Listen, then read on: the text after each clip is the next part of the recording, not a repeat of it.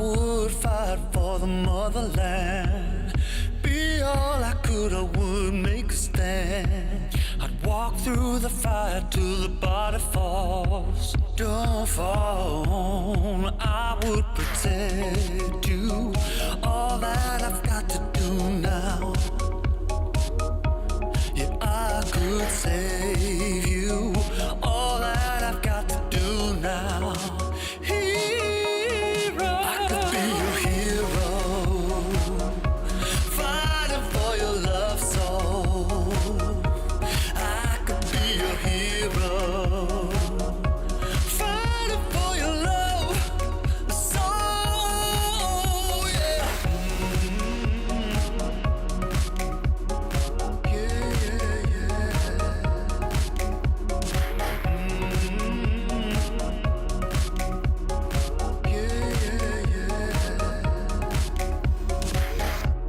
You make something worth fighting for, and nobody gets to choose everything. All that I've got, it couldn't be enough. Without your love, and I would protect you. I would do anything now. Yeah, I could save you. All that I've got to do now. I could be your hero, fighting for your love soul. I could be your hero, fighting for your love soul. Yeah.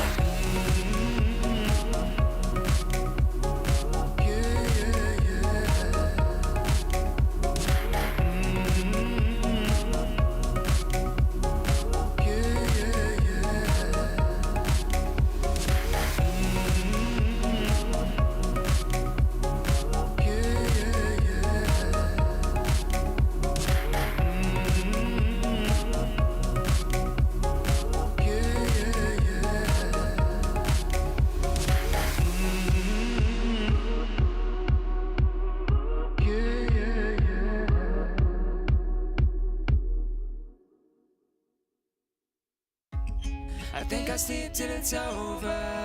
I think I'll sleep till it's over. I think I'll sleep till it's over. Broken letters, woven, breathing every now and then. Getting hurt but never learn. I'm falling short of hope again. I need a shock to bring me round, to pull my head from underground. I'm calling out but there's no sound. How many times can we make up? How many years will this take up? And never is as long as forever. When it's love but it's over. I've woken up in the headlights, sticking from the clouds in mid-flight. Never is as long as forever. I think I'll sleep till it's over. I think I'll sleep till it's over. I think I'll sleep till it's over. I think I'll sleep till it's over.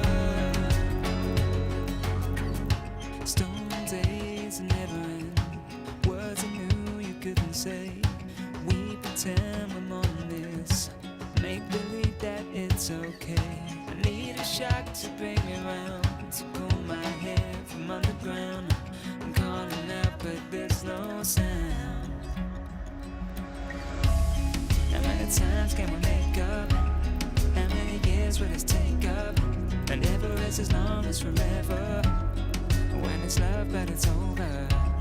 I've woken up in the headlights, sticking from the clouds in mid-flight. Never is as long as forever. I think I'll sleep till it's over. I think I'll sleep till it's over. I think I'll sleep till it's over. I think I'll sleep till it's over.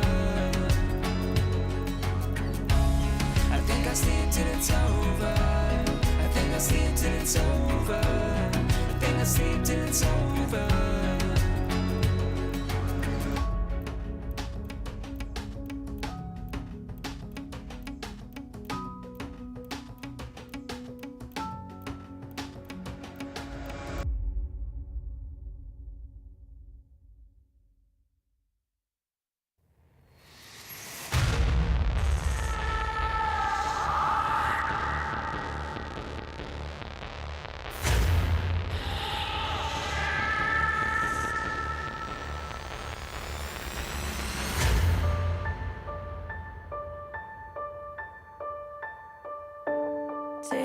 me under, take me under your wing, crack of thunder, as the wild birds sing. You can hear hunger crying out, a sonic echo that leaves no room for doubt. Hold the shots, bring it back to what it's not. Make a move, do we do? As the world cries tears in our hands, are we all part of a bigger plan? Call the shots, bring it back to what it's not.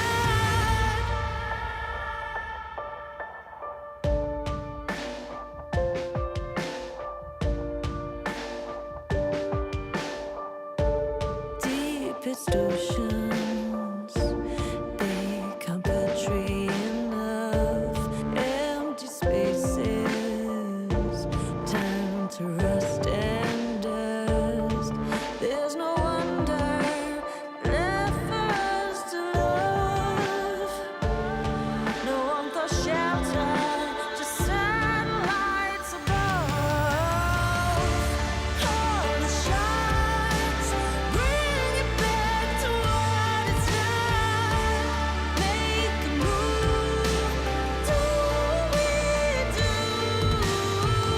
As the world cries tears in our hands, are we all part of a bigger plan? Call the shots, bring it back to what it's not.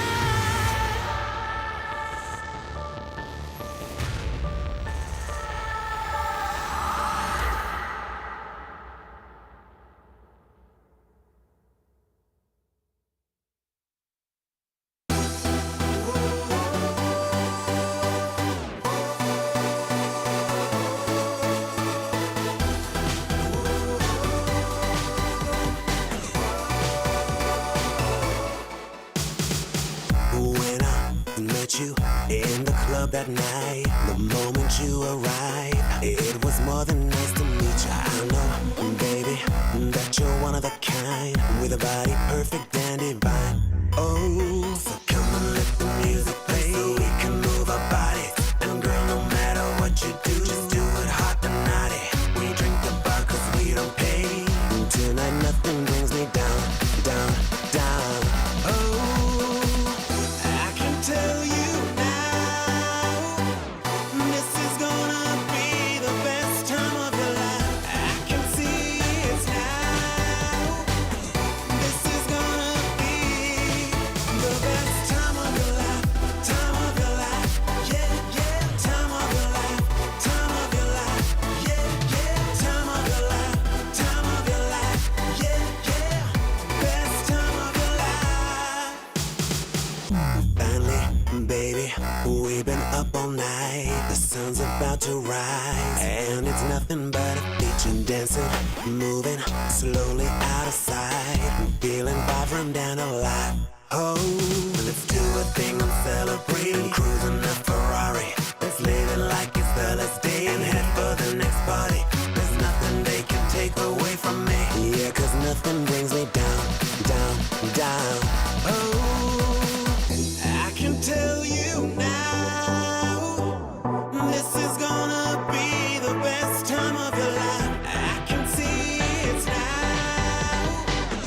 This is gonna be the best time of your life, time of your life, yeah, yeah, time of your life, time of your life, yeah, yeah, time of your life, time of your life, yeah, yeah, best time of your life, best time of your life. Best time of your life. Best time of your life.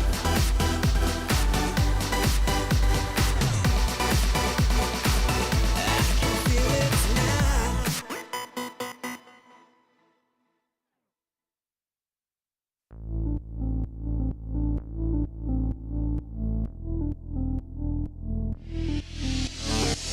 On the floor, baby, you and me. It's easy like 1, 2, 3.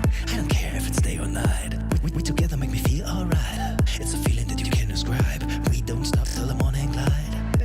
Please, I know what you want and I set you free. Starts when the sun used to set and the night is drawing me closer, right at your side. You're calling my name and you're shining your light down on me.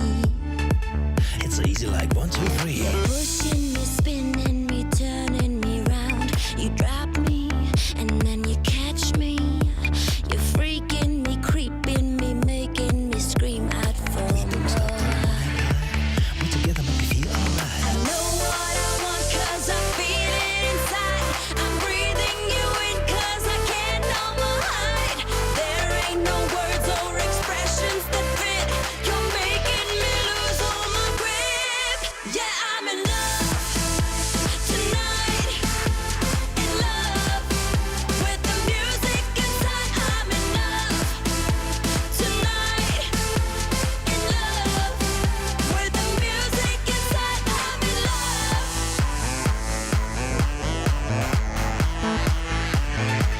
It's easy like 1, 2, 3. Twisting me, running me all up and down.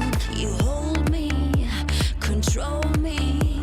You comfort me, settle me, and you are driving me mad. We together make me feel alright. I know what I want 'cause I feel it inside. I'm breathing you in 'cause I can't no more hide. There ain't no words or expressions that fit. You're making me lose all my grip. Yeah, I'm in love tonight. In love with the music inside. I'm in love tonight. In love with the music inside. I'm in love. Yippee, yippee, yo, yippee, yo, yippee, yay. From New York to South Korea, everything is just okay. Yippee, yippee, yo, yippee, yo, yippee, yay. From Japan to New Orleans, where do you wanna stay? We stop at the greatest parties, we shop around the clock. We hop to the hardest parties, we rock and roll and rock. Yippee, yippee, yo, yippee, yo, yippee, yay. From LA to Tokyo, where do you wanna stay? Yeah, I'm in love tonight.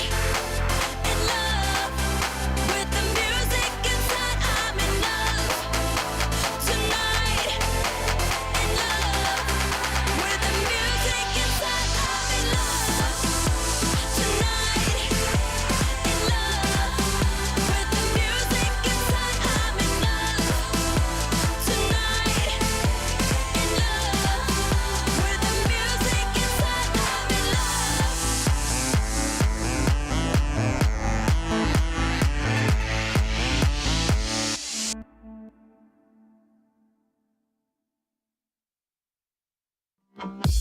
It's all the way up, we gonna make it.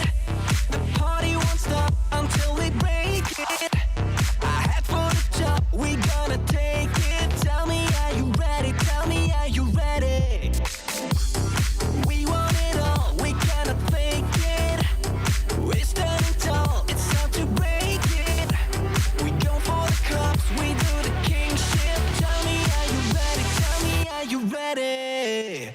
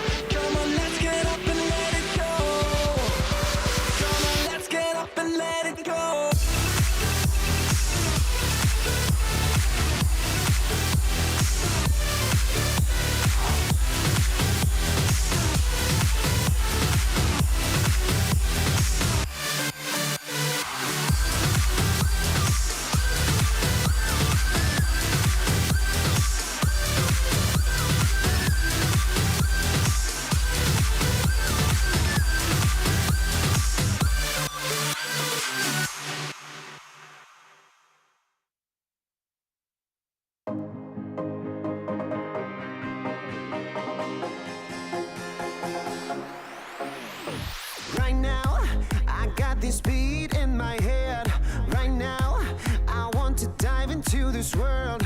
Let it out for the crowd, let it out, yeah, be proud. Right now, this is a real good atmosphere. Right now, superficialities are here. No excuse, no rules, no one to judge. Just give a fuck.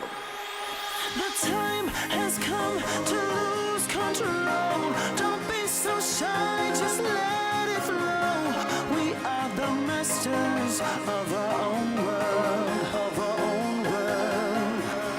We pray for fire in the sky. We show that this night is our night. We stick together, together, together.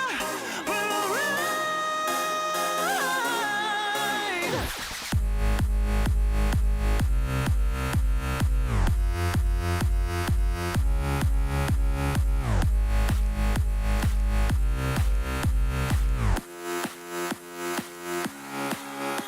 The time has come to lose control. Don't be so shy, just let it flow. We are the masters of our own world, of our own world.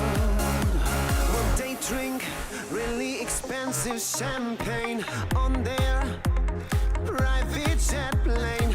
All we need is a cheap bottle of wine and a cigarette to have a good time. A freedom, a big time, and no Restriction. There's no other place to die than here with us tonight. The time has come to lose control. Don't be so shy, just let it flow. We are the masters of our own world. We pray for fire in the sky. We show that this night is our night. We stick together, together, together. We're alright.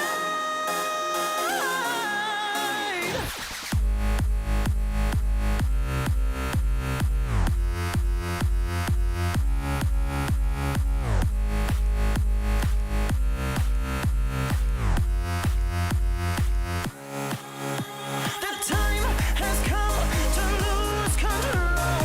Don't be so shy, just let it flow.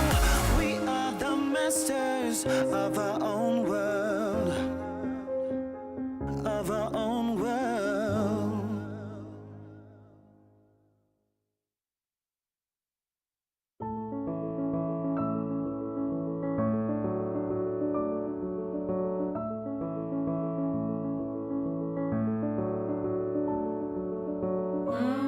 Now I know how it feels to hold pure solid gold. Sleep in the arms of my only minute tiny world. And right here in our arms you'll stay till you can find your own way. Oh, my son, stay curious, my boy.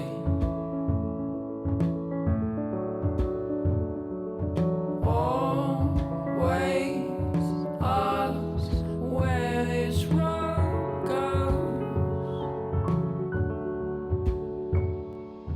Oh, my son, stay curious, my boy.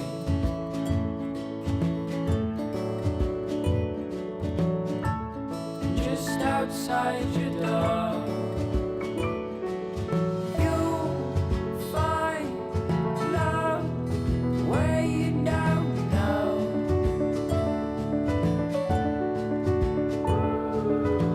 You know that if you ever tried your last, call out on me if the old wind broke your mind. Set out to sea if you've fallen down. You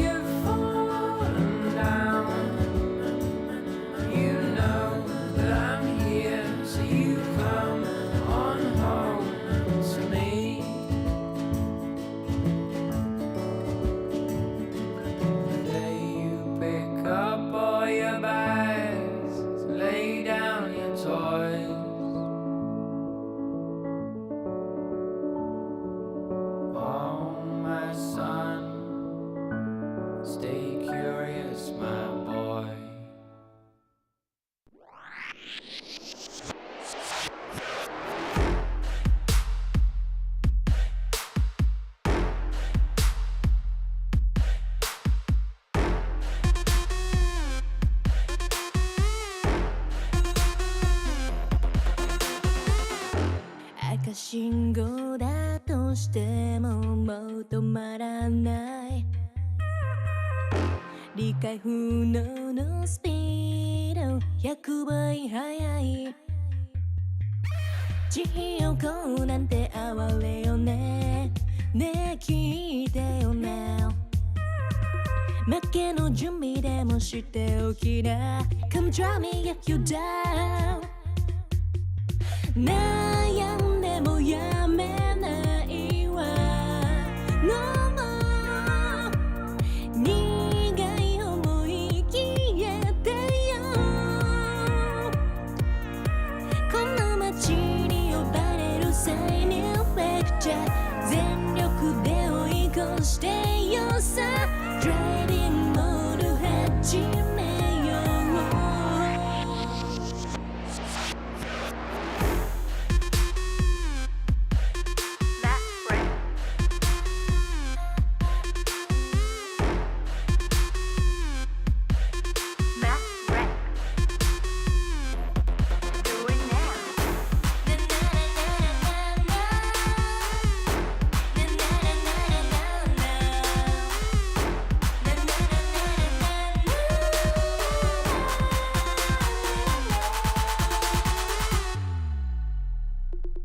うもう安全な近道なんてのの完全にアウトだからあんたの後悔楽しみだわすげた気づいてよマジでベイビー一番でノックアウトするわ You better be listen 地横なんて哀れよねねえ聞いてよな負けの準備でもしておきな Come try me yet when you were down 悩んでもやめないわ No more 苦い思い消えてよ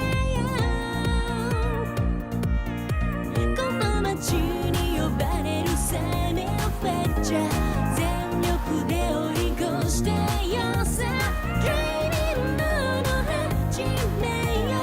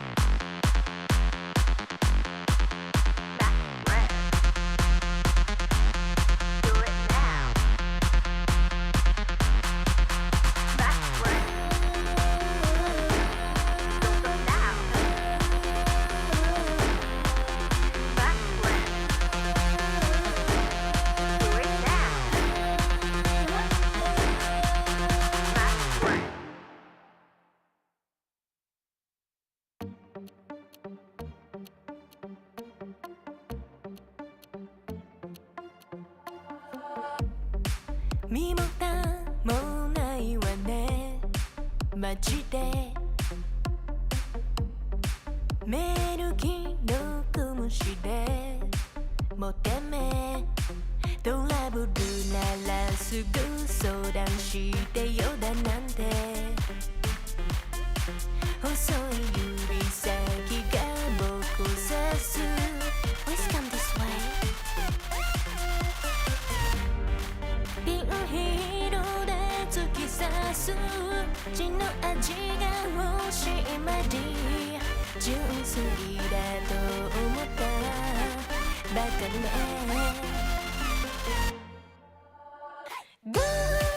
赤いリップで踊るネオンライトがきらめく騙されたなんてめめしいやつね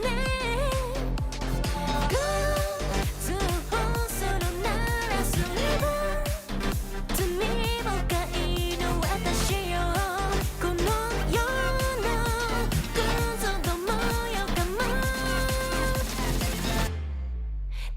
がひれ伏すの情の世界へようこそ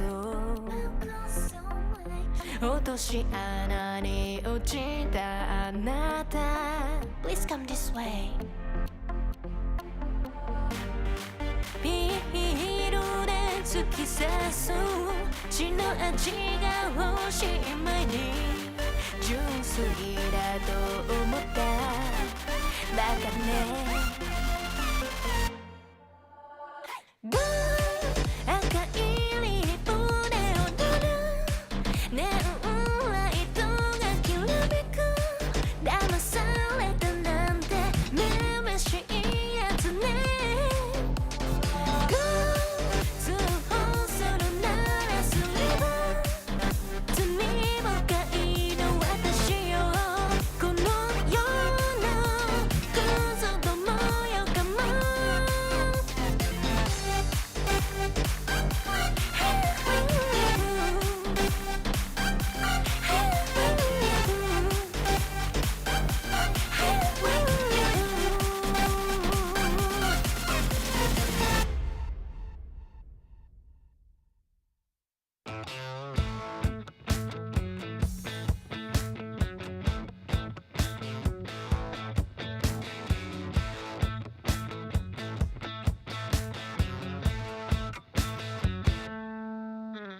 You and me going out tonight. Let's turn the radio on. You got your skirt on tight and your legs on long. Let's lay some whiskey down. We'll dance all night, then get it on to another country song.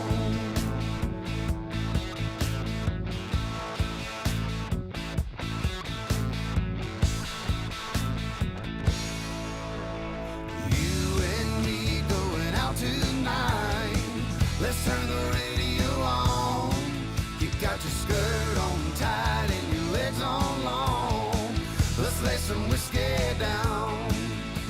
We'll dance all night, then get it on to another country song.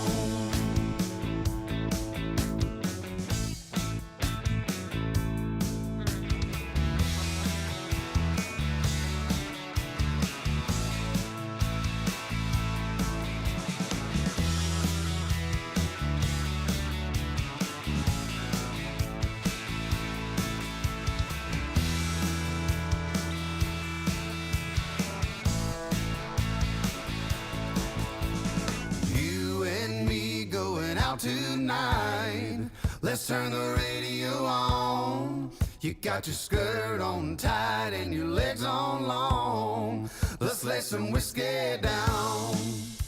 We'll dance all night, then get it on to another country song. You and me going out tonight. Let's turn the radio on. You got your skirt on tight and your legs on long. Let's lay some whiskey down. We'll dance all night, then get it on to another country song.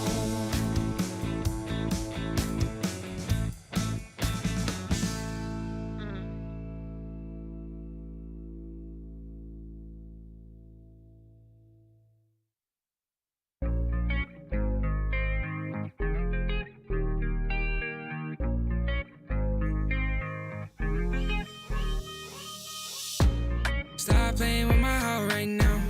Girl, I need you in my life right now. Though I'm all tied up, need your love right now. Stop playing with my heart right now. Girl, I need you in my life right now. Though I'm all tied up, need your love right now. No, I'm balling out, yeah. But my heart plays loud, yeah. And I'm all freaked out, cause I got nothing to say to you. But while I be down, yeah, when you come around, yeah. So let's get right down, cause we ain't got much time. And every time you hold me, I think about the times that I was lonely. Keep reminiscing about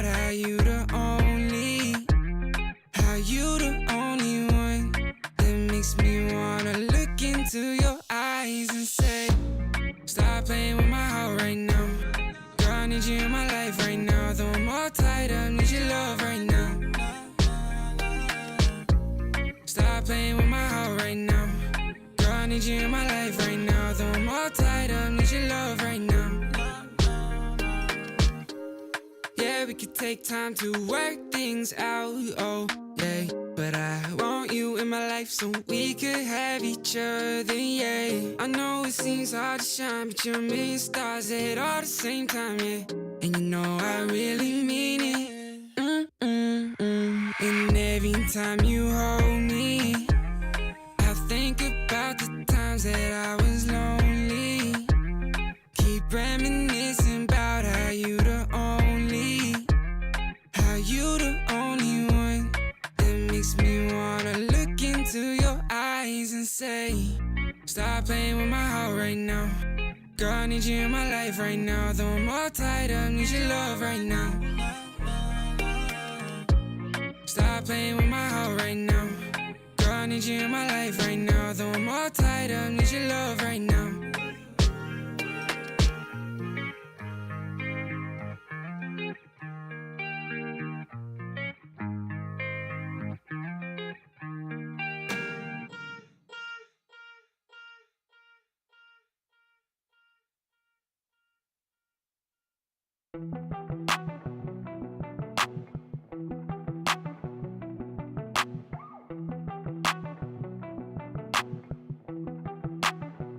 I saw you sitting in the moonlight, tripping, pain runs through your heart.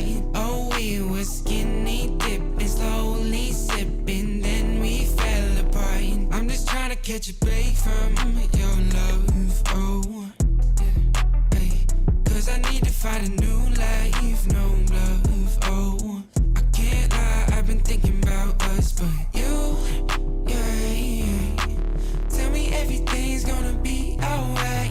Tell me that you're never gonna need spotlight. Just say how you feeling, I don't wanna waste time. I saw you sitting in the moonlight, tripping, pain runs through your heart. Oh, we were skinny dipping, slowly sipping, then we fell apart. I'm just trying to catch a break from your love, oh, yeah, hey. Cause I need to find a new life, no love, oh. I've been thinking about us, but You know better than anybody around me, yeah. You know I think we both need a break from this thing called love. All love ain't the thing to question, it's all love. I got plenty problems and no shoulder. Last night on the tour, ain't no tour I bus. saw you sitting in the moonlight, tripping, pain runs through your heart. Oh, we were skinny dipping, slowly sipping, then we fell apart. I'm just trying to catch a break from your love, oh, yeah. Cause I need to find a new life, no love, oh. I can't lie, I've been thinking about us. Different energies I bring, only sickness I fling. Bad like Gustavo Fring, can't try not a ting. Flyboy, I got the wings, and they can't keep up with me, dog. That's why all that I bring is wins. And they wanna hold me back, never doubt I'm a king. When they grab Mike and a chap on the ting, I don't wanna hear no talk from jokers. Say you got waves, I split that like Moses. The way that I catch it is flawless, it's awkward, cause they can't do it when they talk up. I don't wanna hear that ever. Stay on the ground like Cellar, they know man shell off. Feel man trying to get ahead of me. They should've known they ain't really got the energy. I got the energy. Run laps and laps round them, they ain't even got no energy. So that means no power, they don't wanna be my enemy. That might end up in a penalty. I got a different energy, no matter what I encounter. No, I got the energy. Run laps and laps round them, they ain't even got no energy. So that means no power, they don't wanna be my enemy. That might end up in a penalty. I got a different energy, no matter what I encounter. No, I got the energies.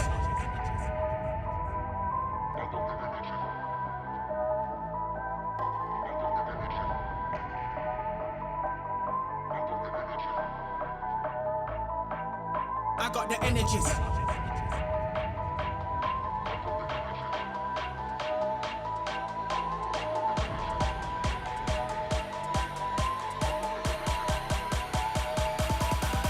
I got the energy. Run laps and laps round them, they ain't even got no energy. so that means no power. They don't wanna be my enemy, that might end up in a penalty. I got a different energy, no matter what I encounter. No, I got the energy. Run laps and laps round them, they ain't even got no energy. So that means no power. They don't wanna be my enemy, that might end up in a penalty. I got a different energy, no matter what I encounter. No, I got the energy. They ain't even got no energy. They don't wanna be my enemy. I got a different energy. I got a different energy. Putting out the fires, my head calls me a liar. Sick of breathing in your smoke. Leave a little longer, embrace a little harder. Yeah, every time we're not wrong, it's like we're walking on water. Oh, too good to last long. Putting out the fires and looking for a miracle. It's like we're walking on water.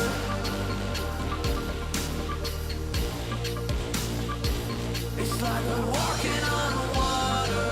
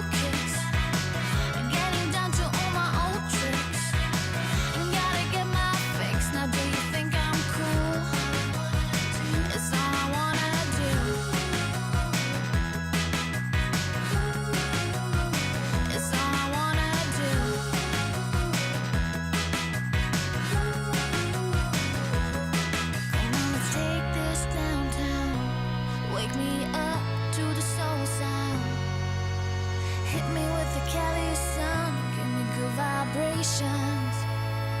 Give me good vibrations.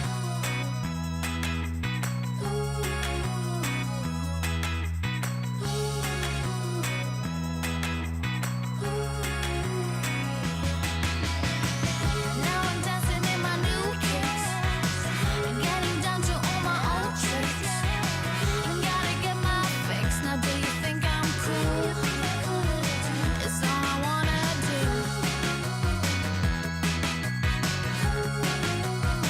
It's all I wanna do.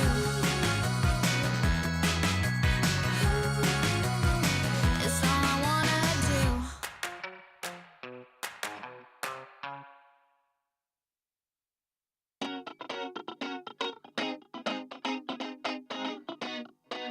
Here we go. 1, 2, 3, 4. I don't really care about like all them fancy things. Never had a lust for cars or sparkly diamond rings. I don't really care about them platinum studded boys that run around the whole damn town just showing off the toys. Like do-si-do, I'm ready to go. Been a damn long week, it's time for the show. Call my girls like, ooh, don't you know? I'm with my girls, yeah, my girls. We've been working all day. It's time to dance the night away. I'm with my girls, yeah, my girls. We got records to play, so come let's dance the night away. Come on, come on. Like do-si-do, we ready to go. Sneaker fresh for the halftime show. That's right, girls, we dropping it low. Like do-si-do, we ready to go. Sneaker fresh for the halftime show. That's right, girls, we dropping it low. Here we go. I don't really care about the fortune or the fame. Keep rolling on and holding on. Don't need that crown to reign. Push through all the pressures, just keep grinding 9 to 5. Yeah, I'm working hard, we playing hard. Goddamn, I feel alive. Like do-si-do, I'm ready to go. Been a damn long week, it's time for the show. Call my girls like, ooh, don't you know? I'm with my girls, yeah, my girls. We've been working all day. It's time to dance the night away. Here we go. I'm with my girls, yeah, my girls. We got records to play, so come let's dance the night away. Like do-si-do, we ready to go. Sneaker fresh for the halftime show. That's right, girls, we dropping it low. Like do-si-do, we ready to go. Sneaker fresh for the halftime show. That's right, girls, we dropping it low. Man, we're taking over, yeah, we're running the world. If we stick together, there's no stopping us, girl. Man, we're taking over, yeah, we're running the world. I'm with my girls, yeah, my girls. We've been working all day. It's time to dance the night away. I'm with my girls, yeah, my girls. We got records to play, so come let's dance the night away. Like do-si-do, we ready to go. Sneaker fresh for the halftime show. That's right, girls, we dropping it low. Like do-si-do, we ready to go. Sneaker fresh for the halftime show. That's right, girls, we dropping it low.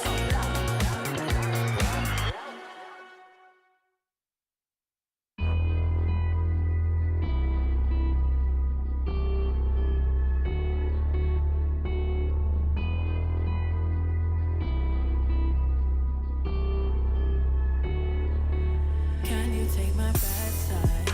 Bad side. Once you see my bad side, bad side. No, it ain't picture perfect. Don't push me, it's not worth it. You don't wanna see my bad side. Can you take my bad side? Bad side. Once you see my bad side, bad side. No, it ain't picture perfect. Don't push me, it's not worth it. You don't wanna see my bad side. I'm far from your ordinary lover. I'm different from any other you've ever had before. So you must have me mixed up. You must have messed up. You won't make that mistake no more. Or I might just lose it. I might just lose control. You might just push me far enough for me to let go. No, you don't want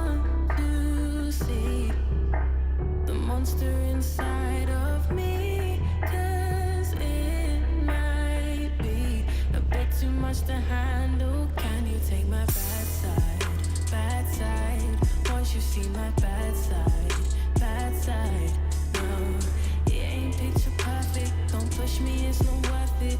You don't wanna see my bad side. Can you take my bad side? Once you see my bad side, no, it ain't picture perfect. Don't push me, it's not worth it. You don't wanna see my bad side. I may be more patient than the others. I tolerate the stress and all the mess and all the headache you bring.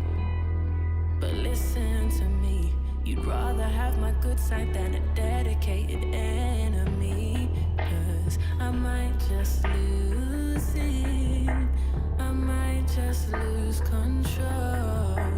You might just push me far enough for me to let go. You don't want to see the monster inside of me, 'cause it might be a bit too much to handle. Can you take my bad side? Once you see my bad side, no, it ain't picture perfect. Don't push me, it's not worth it. You don't wanna see my bad side. Can you take my bad side? Once you see my bad side, no, it ain't picture perfect. Don't push me, it's not worth it. You don't wanna see my bad side.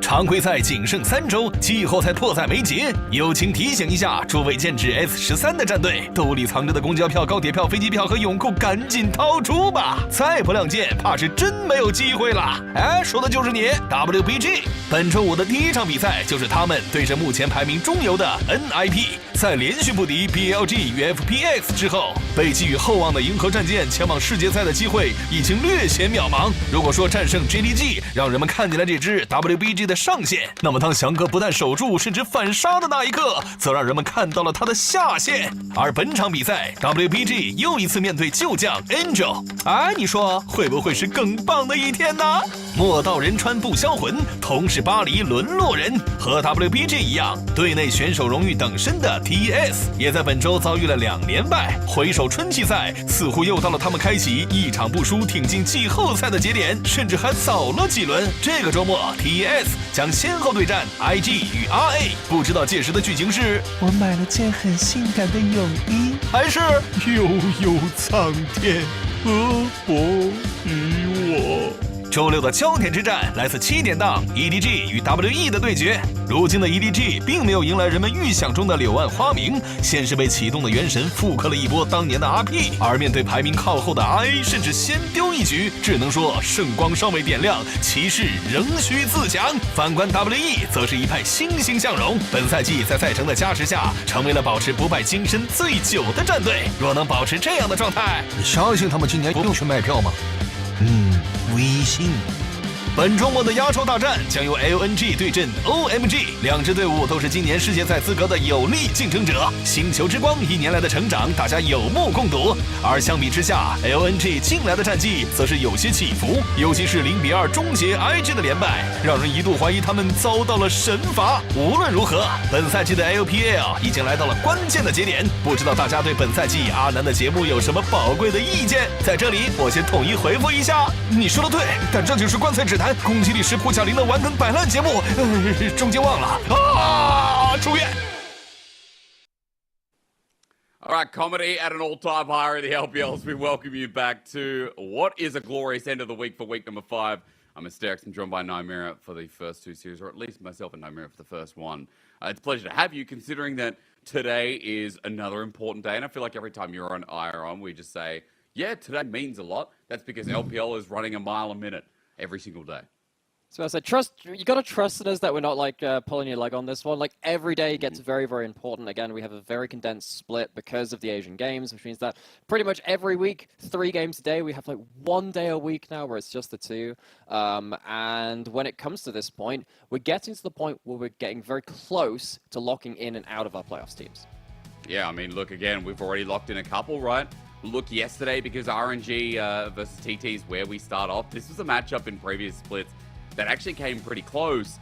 But as we saw from teams like RNG, they are kind of finding their footing a little bit here, Nymira. It is nice to see that this squad that feels like pieces together is, you know, hitting their mark a little bit, like kind of breaking that loss streak that they had when they lost to AL. Excuse me, I'm actually completely wrong. It was just a loss to AL that maybe questioned them a bit, which is completely fair.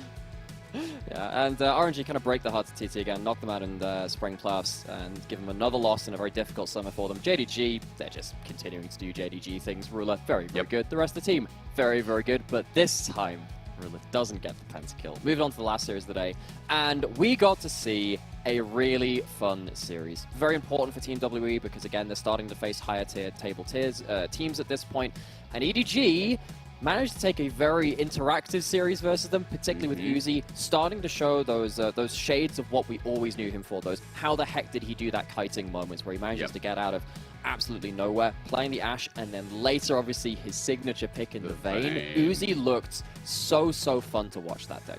Yeah, and hey, I mean, Fofo, even though he wasn't the focus on the last game, having an absolute field day on that Jace again that just kept being given over, so nice to see that we are talking up Uzi again.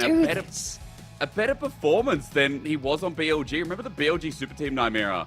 I think it was before he came on board. And yes. Oh, of course, you know, this is first year. But it was just insane to me how out of practice Uzi felt on the Rift. This split, as you were saying, it was the Vayne game as well, kind of showing us how much better this guy's performing and how much more of an edge he has coming in on EDG.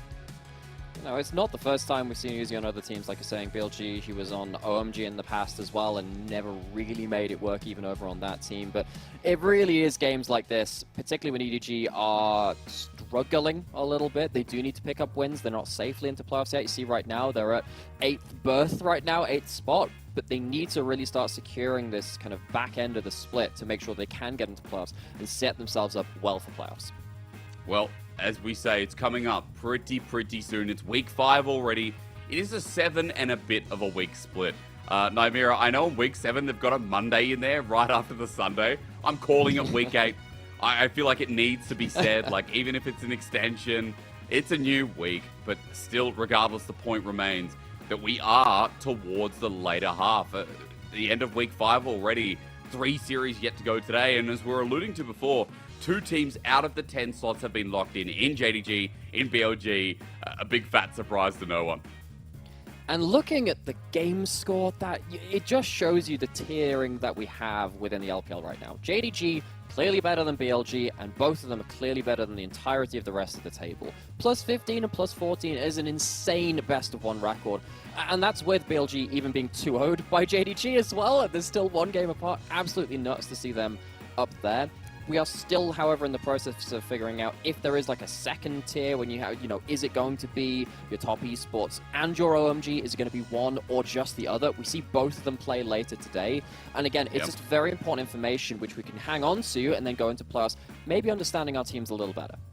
Well, later on, as you said, LNG, OMG are going to give us a hell of a lot to look at there, especially with teams competing in our match of the week. We're brought to you by Mazel and Jamada. So looking forward to that one. And also on top of your point, top esports with a win today. Not going to be locking in playoffs, but it just feels like the final nail in the coffin to showing us that they are a top 4 team against R8. It should be a convincing win, but we'll have to see. Always a question with top esports too. First up, though, where we start is FPX and BLG. Now, I have to say, what has not been a question mark is BLG's performance coming off the back of MSI, because they have just been firing Nymira. The only team they've lost to so far is JDG. But outside of that, they have pretty much cleanly walked through some of our top teams as well. Absolutely. It does feel like BLG have just gone from strength to strength, from just a team competing with the power of friendship to a team that is just really damn good. Of course, they're up against FunPlus Phoenix today, and I think the matchup on your screen right here is a very important conversation, because particularly coming off of the games from Uzi yesterday, seeing players like Elk and LWX as well, it raised a little question in my head, because I'm looking at the current AD carry champion pool right now for LPL Summer 2023. I don't know if we've ever seen as stacked a role anywhere regionally, pretty much in the history of League of Legends. It's up there close to the top of the table. Maybe think back to maybe 2014 OGN in the mid lane when they had so many different mid laners of which were world class around then. But you think of the amount of world class players in the AD carry role in LPL, it is utterly stacked. I mean, I go back to like 2019 when we had the league, 2018, 2019, when we're talking about players like iBoy, Uzi. iBoy when he was in his prime, of course, right? 2019, we get into players like LWX who didn't feel like a superstar AD carry. That came in later years, and especially in 2021 when they returned to Worlds. I think LWX was in much better form then. But overall, you hit a really good point that our AD carries, despite losing Viper this year, despite, feeling like, Viper was the top tier, right? He was the best AD carry. And I think quite by far with JackeyLove having a bit of a slump. But now that people like JackeyLove are in more consistent form, despite his Tristana early game yesterday or the other day against IG, you nail down the fact that like our AD carries are definitely hitting the mark, and even the newer talent as well. People like 1XN coming into the LPL off of the LPL. Very good. He's been promised greatness, or rather he's been promising us greatness from himself, from all the performances that everyone gets hyped up for. Like, he's another superstar as well. Arn's developed over this year from IG, despite that team not being great. Like, you can keep going through the list. It continues being great, and I think at the forefront of it all is the fact that a player like Elk here on BLG as well is now by far a top-tier AD carry in the LPL. I put him up there with Ruler with some of his performances, and that's a huge thing considering we're talking about a world champion, we're talking about an MSI champion, we're talking about an all-round legend. And Elk is this guy who used to be called Jolmung from the mid-tier playoff team known as WE, who was just chilling down there with Missing for a couple of years. Like, he's been grinding it out, but he's never had big opportunities until he's come towards this side. I think it's really important to stop in on this and just take stock of the perspective how good we have it right now in this role. So honestly, enjoy the AD carry that we're playing and we're seeing right now. I think the meta really fits towards that as well. There is no more important meta ever really since maybe Season 7 when AD carries have just taken over the game. If you have a good AD carry, you can win games. And that's why we often do see even some of our teams which are struggling in the LPL can take some pretty incredible games, even off of our top tier teams. Plus BLG haven't dropped that many games. They're not one of the teams which is easy to beat in any kind of circumstances. But I'm really looking forward to see if LWX has any questions to ask BLG, because I think FPX have really succeeded through him in his own right and his own carry potential. I mean, look, again, there's so much of that going on in this squad, though. Let's be real. Like, there's, for both teams, realistically. We can talk about members like LWX, even Shallow, who in recent weeks has been performing up there as well. Care's been really fun to talk about in some of these games as well, with some of his wacky picks, like the Kiana that's come out, things like the Tristana mid, now a consistency here with the mid laner. Other side, Ben, Shun's crazy champion pool, where he can play things like the Nidalee and jungle. He is the true star carry. Looking at the mid laner of BLG, even your GOAT has been popping as well. And then Elk's champion pool, or rather his carry potential on it, is just so important to witness. So I think, again, we're looking at a lot of skill across the board. And we are looking at some international superstars going head-to-head as well. I do love the fact that you do bring up Care alongside those names, though. And Care is not necessarily a player which has had that chance to show things off internationally and put his name into conversation in that regard. But I think particularly in spring, I was focused a bit more on mid laners than I was on AD carries, up until the end of the split anyway, when it felt like Elk and Ruler hit the afterburners and kind of destroyed the rest of the league. But you think of players like UCal in spring, Scout, who got our MVP, Care as well, Shanks on Team WE. There are a lot of names, even on your mid to bottom tier table teams, which had incredible mid laners who were playing very, very well with very large champion pools. Now, I think Care, from spring to summer, has managed to keep the identity somewhat. I think that some of the other mid laners in that list have not managed to reprise that level of performance. But Care in particular, I think that his champion pool, particularly against someone like Yagao, who has been playing a lot more of the meta picks right now, I wonder if, because Yagao does tend to blind pick his mid laner a little bit more, I wonder if Care can have a bit of an option to use his champion pool well in this matchup specifically. We talk about things like Nico, Tristana, Kiana already mentioned. He's even picked out the Aurelion Soul. There's a Yone and a Kali in there. Like, Care goes on for miles.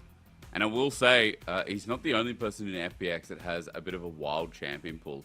While Hacker, Shala, who seem pretty standard, I will say LWX has pulled out things like the Samira up against Abel in that OMG series. We've also had the Kai'Sa, the Varus. Chocho's brought out the Heimerdinger. Man's brought out things like the Tam Kench. His champion pool's actually massive at the moment. I'm trying to count 3, 6, 9, 12 uniques. No, that's JDG. That's JDG. Yeah. Oh, that's 369, JDG. you're counting? Yeah. Oh, okay. Wow. I don't know why Yeah, that took me so long to get. I was kind of hoping you'd understand that just a little bit earlier, so it doesn't like leave me completely hanging. But hey, we're still working on it. It's early. It's early for me. It's later for you. Yeah, it's late. It's been a big day already. You know, when you have a good night last night and you try to get through it the next day, that's always an issue. But enough about that. BLG, FPX, 13-12 still, folks. We haven't moved on to live patch yet. Well, live patch is 13-14, isn't it? Is it? Yes. No. Yes. No. That's a good question. 13, I actually haven't played on 13, live 13. service for a while. I have been playing the TVT mode on PB, and that's been incredibly have. fun. But that is a completely different matter, and I've had to like shift my mindset back to what is going to be first pick priority here right now, because we still have Broken Shiv, which means that LeBlanc is incredibly valuable. I think we saw some very... if you want a blueprint for how to play LeBlanc in terms of split push, I think OMG played a couple of series recently where Cream was getting this pick a lot, and it is so obnoxious. As soon as you get first item, you take, obviously, the fleet footwork to keep you in lane longer, but you also take Demolish as your secondary proc, and it means you can genuinely split push. Split pushing hasn't been a win condition, it has felt like, for such a long time. BLG are a team which did that a little bit in spring with someone like Bin on Gnar or something like that. But the LeBlanc opens up different ways to play the game currently. Yeah, I mean, it's a good point, right? And especially when you have nothing to match it. Like, if we're talking split push and who can push turrets really fast at the moment, Tristana has been another response not only to the LeBlanc lane, but to a lot of the mid lane mages coming out right now. The fact is, BLG banned it away. They get this LeBlanc first. What matches it? So, FPX, knowing that, have just pulled out their top side here, Nymira, getting a little bit of priority, maybe even solo lane as Annie gets locked in. But I have to be honest, Poppy's available, and Poppy is kind of busted versus Jax and a lot of our engaged supports right now. Which was kind of why I wanted to see that Sejuani locked in there and then, because I look at Sejuani Jax, and even Poppy sits there and goes, I'm dying at some point this game, because that combo is absolutely disgusting.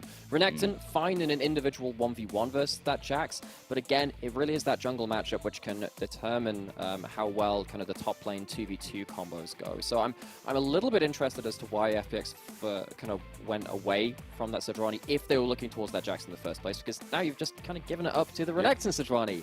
Now you're on the other side of that combo now. So now let's see if Hacker just goes, all right, well, I'm ready to handshake this. Kindred being looked at against Shun as well. He's one of the best Kindreds in the league, one of the best carry junglers, snowball junglers in the LPL right now. This would be a big test for Hacker, who has seen improving play.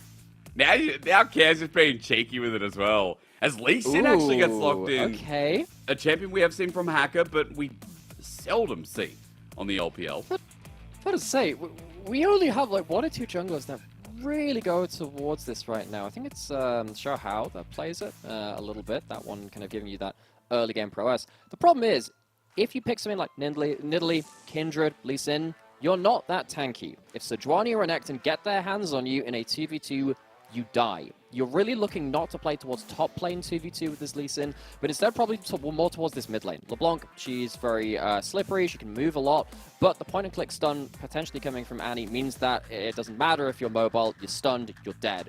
I'm really looking to see now, just with these top side drafts already locked in, who is really going to be the focus. If it's top side 2v2, BLG have the advantage. If it's mid lane 2v2 with the jungle, I think that's where FPX find their advantage.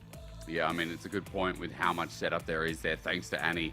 I'd be curious to see now, though, what actually happens in that bot 2v2. Because Rel, Heimerdinger, Rakan all taken away.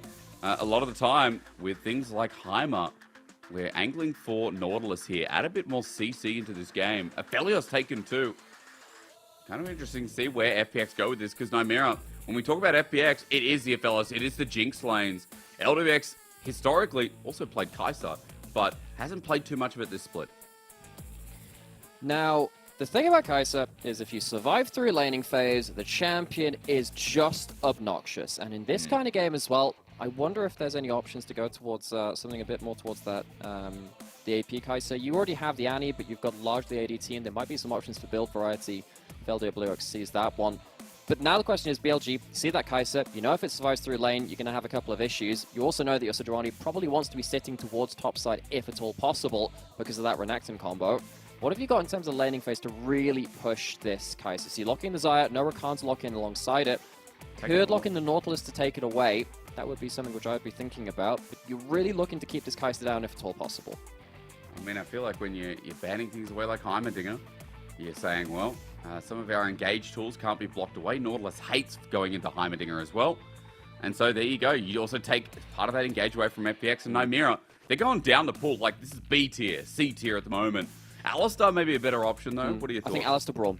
Alistar Braum. I think those two are the ones where you look at the Nautilus and you say, you hook me, you die. Kai'Sa gets a free lump of gold going straight into their pocket. So I think Chocho has played a bit of that Alistar before. It's very tanky. It's very good at dealing with people diving into him. Even that Sejuani and the Renekton, they head towards the Alistar, pops the ult, and immediately CCs them in return. I think that's a good last pick. We have seen last pick support being used a little bit more in LPL recently, precisely because the AD carry champion pool is starting to change. We're seeing topside drafts being drafted a little earlier, 1 to 3. I think this is a direct product of suddenly bot lanes not being picked on 1 and 2 because Milio is not being picked because it's been banned so often, because Yumi's not available, because a lot of your priority bot lanes are not being picked early. It allows these last pick supports to have a lot more value. I feel like as well, when we're talking about the supports in this game, like Chocho, yeah, but On especially with his recent performance, giving him a bit of flexibility and giving BLG flexibility to round this draft out by such a nice takeaway is a good thing to see. But for BLG, speaking of, they've already locked in playoffs. They're 10-1. This team is going to the top, and the only team in their way is JDG. But we've seen that matchup. It is now just how many points you can rack up, how many clean 2-0s you can get through, and who else is willing to stop you at this point. Because Top Esports, the only really hard team left in BLG's schedule, and the team that is up in that top 4 left standing against them. It's FPX who really need to step up here because they're 4-7. They need this win desperately if they want to have a chance of getting to playoffs. But Nymera, they have slugged through some of their recent series. They might have been Weibo, but against AL, against OMG, they've taken losses here that they probably wouldn't be too happy about in 3-game series. BLG are not that forgiving. BLG do not fail to capitalize on their early game at all. So let's see if FPX can come through and disrupt the status quo, or if BLG are too much of an opponent here as they strive to lock in first, just at least for the end of the week.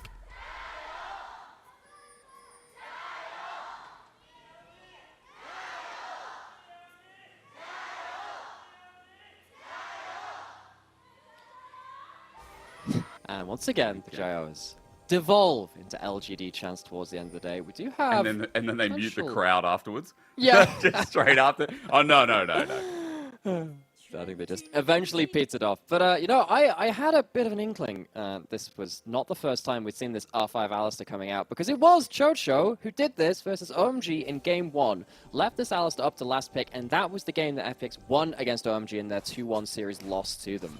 FPX... They've fought very hard against some of our top-tier teams. They are sat at 4-7, but as we said, if they get a lead on something like this Kai'Sa, and with Chocho having the last pick support to counter-pick potentially that Nautilus, this is the lane the observers are on, and it's for good reason. Well, we'll just be watching for who hits 2 first through the lane. We've been talking a lot about the new 80 carries coming through, but one that's stayed for quite a while now is this Xayah. And we know Nymera as well. There's a lot of all-in tools from FPX, but at that 6 point, at those couple of items, Elk is going to be in a position to carry. And when we look at Elk, just a reminder, he's still doing the most damage on his team, 30% average of his team's damage Ain't as much as last split, which was 32, but still, you know exactly where BLG like to put the eggs in their basket as well. And Elk was incredibly high DPM in Spring. He was something like 800 average damage per minute in Spring across the entirety of the regular split. That is absolutely insane. Level 2 hit by the spot side, but Q off cooldown by Chocho. They're going to collect this wave at turret. This has been absolutely fine for them. And the early lane, at least, is free of a decent amount of fireworks, so we're going to move elsewhere across the map. Focus on what's happening with these junglers. Hacker, of course, on the Lee Sin. Kind of have to get value out of this early. Very interested to see if you can combo up with this Annie. That typically is the lane that you want to be playing around there. Shallow, who misses the stun on top side. That's a little awkward for him. He does as well, and Bin just buffers, trying to get this enhanced Ruthless Predator as well. Shallow, who walking back in. Familiar with Renekton myself because he's one of the strongest champions in the new 2v2 arena mode that's going to be coming out. Oh, but yeah. it really makes me respect why Renekton is meta right now on the Rift, because if it's about 2v2 in that game mode, playing 2v2s in early game as Renekton is absolutely great if you're playing this champion, and you get to have these empowered abilities. Before you reach like 1-2 items, Renekton's empowered abilities is like you have an extra item on top of your regular abilities. Yep. They're that strong. And if you get to use them effectively and you don't get your Ruthless Predator ignored by the Counter-Strike, you absolutely roll over a matchup like Jax early. I mean, we've seen it so many times now, like with so many LPL top laners in the league, loving this pick. I mean, Renekton sells the LPL. I think we know it's a dynamic that a lot of players are used to playing because of how aggressive it is early. But as you were saying, it's those empowered abilities through his Reign of Anger that lets him take over some of these lanes. CS lead already built up as he crashes the wave in. Might not be too much here, only in the name of 4. Shallow, who is trying to get an early reset back, but Bin continues shoving in. Even without full vision priority towards the top side, Nymera, he is just putting on the works in this lane. And that's very important because, again, this Renekton has such early power. If you manage to have a strong early laning phase in the way that LPL top lanes pretty much always do when this champion is picked, it allows you to potentially have a teleport at 10 minutes. It definitely allows you angles around Herald. It's one of the things which kind of frustrates me the most is when a team looks at a Renekton on the other side, sees the 8-minute timer and goes, I can win that fight. You don't win against Renekton early, especially the first objective fights of the game, if he chooses to turn up. And when you have an early lane advantage like Bin has right now, he has lane push, he has CS lead starting to build up as well, you just need to just keep this guy in a box and make sure he doesn't impact the game and his point of power. God, 11 solo kills as well. I mean, we're obviously That's talking about nuts. Bin for good reason. A Shallow who trying to spot out this back. He does interrupt it. And that Counter-Strike play, again, just slice and dice away from. Remember that Bin has TP, so he should be fine. A Shallow who's already used his. Meanwhile, bot side, for a control ward, Hack is just going to come through, built up wave. But against the Nautilus, I'm always a little bit sus on trying to dive this Nymera. Especially if you don't have an aftershock on your support. That was one of the old kind of go buttons for playing dives when that was a bit more meta for supports. Not going to be the case for Chocho. Going towards that Glacial very much helps you against the Nautilus because, well, and especially in team fights later, the Renekton and the Sejuani, the Glacial field goes down, you're slowed, you're stuck into that plate. Just doesn't help you against tower shots, especially very early on. We need to wait until that level 6 mark. So not really the time window that FPX are looking for right now. No, and with the spotting on bot side as well, I mean, Bin, again, has that same freedom. But we were just talking about gets a plate with Demolish. Is level 6 now as well. This wave is going to crash, and Bin's going to try and zone out Shallow, who as he comes back to the minion wave. Ulti now burnt under turret. Does he care? Ruthless Predator used. Ooh, close. So yeah, not going to do too much here, but does mean Bin's ulti is down as the wave comes in for a second time. It's the right choice. You have level 6 to level 5, just mistimes the counter-strike so can't get the stun through that auto-reliant. Now 3 versus 2 on the bot side. Well, it takes the flash from Elk, gets a root up, or rather it's the help of On. Chocho gonna drop down in first blood, given over to this Xayah. BLG, right where the money is on the board. Gotta wonder where the FPX thought that Shun was topside because Bin went for that ballsy play towards topside himself. Care gets his recall stopped, not gonna die, but I think FPX, I think they just lose out a little bit on a mind game. They think that maybe Shun is not there. Completely blindsided when the Sejuani turns up bot, and that's gonna open up Dragon Star. Care is looking towards this. But if he comes in here, will he die? Well, flash from Shun maybe says otherwise. Care's out with his own.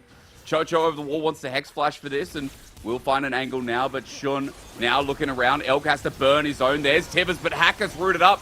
Look at Elk free hitting with this LeBlanc jumping into the back line.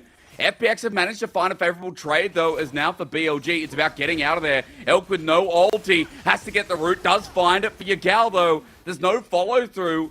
And like that, FPX turned that long fight into a successful trade. As, oh my god, the charm!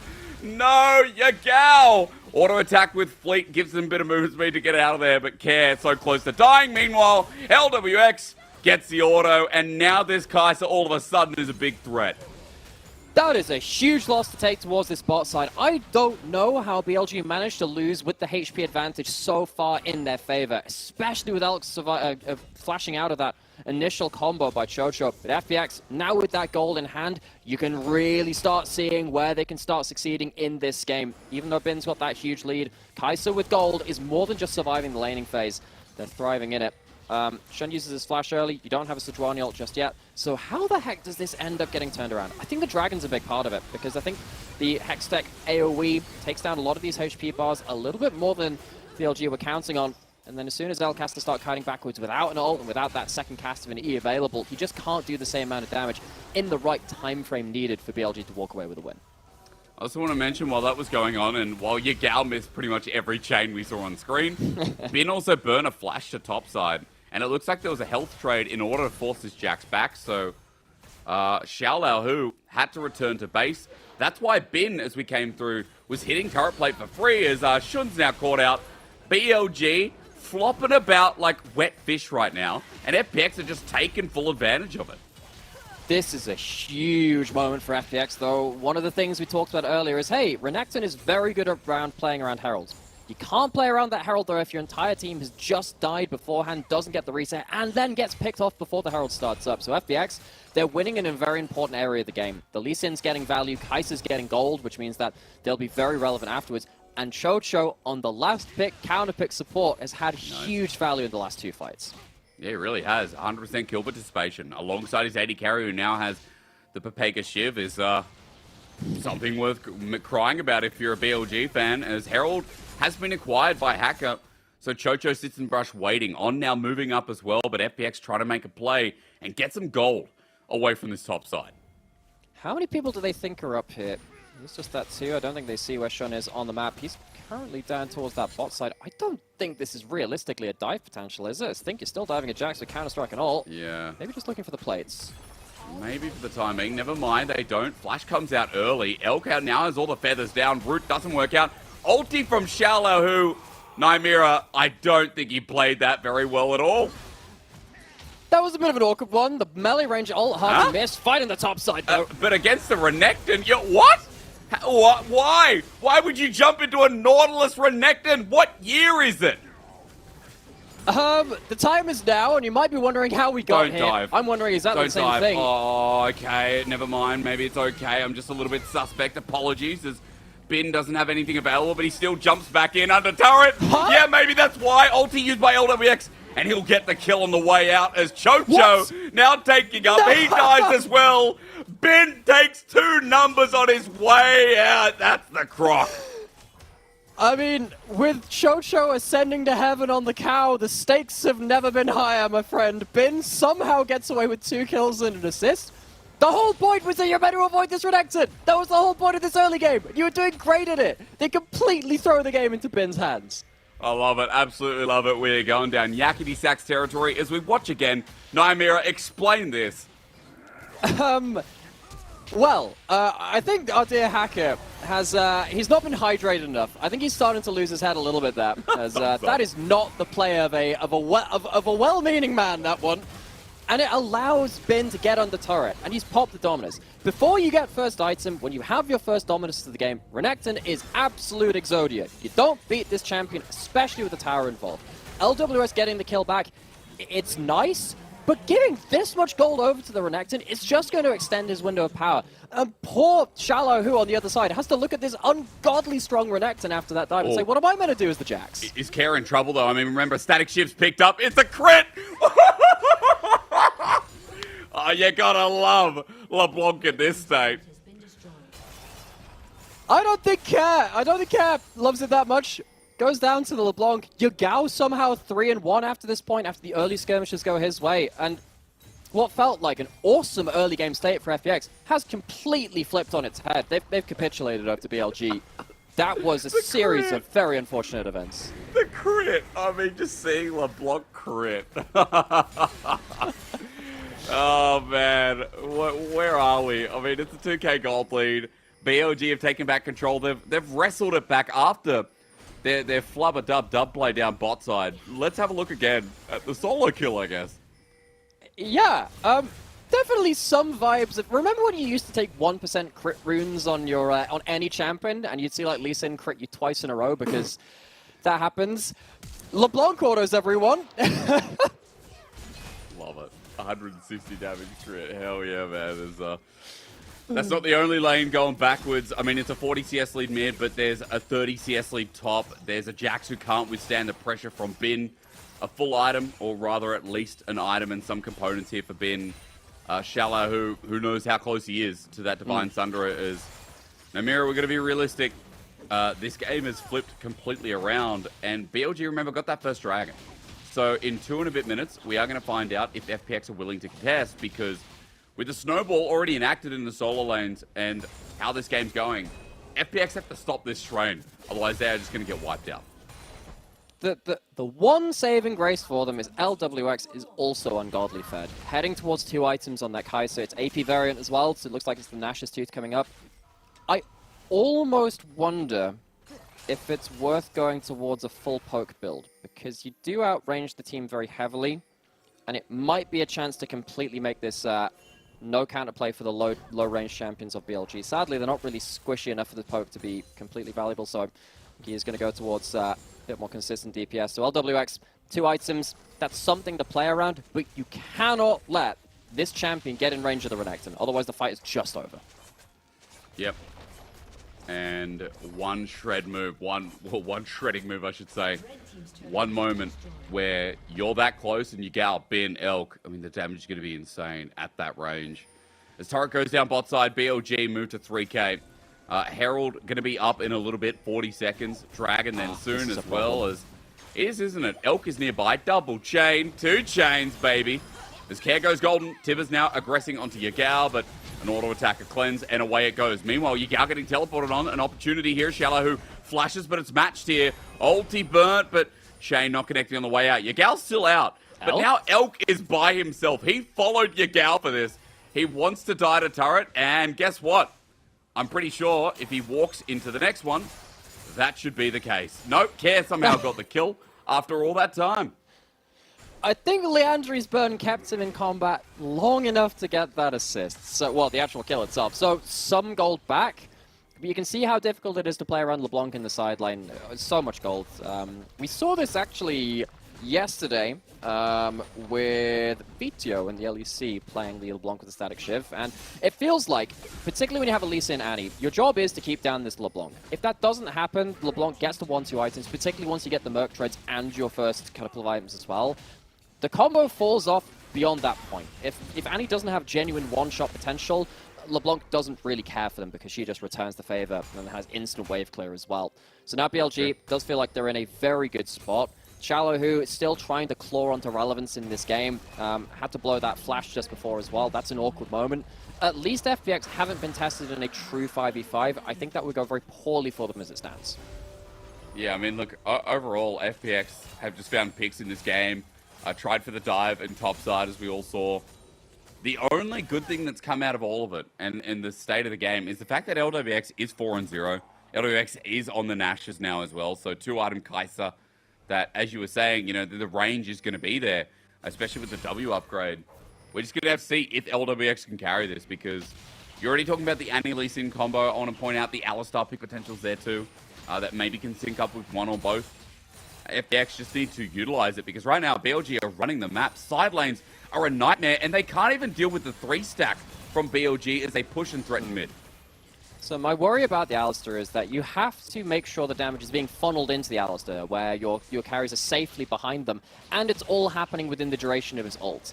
I don't think FPX have the goal to take that kind of fight. It would have to be very opportunistic of them, with Chocho finding a way to form a front-to-back fight with LWX flying in afterwards. I just don't think FPX have the position on the map, and as you can see, FPX, they're not getting those clean fights. They're losing across side lanes. Bin is ungodly fed, and so is Yagao.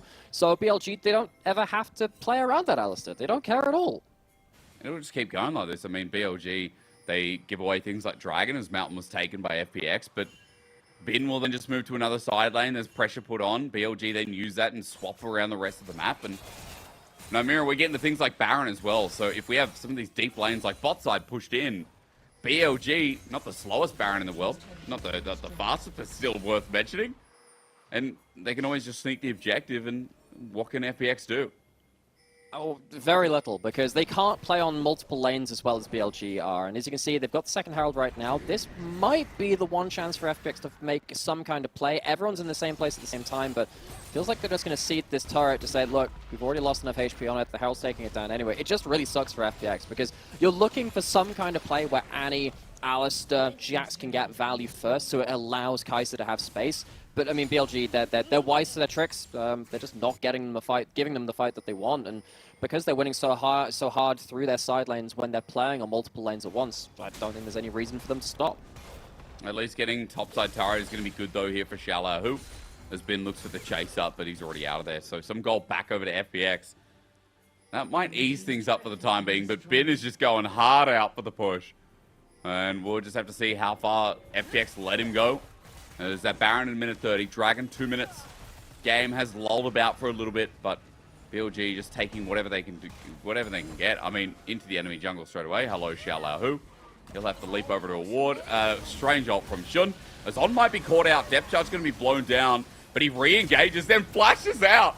A bit of a crazy move as over the wall. Guess who pops his head in? Yagao teleported in for that, and BLG. A couple of strange moments as FPX, I guess, will be happy with that. You can see how tanky On is not right now. Has to flash out of that play, is the first and focus down. If this fight becomes about which first target is getting focused down harder, Chocho wins that as the support matchup. So On, without flash now, needs to be a little bit more careful. Maybe can't make that same mistake twice. However, we did see the auto-attack proccing Night Harvester on everyone on the other team, so Yagao's probably bumping up his DPS with a 2-item spike at that point. That's going to be fun to keep track of after that point. And we are still in a position where FPX have not been given a multi-person fight, really. They've not really been given a team fight at this point. They would one in bot side and BLG said, right, enough of that. Hacker's trying to pick off Yagao, but he's LeBlanc, so good luck. They're bringing numbers to this as well. So Bin just goes back towards bot side. Remember that Dragon's up in 50 as well. So pressure through that lane is going to equivalent to BLG finding the second Dragon. As still setting up on this top side. FPX hovering around this Baron themselves too. I will say, if there is a mistake from BLG, FPX's Baron might be surprisingly fast. Especially with the Rageblade AP Kai'Sa, that always was the queen of Baron shredding. So LWX has power in his hands for that one. However, trying to go towards Baron is very difficult when you're losing across the map again. Shun is tanky enough to not to get picked off at this point. It's not On who's the first person into the fray without flash. Shun more than happy to take that out with Aftershock involved too. So BLG, they're back onto the map. They're not necessarily getting to the point where they are holding FPX completely over the flames. LWX is still getting farm. Their FPX is still looking towards this Baron and being able to maintain some vision around that Baron area. So BLG, I think they need to start racking their heads a little bit now in terms of, okay, they're doing okay right now, but how do they force FPX into a truly game-losing decision? Well, they don't get caught. That'll be the start to FPX clear away some of the vision from BLG. As you can see, the movement already is leading them towards this river, trying to find that pick that will open things up. And you know, Chocho, lucky he's the Alistar, is just going to walk that one out. But now BLG, the to and fro of vision goes back towards them. And the setup looks mighty easy here as FPX have to walk into the fog of war themselves. And I'm sure there are a couple of people out there which are saying, hey, this is a really slow-paced game. What's happening? We're not fighting around dragons. I've sort of missed having a game like this every now and then because we rarely get to see proper 3-lane macro into the mid-game anymore. It has felt like for the last, I don't know, 2-3 years at this point, dragon fights have been what's determined the game. And we have a lot of very good dragon fighting teams. But as you can see, a lot of these teams can tend to give it over knowing that they have either split push pressure or they're playing against the split push pressure, so they're not just giving a free fight over at that objective, not just sleepwalking their way into a lost fight. So for me, I'm now very interested to see, because we don't see this kind of game as often. Yes, we see it more with the Shiv meta and LeBlanc being involved, but very interested to see if a team like FPX can puzzle the way through it against one of our strongest teams in the league. Well, they did in Game 1 versus OMG. It was a very different FPX, but it kind of failed to continue that strength in the rest of a couple of games. It was the last time we saw FPX. And they got reverse swept in the series. Game 1, has it always been their strongest, honestly? There's BLG getting poked out a little bit here through mid. FPX regain control up towards that river, up towards Baron side, but we continue lulling about. Just letting 80 carries pick up their third items. And speaking of, Quintus for LWX is worth mentioning. He's actually ahead of Elk in this game with all the kills he picked up earlier. The problem is, though, you've gone for the AP Kaiser, and look at the magic resist on the other side. Spirit Visitor, Merc Treads and Negatron Cloak. You've got Banshees being, rather, that's Lich Bane coming in, but you have the Merc Treads from LeBlanc anyway, and there's a more third on Elk. The poke is going to land less hard, your burst damage with the Annie is going to land less hard. It has to be about Shallow, Who, and Hacker getting something done. Can they kill Shun? With Aftershock at the moment, definitely not, as LWX doesn't get to show us more of his damage, but a bit of burst on the jungle while bot side. Shallow, who's popped his ulti. Bin holds on to his. But Care's coming in onto Yagao. FPX are at least more threatening. They've had time here. His teleport being channeled. LWX has to cancel the back. Bin now looking for another target as his ulti is still there available. Dominus needs to be used. Bin now into the thick of it. Shot around as the AoE is so punishing. FPX feeling confident they can turn this one around, but BLG still way too strong. And in a choke versus LeBlanc, Renekton, and Sejuani, you better believe they're taking that one wholeheartedly.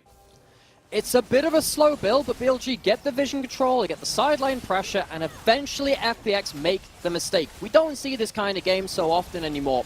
It's been a long time since this three-lane style has been in focus for Pro League of Legends. And even without the Sejuani ult landing, though, BLG, they set up this fight so much better than FPX. They have the vision, which allows them to teleport into the right place. There are only so many places that LWX can go, and the mobility from BLG comes up trumps. Yagao actually doing the majority of the damage in that last team fight as well. Watching Elk in the backside was fun, but Yagao just jumps on in and bursts down the remainder of the health bars. On also with a beautiful ulti. It all came together for BLG yet again, as you'd expect here.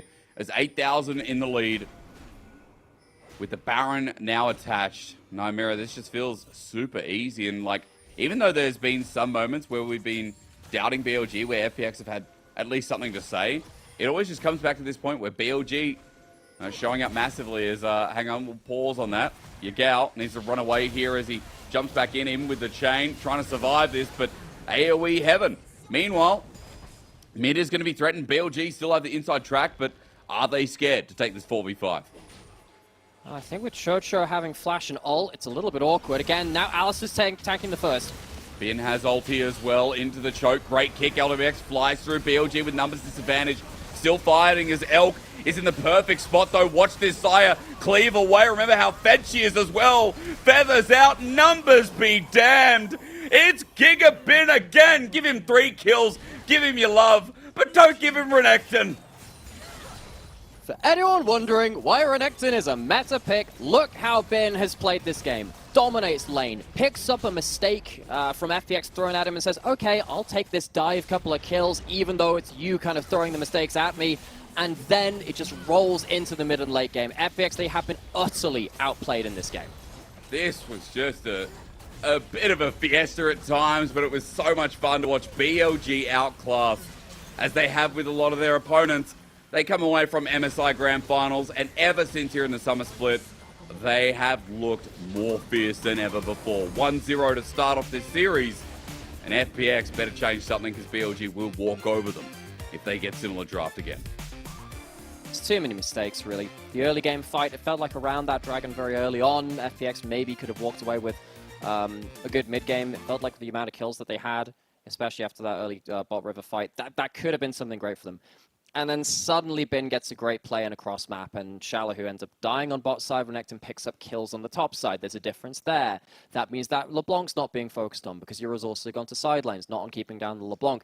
And it's this kind of like victory in small pieces adding up to this huge breaking of the dam, which BLG have done very well in this game. We saw that again around the Baron. It was started with side lanes pushing into vision, into flank teleport, into just the death blow for that game. BLG, they're much more practiced at this style of game, it feels like. I mean, they are. Of course they are. I mean, again, for BLG, we often talk about things like how good their skirmishes are, how strong their lanes are as well, and ultimately how they like to play their League of Legends. We know it rotated around Elk quite a lot in spring and even summer for how the team fights go, but Bin winning lane hard, what do you expect? Yagao on this LeBlanc, despite a couple of mistakes, finding a solo kill a couple of times within that game. I think we just look at BLG and we just see the quality of these lanes now and how well they're doing. We shouldn't just playing facilitating wherever we can. That's as simple as that. And Nomura, FPX maybe need to take a leaf from them, maybe go a different direction, maybe more early game threat, maybe something that is easy to execute. Because if they're going to try and play this out based on a specific comp or based on time, we know that BLG aren't going to let them scale. Problem with the whole easy to execute thing is, and the early game focus, you had a Lee Sin, that's your early game. You have a decent lane for the Kai'Sa. Kai'Sa gets early gold. That should be really good for FPX. I look at this draft, and I think it's absolutely playable. I think that it really comes down to these key mistakes and key moments. And the sad thing is, I don't think draft changes the way that this game plays out that often. If you make those same mistakes with slightly different drafts, I don't think it changes that much. Maybe you can say the Renekton was the problem. I think Bin on that pick is far too much of a difference maker. But then you have to ask yourself, Shallow, what has he got in the pocket to really deny Bin? Do you need to have top lane counterpick to deny that? What does that lose you elsewhere? It's a very difficult situation for FPX because at the end of the day, it felt like the difference was on the Rift rather than off of it. Yeah, it definitely was. I mean, on that point as well, I'll take that away. And, you know, maybe it is just BLG being so much better. Well, we know that for a fact, but maybe something like the Renekton needs to be taken away next time because Bin getting a lane bully like that, even in what a lot of pro players consider a competitive matchup with the Jax, especially since you get to outscale it, like Bin never let that happen. 35% of his team's damage. Bin versus Shallow, who was one-sided, and it was so nice to see Bin just asserting dominance in top lane, as you'd expect from what I think is our best top laner or tied best top laner, along with 369 in the LPL. There was an argument to maybe say you put the Kai'Sa mid, use Kez champion pool. Hopefully he's played that matchup because we've seen that being able to hold down the LeBlanc in its own right. Maybe that's something they could go towards. But again, it really does feel like BLG, they just understood what was happening in terms of this is the important play that's happening next better than FPX. And it came down in multiple ways, whether that was in the macro in terms of, hey, this is how the side lanes are pushing. That allows us to make the next big play. Or whether it was in the big team fight itself. The last big team fight of the game, it did feel like, again, FPX had this one kind of checklist in their mind of saying, look, Chocho has to tank first, LWX flies in. They get that done and they kill the first target. That looks okay. And then LWX runs into the Renekton and the fight is just over. BLG had so many of those tools to kind of play multi-part fights. It felt like FPX just didn't quite have anything beyond their initial checklist and they couldn't make it work. Oh, such a shame. Well, look, at least for FPX, they have another game. It is the start of the series, but BLG in 27 minutes collapse on top of FPX, and I think FPX is suffocating, hoping they get off them soon. We'll see what happens in Game 2, though, as we take a break to see if FPX have any spark or if it will just be a quick series.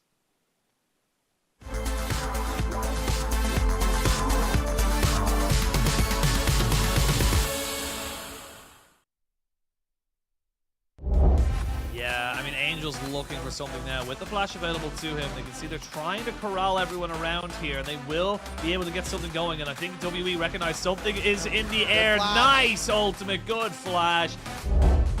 Not going to come and steal plate gold, just going to keep on mentioning that. Lien is Fofo, he's found Baolan, and we know he's going down. Fofo grabs a kill as Lien re-engages it. Mako has to flash away, stride with the chain as well. Fofo the target for now. Uzi is kind of alone on the top side, but they don't really focus him, and Strive's in trouble instead.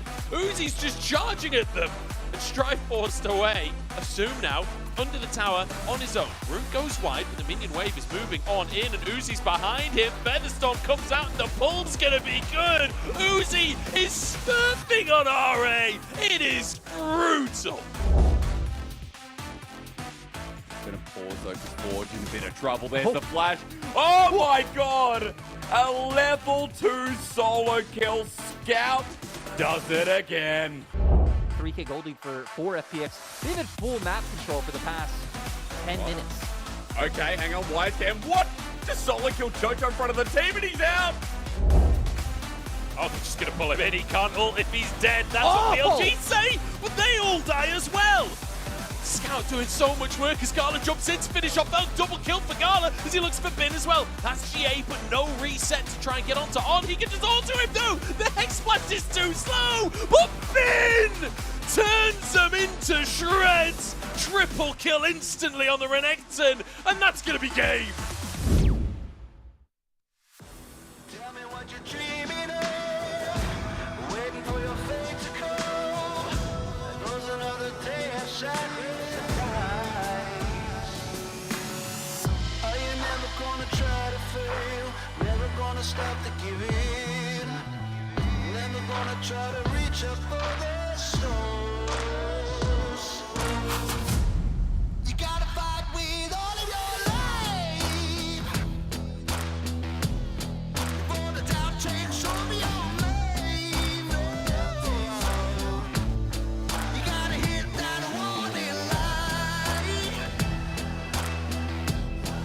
Are you done with the waiting on why? Oh why? You better run now, run before you hit the end of your life. No, no, no, no. No light,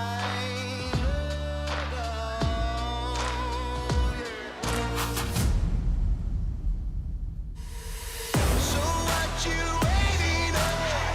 Get up, take back control. Ain't no point sitting wasting all the rest of your life. So what you hoping for? That the luck comes to your door. Ain't no point sitting wasting away the rest of your time. Oh no, no,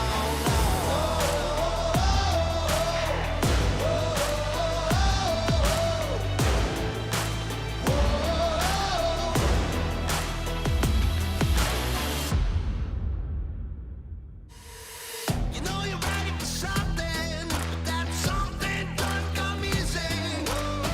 Getting ready to take that jab, but just understand and just hold that feeling. Now it's gonna make you chase your dreams. Are gonna keep on slipping away. So get up and get that stated. Never gonna start to fail. Don't you ever stop giving. Never stop reaching for the stars.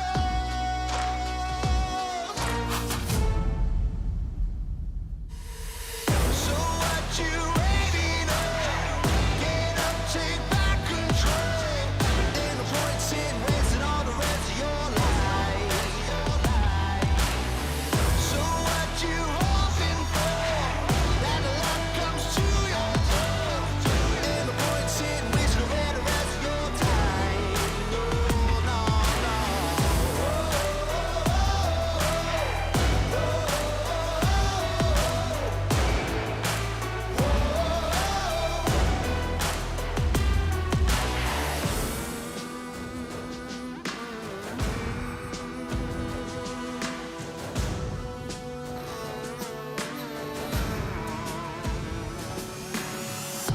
You're never gonna stop to fail, and don't you ever stop to give in. Never stop reaching for the stars.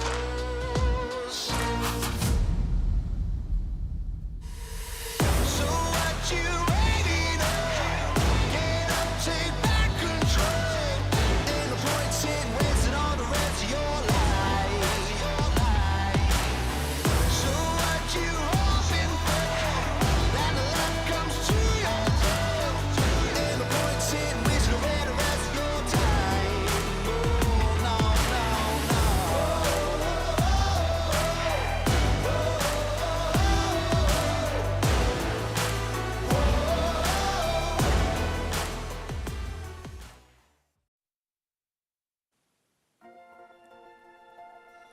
Ladies and gentlemen, welcome back to Shanghai. I'm not there. We're not there. But still, you're in Shanghai. You're walking through the street and you're walking along the Bund. The Bund or the Bund? I'm pretty sure because I'm Australian, I say Bund.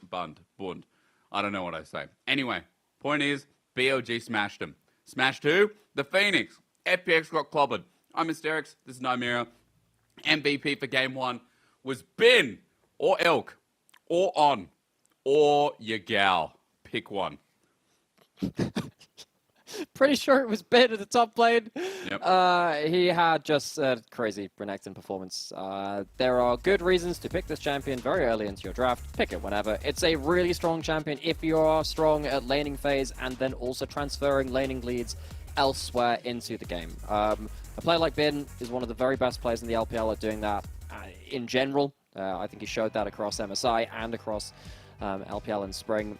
This was the huge mistake which FPX made, though, because it felt like before this point, they had played away from Bin, and then suddenly he gets to use his first ult of the game in an incredibly aggressive manner. Well, I mean, one of his first ults of the game. He did have, like, some weird laning ones, but still, he used it to really great extent to make sure that he could get a strong early fight in the point of his power, and FPX kind of gave away the advantage at that point. BLG rolled over the rest of the game. So easily as well. I mean, even though sometimes BLG got caught with their pants down a bit, like, in the end, they won a 4 versus 5 fight. This one, like, there's 2 members here. Elk's not even here at the moment, right? Then there's 3 because Bin teleports in or just rolls in. And you're like, oh, how are they going to win this? All of a sudden, Elk is untouched. And Nymera, just watching BLG use their gold, whack them with the wallets a little bit, and win this out was just so clutch. I mean, that's what BLG are.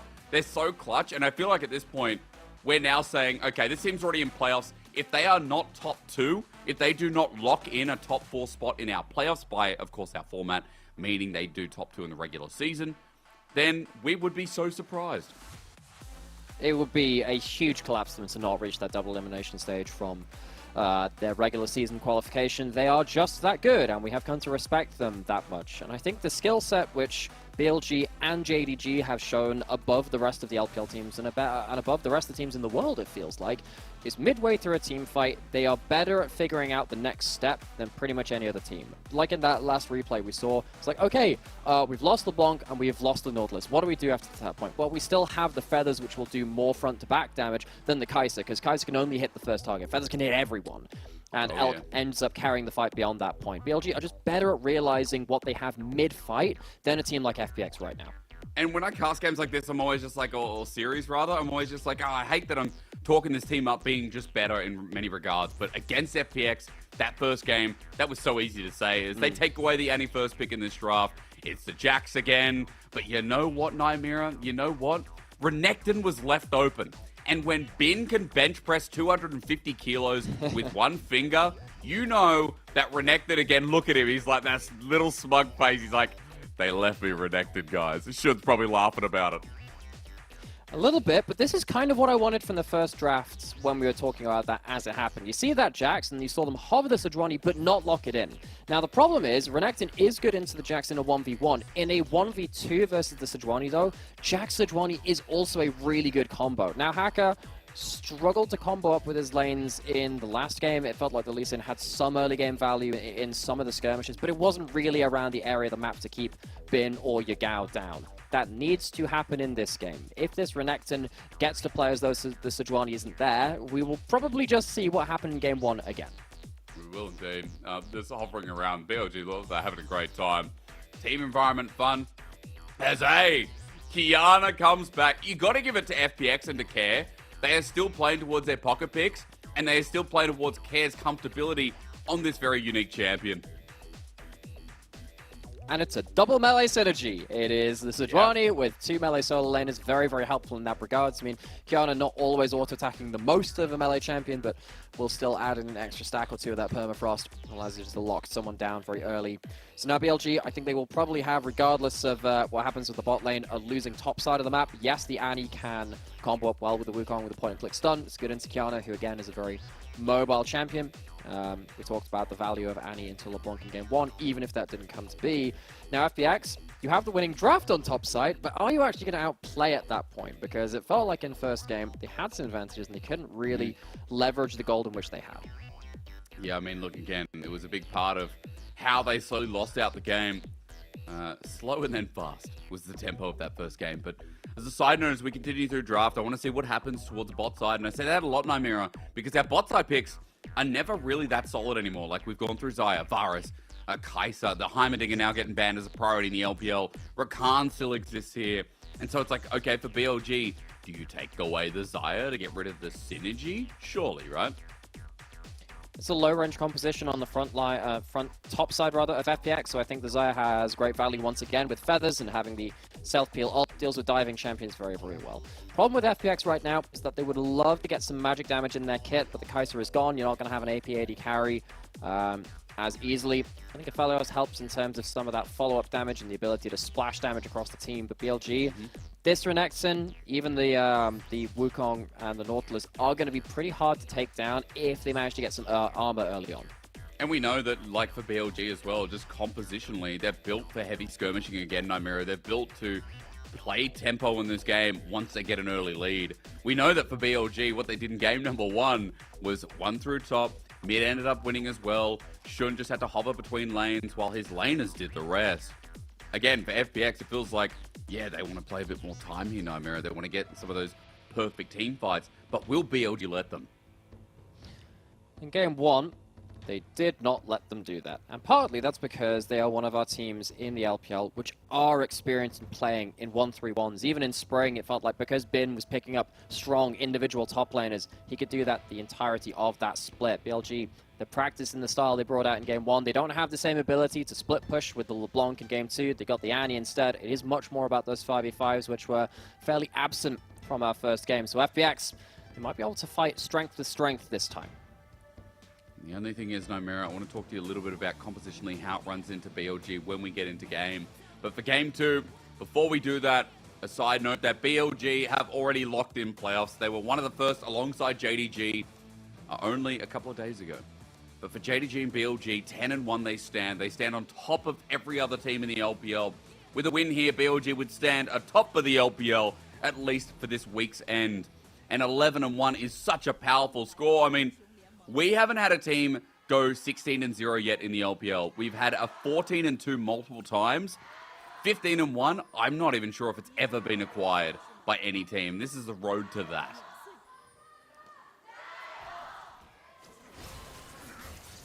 Oh, no. On's going to flash this. Oh, no. Oh, yeah. Bugger.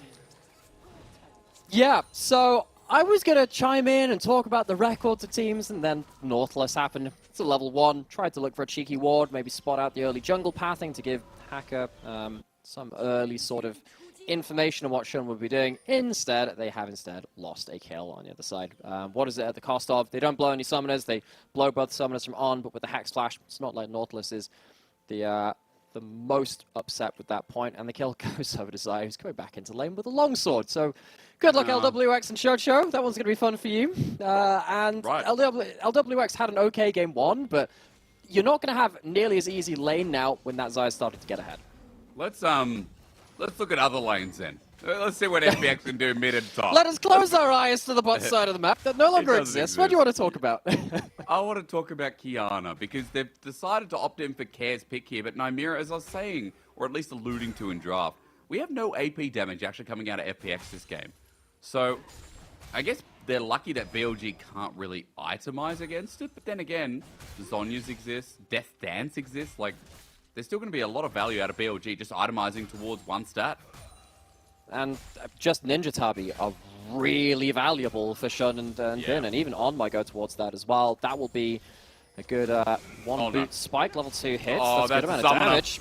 That's an easy summoner, not even a cleanse. Flash wasn't burnt before from Chocho, getting close as the bottom lane is threatened out. BLG, what a fun day in the office for them. Does anyone want to say longsword diff? I feel like that's a little bit of a longsword diff. The level 2 comes in, forces them off the wave right from early on because combat stats matter a lot at the first level. You're walking into lane with an extra component's worth of stats. There's quite a lot considering that champions don't have the highest stats at level 1. Gives them the early level 2, gives them that trade, and now FPX, they're walking back to base after having to regen some HP. And LWX is sat there with a coal going, what the heck do I do? I mean, cameraman's looking at top just as Bin receives the wave and Shala who zones out with a bit of proxy farming. But bot, yeah, that's what I want to see. Shun is now hovering. Look at the jungle. Like, if you're FPX's bot lane, you're saying, please, Hacker, get down here. as LWX and Chocho are level 1, 5 CS. The wave is being denied by the dozen now, as Chocho just has to walk in, gets chunked out again. I don't care about top. Observe, it doesn't matter. It doesn't matter. Yes, go bot! Shallow, he's playing with minions. It doesn't matter. Well, maybe if Ben kills him, maybe that's his theory is, here comes Care in. They got numbers advantage finally, but Care is actually dying. He flashes away up against the wall. FPX are losing with a numbers disadvantage, or rather, an advantage. It's a 2-for-1. To that fight. And a Kiana, I don't care if you're level 3 and you have a reset of your W. You are just not as useful as Elk at that point in time. 2-0-2 on that Xayah. That is a disaster for FPX. I mean, let's go to the replay light, because you're sat here in a 4 versus 3, but Aphelios is level 1. This is not a 4v3. You don't have an AD carry. He doesn't have summoners anyway. Your support is level 2. Even he doesn't have his full kit. Shun gets to walk in as a level 3 Wukong. You have a level 3 Xayah. They are so much more powerful. FPX, they completely misread this situation. I mean, again, FPX just struggling to deal with anything. Oh my god, this time, hang on. On's gonna die. FPX get another kill over to Care. Okay. It might be a 2k gold lead, but at least that's a positive. Look at bot. Cool. Good stuff. Yeah, that's still totally worth being down 2k in early game. I mean, you are going to deny some XP coming in from Elk, particularly because On can't shepherd Elk back towards that turret. LWX taking a tower shot there might allow Elk to walk back up. Yes, On's got flashback again now, so it's not going to be, again, game ending for someone like Elk. He's so far ahead of the game already. It does bring LWX into some more parity in terms of XP, but, you know, after all that's said and done, still a 2,000 gold lead for BLG. And even with the stat flying up that it's 4-0 for Kiana in the LPL right now, and Care has early gold. I mean, I look at what's happening in this game, but Kiana's going to have to dive into the Xayah ultimate. And because currently Kiana is the only strong champion on FPX, that ult can be saved for the Kiana. I'm really worried how Care is going to utilize this gold. I mean, 4-0, but this is definitely going to be the 5th game curse for this Kiana pick at this point. So far behind in CS.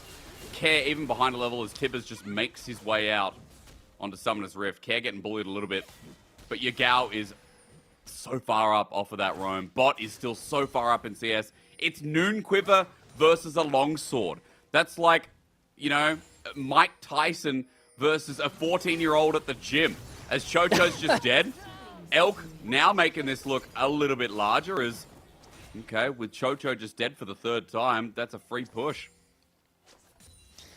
That is a very awkward situation, because now you're at the point where sometimes Rakan can really bully out the Nautilus and kind of tank up the hook, use the Guardian, lock up Nautilus in the front line, and things go awkward. You just don't have the stats to do that now because the AD carry difference is so high. There's still no flash in LWX. He doesn't have a heal. He is dead. No mirror. On just against the wall, tanks it up.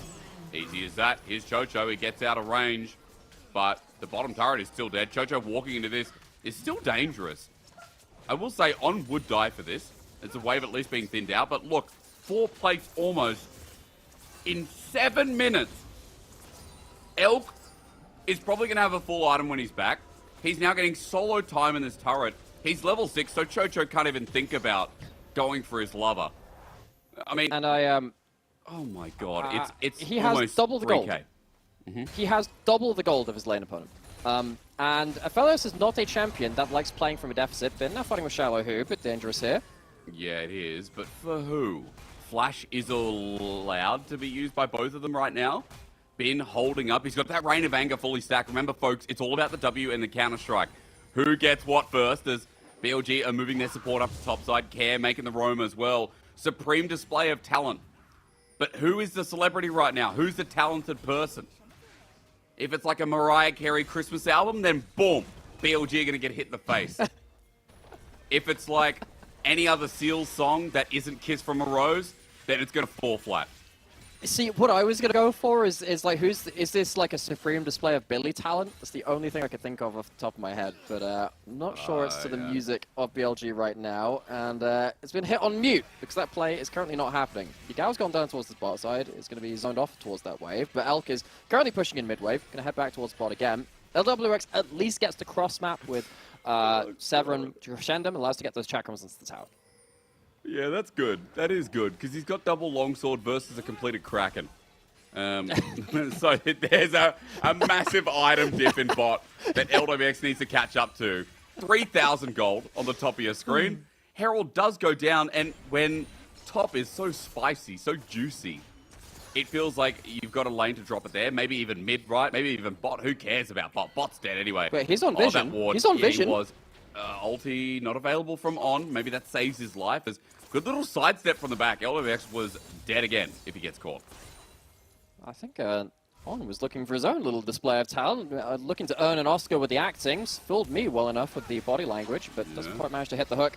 So he will be left in a nomination, but no award. LWX going to pick up this farm under turret, but this doesn't change the fact that this is how Caitlyn lanes are meant to play out.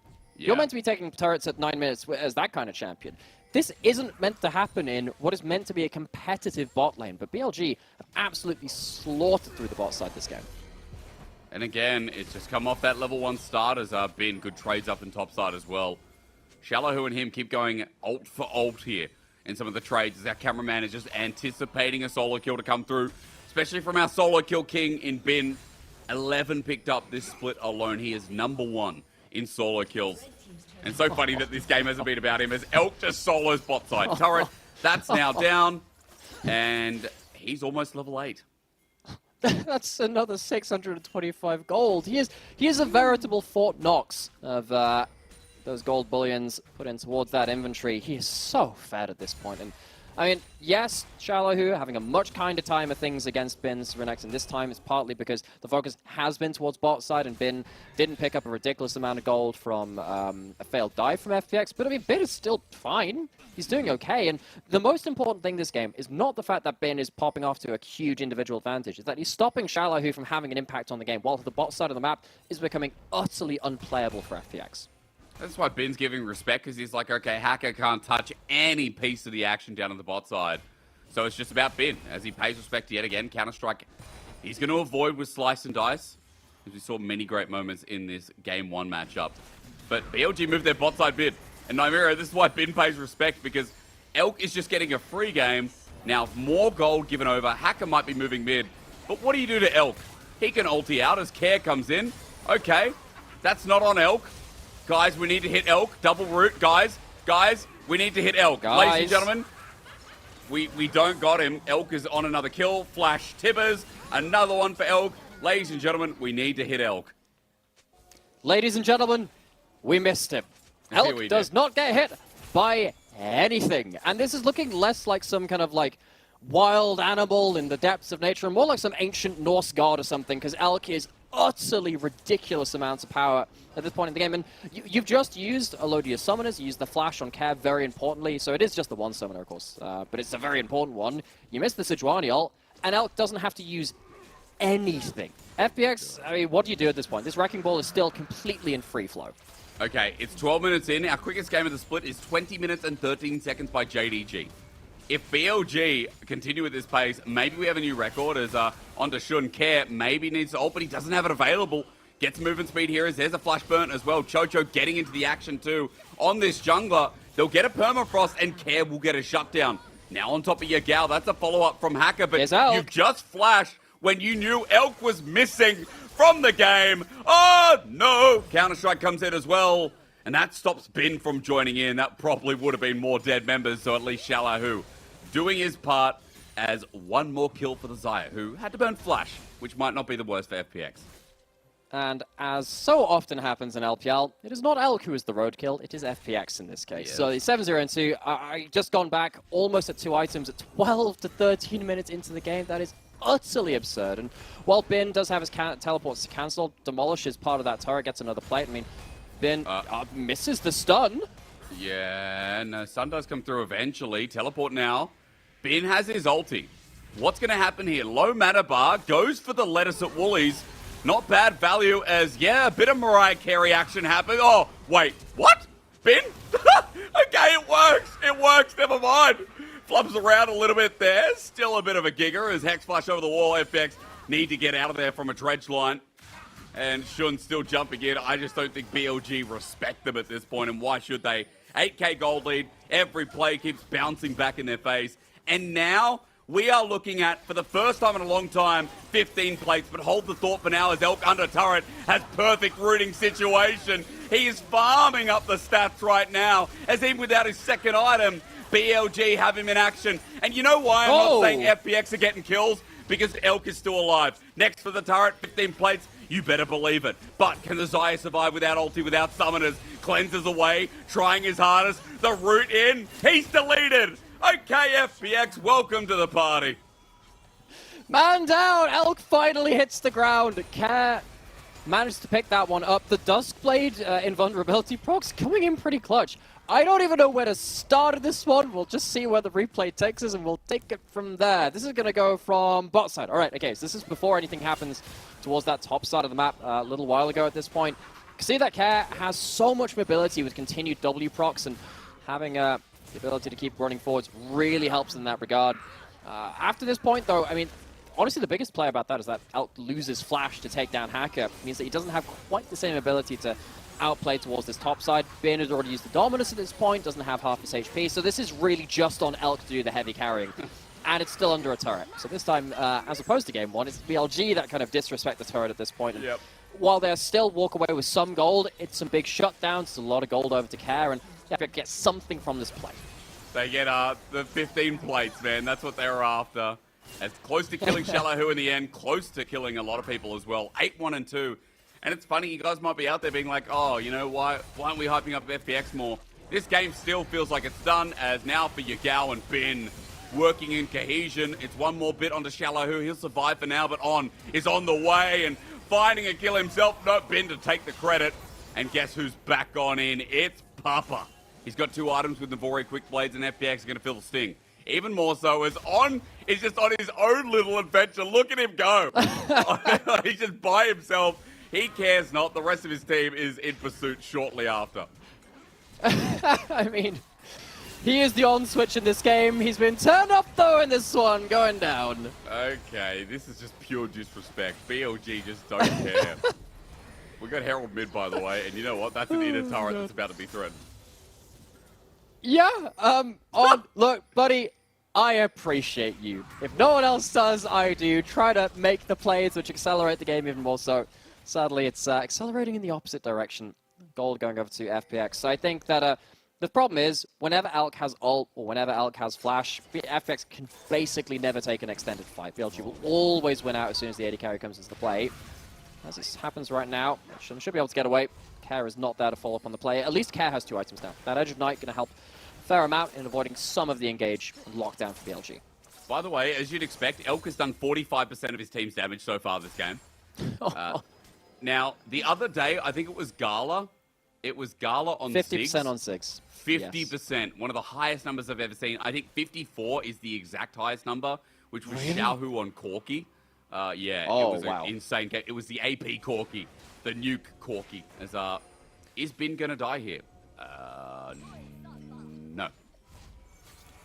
Nope, On hanging in the wings as well. Doesn't have his ult, but has an ignite and all the basic abilities that a Nautilus needs to wreak havoc on the FPX team. So, Dragon over to the other side of BLG, in a turret taken down for themselves as well. And we are at a point where, unsurprisingly, there are objective bounties up for the side of FPX. And Bin is not going to let them have that top side turret, and the rest of the lanes are all in check as well. FPX, I mean, what do you do? Every time you take a play, it feels like BLG are one step closer to you, and really just so much more powerful man for man. This is a game in like solo queue, you'd put the FF vote up, and then the Care would be the person who's like, no, don't worry, guys. No, we can win. Don't worry, we outscale. And then you look at your teammates like, no, bro, no way. I think this is a very hard game, Namira, as we've already kind of established. Care finding some picks is kind of incredible with the way this game has played out, especially with the bot roam that he made that made him lose so much CS. He has caught up quite a bit for how Yagao was ahead of him. But let's be real, we are now waiting for Sol. 4 minutes, Baron 150. 18 minutes in, game is not towards inhibitor turrets yet. It is not as stompy as NIP, JDG, or rather as advanced, where that game ended in almost under 20 minutes. Like, man, I mean, that NIP JDG game, if you haven't seen, it was so quick. BLG on that track, but maybe not the same track as they continue to try and look for inners, especially in this top side, and push this game towards inhibitor turrets nice and early. I think that top side outer turret play, that's the one which slowed things down because BLG lost a lot of aggressive playmaking tools while kind of losing that fight or at least going towards a standstill. Care has himself flashed, the potential to do a fair amount of damage. That Kiana is really the only saving grace of FPX. Maybe a multi-person Supreme Display of Talent can do enough damage, but those roots are so hard to overlook. Just so much damage, and now that, Last Whisper's in the inventory as well, Elk is just unleashed. I mean, he's been unleashed the whole game, but you know what I mean? Against the Sedge, have a great time. They stay 3-man top. It's Shallow who trying to push through mid, bin bot side. But BLG now trying to find some pickings and get this turret down, and let's be real, it's not going to take too long, especially with the damage coming in, not even from a full root from Elk. Absolutely nuts. Again, that Last Whisper in inventory is your Last Whisper, not his, because you're not going to be breathing that much after that one. He's so ready to tear apart some health bars. Tier 2 on that ultimate as well. That's an unfortunate ult from Care. He also flashed for that. A little bit careless, to say the least, as number 9 for Elk. Let's keep counting. There goes in a turret, by the way. That's definitely dead. Maybe more, as there's the flash melee hook. I love that On just got no distance. He flashed in his face, he smiled, he pressed Q, and LWX is dead again. He has not had the most interactive series as LWX, even with a huge lead in Game 1. Couldn't see things through to a team fight, and now 10 seconds after it has spawned, Act 2 of the LPL, when Baron spawns, is going to be going off to quite the high pace. It's going to go down very, very quickly with the AD carry shredding this one down. Hacker not even close to this objective, so FPX have to watch and see the Baron buff get taken and wait probably until Care has his flash back up, which was not very useful in that last fight. I mean, it's going to show us, don't worry. It's going to show us. We will probably see that in a replay. It will be very awkward. It was still the correct play to go towards. It's just not very well executed in that case, sadly. You ready? Oh, no. Yeah. No. We can't do this to him. Oh, no. Oh, he's dear on the thick Lord. part of the wall. He's on the thick part of the wall. And that, ladies and gentlemen, is not how you cross terrain with your summoner spells. That is, in fact, how you use it, and it doesn't feel very good. So no damage comes through. It doesn't manage to get the immediate CC through onto Elk, and his team suffers for it. Hacker goes down, LWX goes down, and BLG get an incredible freebie out of that one. Why did we go to his POV? Maybe just to establish that, again, what his angle was. Maybe it was to give Care like the benefit of the doubt, you know? I didn't see if he misclicked on a part of the wall, because if you click on one side of terrain, sometimes it will path you the opposite direction. Maybe that happened in the heat of the moment, but hey, that kind of misplay, it will cost your team big plays. It will cost your team a lot of damage. Hook over the wall. Cares on the flank. His team's going to be dead by the time he gets in. Hacker might have to heal up first. Here he is. Okay, on to Elk. Ulti, and suddenly Keanu's dead. Well, here's Big Bad Ben. He wants us to talk about him a little bit more. And why shouldn't we? As under turret, they care not, honestly. BLG waiting for the next wave. Another fight goes well. And Elk has R, Care has R. Which one wins, we wonder. FPX, I mean, this is just disgusting gameplay from BLG. Like, FPX, what can they even do about this? They've tried their Hail Marys. They've had somehow multiple chances to do that, but BLG, they just aren't listening. Get themselves 2 inhibitors with that Baron buff. Going to head back for Soul after this point. Been dodged out in that stun and might get locked up by Chocho. But again, BLG playing with their food at this point. They're playing with their food. They're playing for their food because all BLG are doing is, common tactic, leaving an inhibitor up there so that FPX don't get a wave of supers. Is that Nymera, that they've obviously got a reservation somewhere for, what time is it right now? It's 4:30 for them. So, 5:30. Yeah. They've already planned dinner here. Okay, so late lunch, early dinner. Yeah. Get the nibblies in after this one, because it's going to be an under 50-minute series at this point. So we get up nice and early for this one, but everyone is very wide awake. That's some great reaction times from Elk. But this was the problem with this draft. This was always going to be the problem with this draft. Xayah only has to worry about one thing, because no one else on the team of FPX can get through the front line with their CC. Yes, maybe the Xayah Rakan cannon. Now everyone's dead. And now it's over. Game is done. Yagao, beautiful stuff. Wow. Shun and Ben having none of it. Triple kill here. He's taken up turrets. He does not mind a little bit of a poke in the ribs here. As Care is left with no team. 20 seconds. Minions channeling in. Elk on his way to end it in 24 minutes. This team now staring down a 2-0. Such convincing form. BLG already locked in playoffs, but they are thinking big picture. They are thinking top 2. They are thinking worlds at this point. How good is Billy Gaming? I'd say even better than Spring, as they are laughing at their opponents, who they dismantled in 50 minutes 2-0. Partway through MSI, when we made it down to our last 4 teams, even slightly before that, the common sentiment was, and honestly, it probably was there from us as well, even as LPL casters, we were sat there thinking, look, okay, BLG, they've made it this far, but they're probably not the level of the remaining teams. Definitely not JDG, we've seen that a number of times, but probably not up the LCK teams remaining at that point. And they really proved us wrong. It felt like MSI was the leveling up opportunity for them. They went beyond what we knew they were capable of from Spring. But that hasn't even been the end of it. You could say the same for JDG as well. I think our teams which went to MSI from the LPL, they have continued to improve and adapt to this meta, and particularly kind of tapping back into the conversation we had at the start of the day. You look at the amount of world-class AD carries we have in our region right now, in a meta where AD carry has basically never been more important, and you have games like that coming in from Elk, you have to really put some respect on the level of this region in that role, and Elk stands very near the top of them.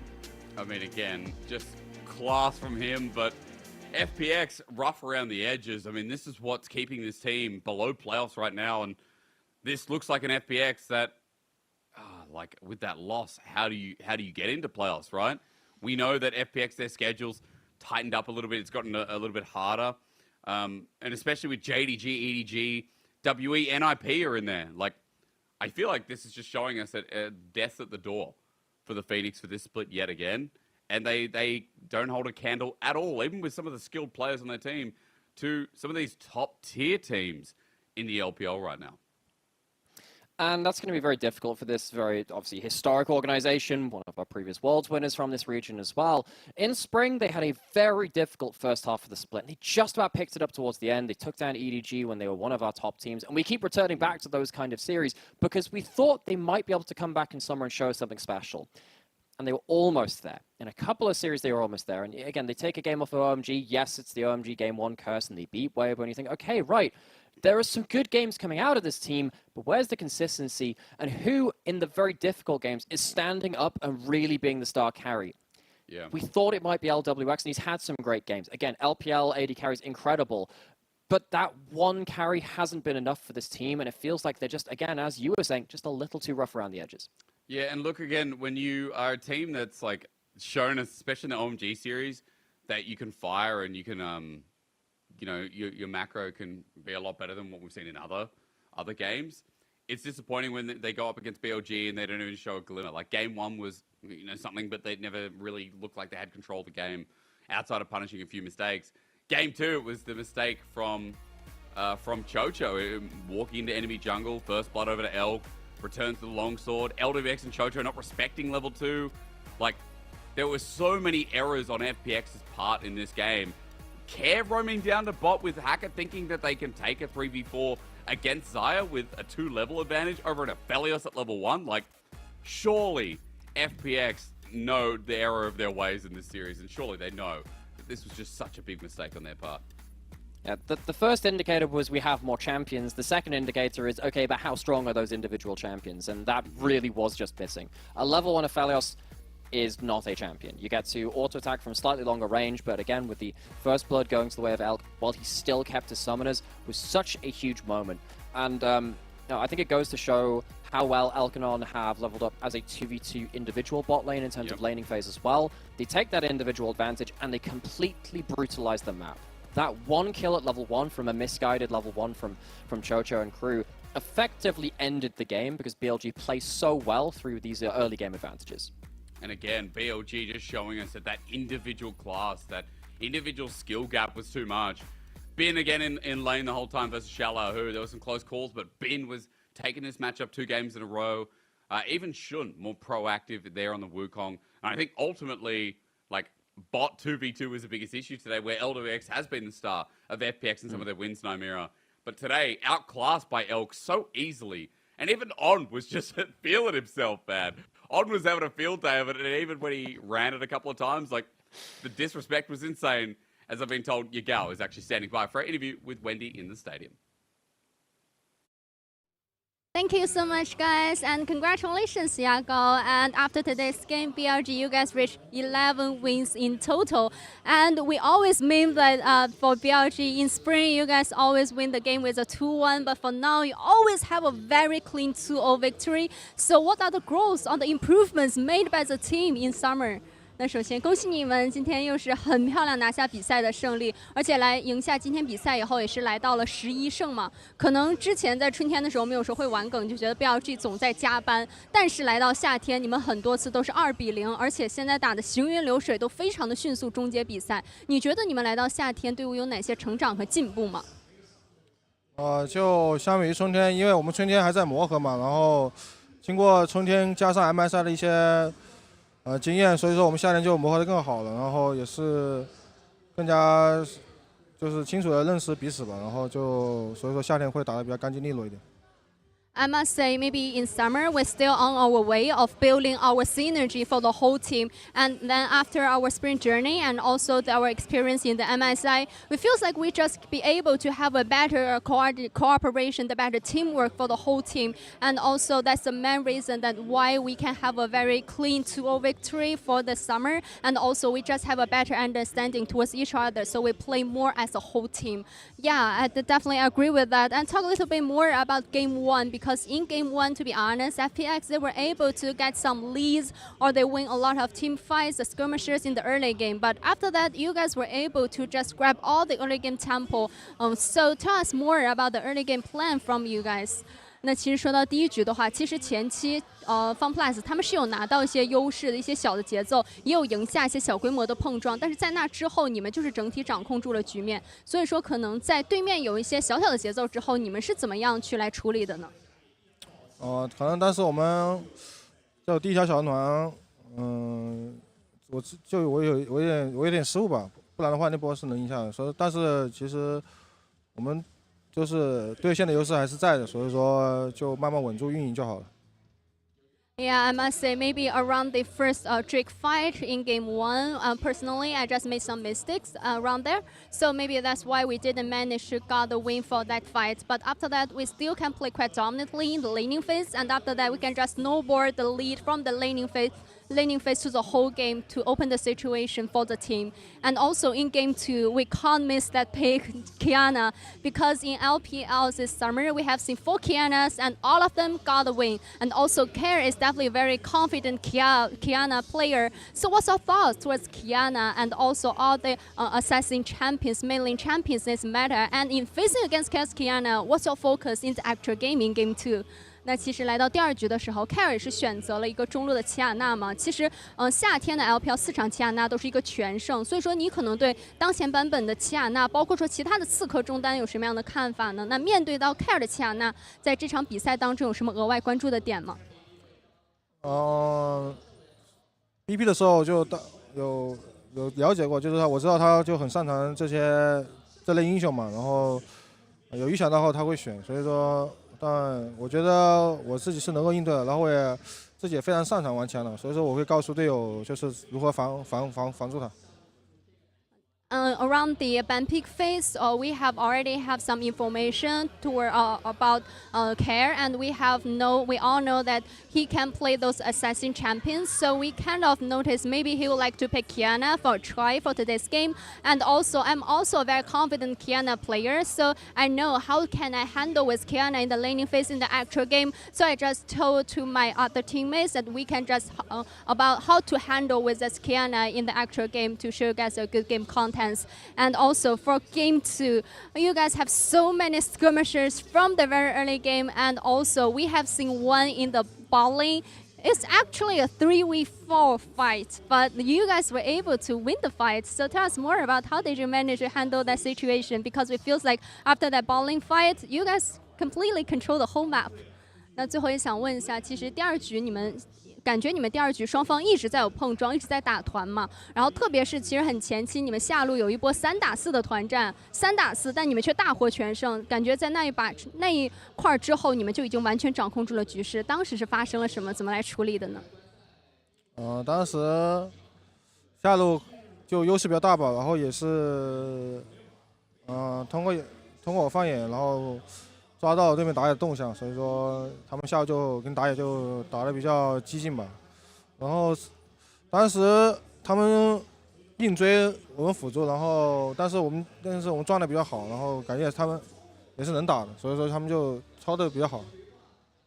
Yeah, around there because we got a huge lead around the ball lane, and also I put the ward around there, so we kind of caught the opponent's jungler's position. So we have the possibility of playing more aggressively around the ball lane. After that, they just would like to chase our support player on, and after that, we just be able to use our mechanics to win the game. So I also would like to give credits to all my teammates because they performed so good around there. And definitely thank you for the sharing and congratulations. 我们也继续加油。And back to our casters. Thank you to Wendy and thank you to Yugao. Good to hear that they had a pretty good read on, this Kiana pick from Care today. The assassins in general, they didn't seem too phased, and I feel like BLG's prep was quite obvious, but more importantly, the confidence was there, Nymera, as you'd expect from a top-tier team. And it felt like even when there were a couple of questions in the other game, particularly in game 1, right after they lost the early skirmish in Botside River, they were just always on top of their game and allowing someone to get an advantage to play through. In game 2, that was Elk. He's going to pick up a player of the game, and very rarely do we see an AD carry take such an early game lead and make a game so unplayable. That is a blueprint for how you take an early kill and ruin a game with it. I mean, on top of that as well, like Elk just being fed kills by FPX, and it was always a threat when this Xayah joined in a fight from then on. 10-1 and 6, you're about to get some replays of what happened here with FPX trying too hard for bot side. They loved On. I have to say, this whole game, On was like this juicy piece of meat that they couldn't say no to in any situation. And Elk probably just laughing like, dude, why are they not trying to hit me? Buddy, I know you had like a tomahawk steak just before you went live like the last time we cast, but I feel like you're getting a little bit like, feel like dinner's on the mind. Luckily, you're going to have yourself a fair amount of time to go eat that one up before our next series, because it was so damn quick. This was on track to be maybe one of our fastest games of the split. It still will end up being one of them, it's just not the fastest. And it was just so hard to take down Elk. In the very last fight of the game, Elk didn't even participate because the rest of his team ended up cleaning up house as well. BLG just on the right page again, and as you can see here, he didn't even need Elk for the last fight of the game. It's just so hilarious watching BLG 2v4. Elk's even laughing there like, yeah, I wasn't a part of it. Bin and Shun in the end. Yagao follows suit. Like, even the members, as you said, that weren't that fed, or rather weren't the same fed as Elk, continue to carry. They weren't the through. main character, BLG, folks. They weren't, but they became it in the end. And like, again, BLG securing first. Now, not for the rest of the split, but for the end of this week. We only have a couple of weeks to go. BLG at 11 and Nymera. This is tied with their record of 2019 summer, 2018 as well. Also from spring when they had amazing Jay Chieftain, Athena, Mole, Jinjiao Road. 2019 summer when we went into one single conference rather than East and West. That was the ADD, Meteor, Kuro, Jinjiao, and Shinmo roster. This is tied with BLG's best ever finish in a regular season. And they've got how many more? We got 4 more series to go. So BLG, like the chances of them winning, which is it's going to happen. They are going to get their best ever split finish to split, which is insane.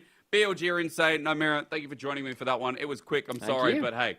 At least BLG showing their class. We're going to be right back after a longer break because it's also in Shanghai. TES versus RA over at 7 p.m. Australian time at Sydney time. You guys can work out the rest. Do your conversion. But TES versus RA with Chibata after this break. Let's talk English when we're back. Yep, good. Bye.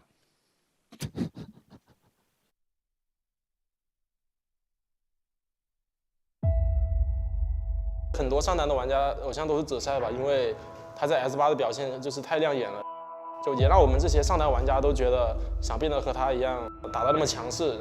一个地火阿比爆炸了！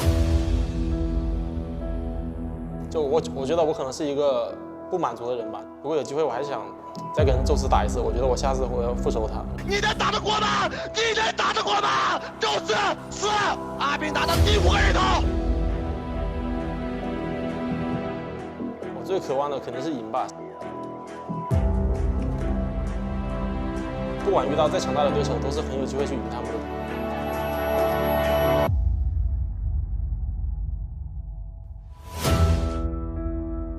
其实我打职业以来就没有说我一定要打败某个人。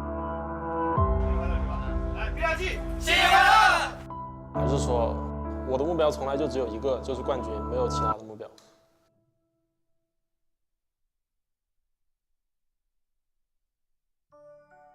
我记得我看的第一个英雄联盟比赛就是一个 S3的全明星赛吧，好像。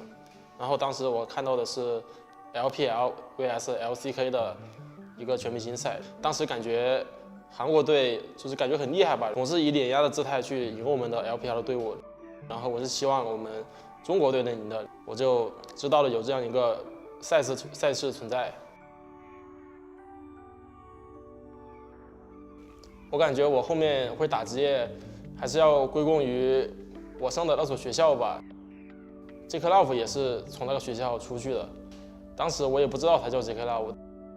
后面他在 LPL 赛场上登场的时候，还有他后面一路走到最后夺冠，然后我当时就觉得，那我也可以试一下，我也可以的。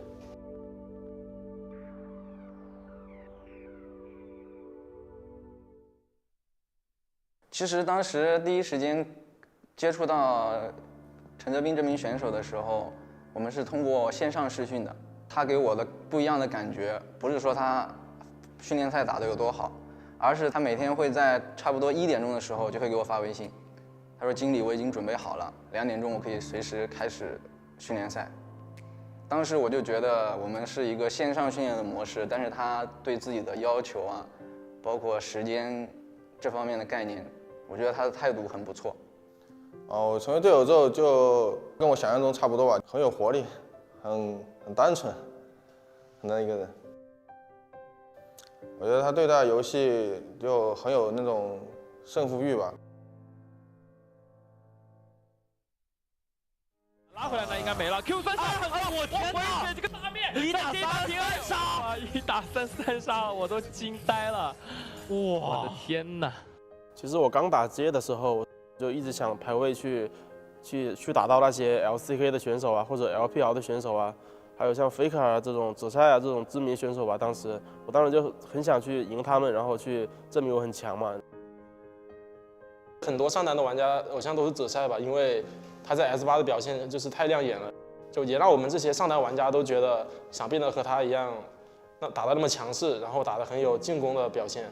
当时我也知道紫菜这个人他在韩服打得很好，我就挺看好他这个选手的。然后 S8最后他也是夺得了冠军嘛，就让我更想去表现自己了，让我更想去登上 LPL 打比赛了。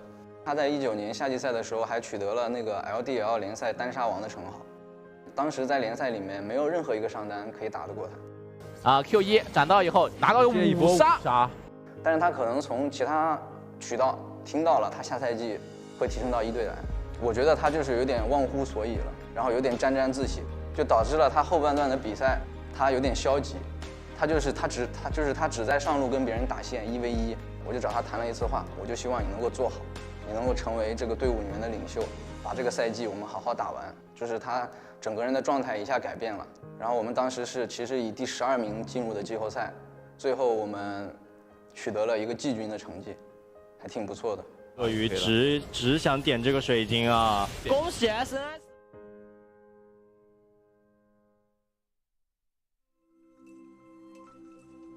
我们要恭喜苏宁，面朝大海，春暖花开，迎进世界赛。第1年我就有这样一个机会去表现自己，那我就没有必要去让自己发挥的不好，我就想着我怎么样发挥好，然后打出我的风格。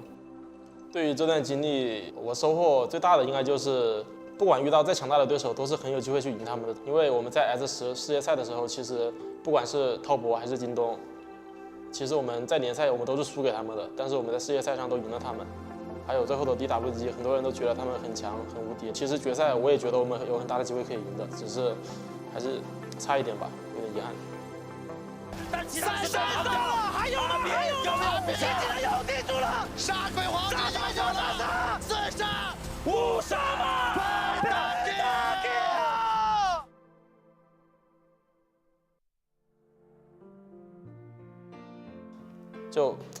我觉得我可能是一个不满足的人吧。我对我2022年 MSI 的表现不是特别满意，因为我觉得当时我状态是不太好，然后我也没能打出我的最好表现。我觉得如果有机会，我还想再跟宙斯打一次。我觉得我下次会要复仇他。那我们要恭喜 RNG 拿到2022年季中冠军赛的冠军。这个 MSI 冠军对我来说就是一个象征吧，就是象征着我第一次在国际赛场上拿到一个冠军的成绩。我觉得也是对我的一种价值的一种体现吧，可以让别人知道 LPL 会有这样一个上台选手。我觉得我从来都没有想过要改变我的打法，我唯一想过的要改变的可能就是怎么样多帮助队友，然后怎么样可以让我自己减少失误，怎么样让我自己可以打得更好。我觉得改变还是挺大的。首先就是肯定心态和性格上面肯定更开朗了，然后心态上面肯定更加成熟了，然后打法上面我觉得他更加团队了，然后我觉得经过世界赛啊，包括他取得 MSI 这种成绩之后，以及他经历了很多队友嘛，我觉得他的打法也慢慢变得越来越团队，不会那么自私了，甚至在他自己劣势的时候，队友也陷入劣势的时候，他也能站起来说一些鼓励队友的话。其实我就算是在我 S10表现最好的那段时间，我也是觉得我打得很正常，我从来没有觉得我打得特别好，或者说可以很膨胀的样子，就是我从来没有膨胀过。因为我打的 LPL， 我第1年我就拿到了世界赛亚军嘛，所以我可能就不会再满足于那些比较小的那种成绩了，就比如说 LPL 里面拿个季军啊，拿个亚军啊这种，我还是想去世界赛，然后拿到冠军吧，就是我的一个最终的目标。其实我打职业以来就没有说我一定要打败某个人，或者说一定想要赢他。我的目标从来就只有一个，就是冠军，没有其他的目标。我觉得我不管拿再多冠军，都跟我的初心没有什么关系的，因为我的初心就是因为喜欢这个游戏。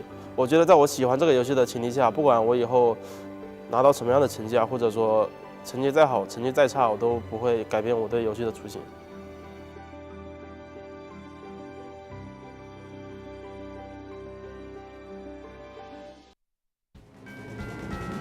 Excuse me, please, but I'm standing. Left or right, we're trapped in the middle. Excuse me, please, but I'm crying. Catch your breath before you get old. I couldn't stay for the battle. I couldn't cross in the middle. But we are far too much too young.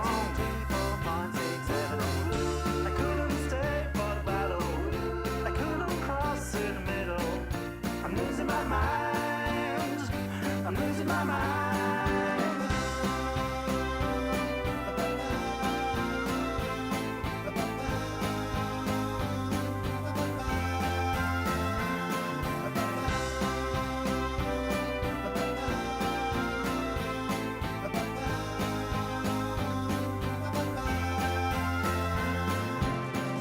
Excuse me, please, but I'm standing.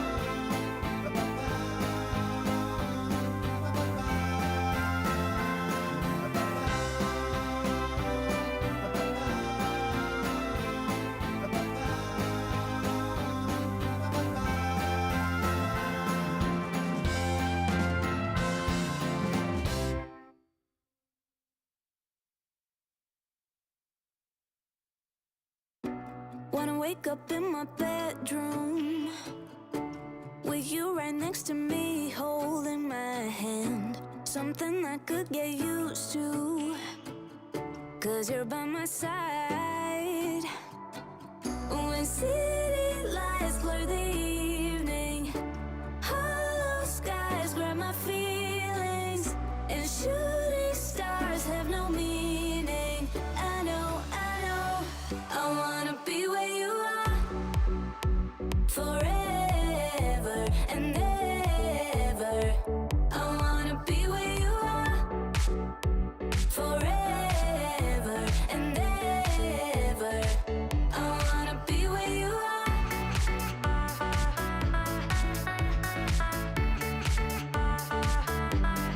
Be where you are.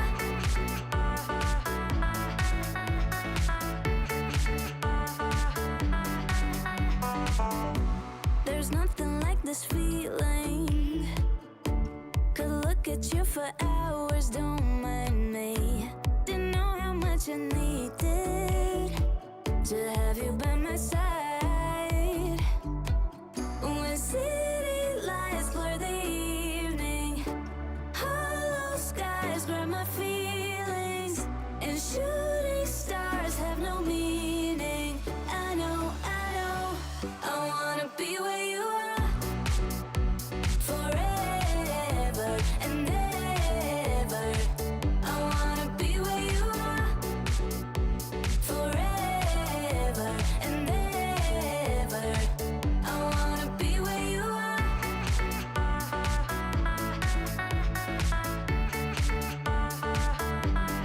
Be where you are.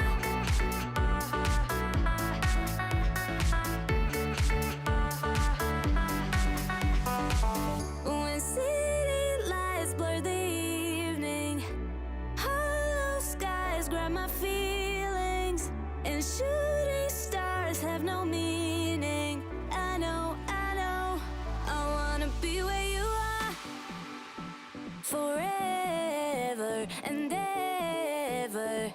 I wanna be where you are, forever and ever. I wanna be where you are.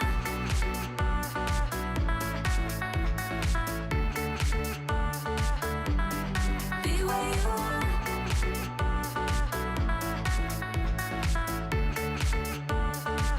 I wanna be where you are.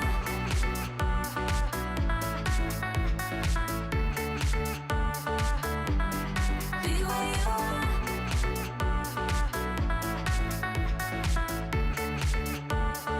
I wanna be where you are.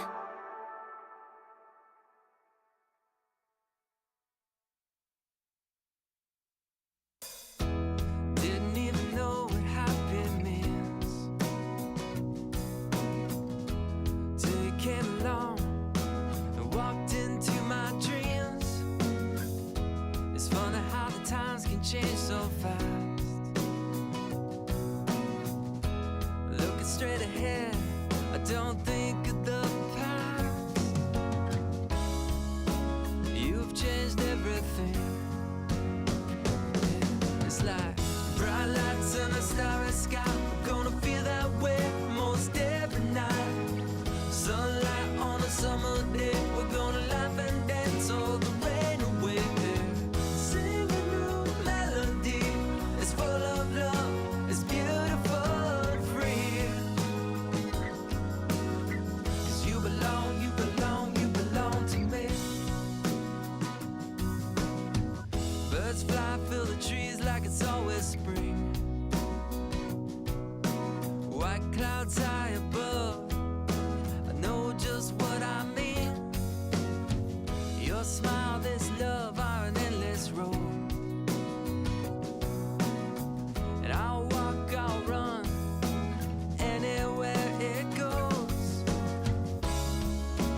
You've changed everything.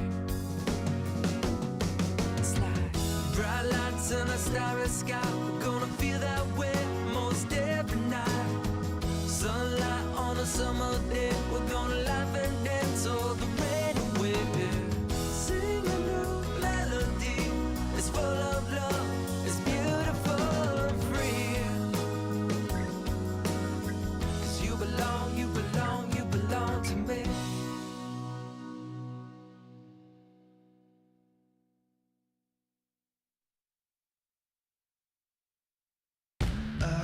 Don't care what they say. Yeah, the bruise on my face. Never thought I'd do this on my own. Yeah, I got something to say. Time to get out the way. Get out of my way. Get out of my way. Guess you got what you wanted. You sold a lie, I bought it. This time I can't ignore it. I'm gonna run toward it. No time, you get no warning. I feel my head distorted.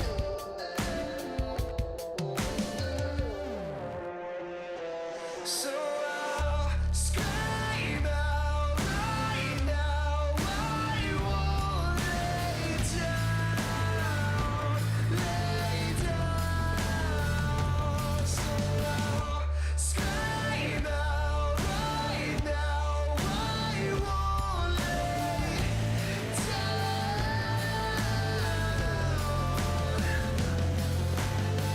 I'll never forget the way you locked my soul up in chains. All my inadequacies. Now down my sleeve, no sound. So fall to your knees. You got someone new. Whoa, I'm gonna run toward it. No time, you get no warning. I feel my head distorted.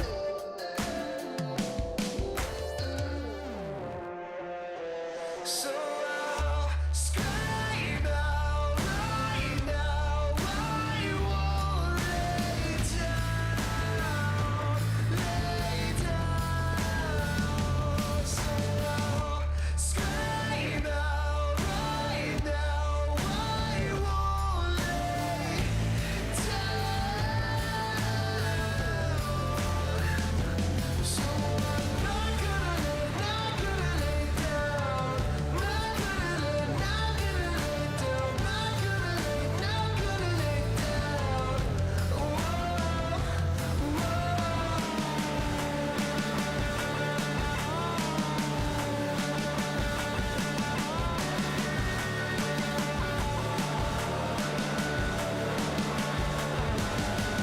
I'm gonna run toward it. No time, you get no warning. I feel my head distorted. So I'll scream out right now. I won't lay down, lay down. So I'll scream out right now. I won't lay down. So I'm not gonna lay down.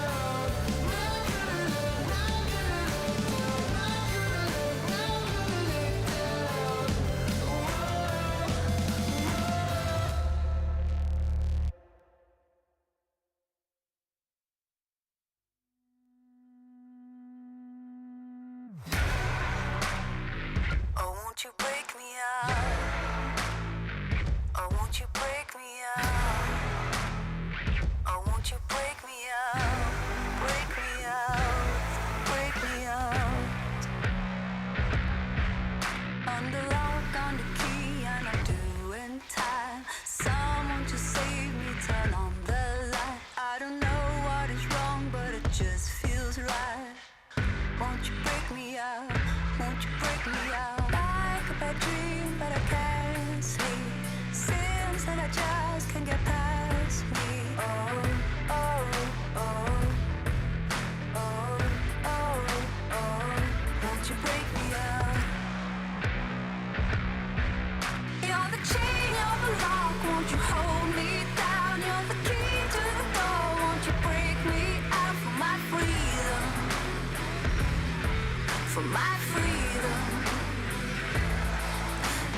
chain, you're the lock. Won't you hold me down? You're the key to the door. Won't you break me out for my freedom? For my freedom. Won't you break me out? Oh, won't you break me out? Oh, won't you break me out? Oh, won't you break me out? Break me out, break me out. Oh, won't you break me out? Oh, won't you break me out?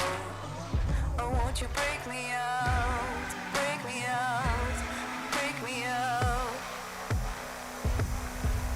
You're the chain, you're the lock. Won't you hold me down? You're the key to the door. Won't you break me out for my freedom? For my freedom. You're the chain, you're the lock. Won't you hold me down? You're the key to the door. Won't you break me out for my freedom? For my freedom. Oh, won't you break me out?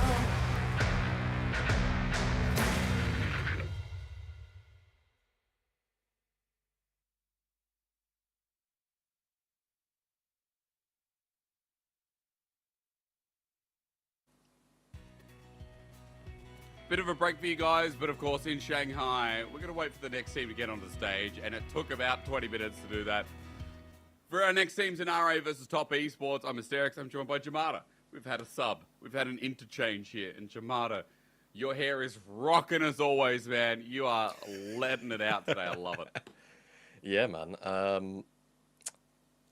Be used to it. I'm going to have it out in Afro for a little while. I'm afraid if you don't like Afro hair for some reason, then you know, that's your prerogative, no problem. But yeah, thank you. I'm rocking it. I'm feeling good.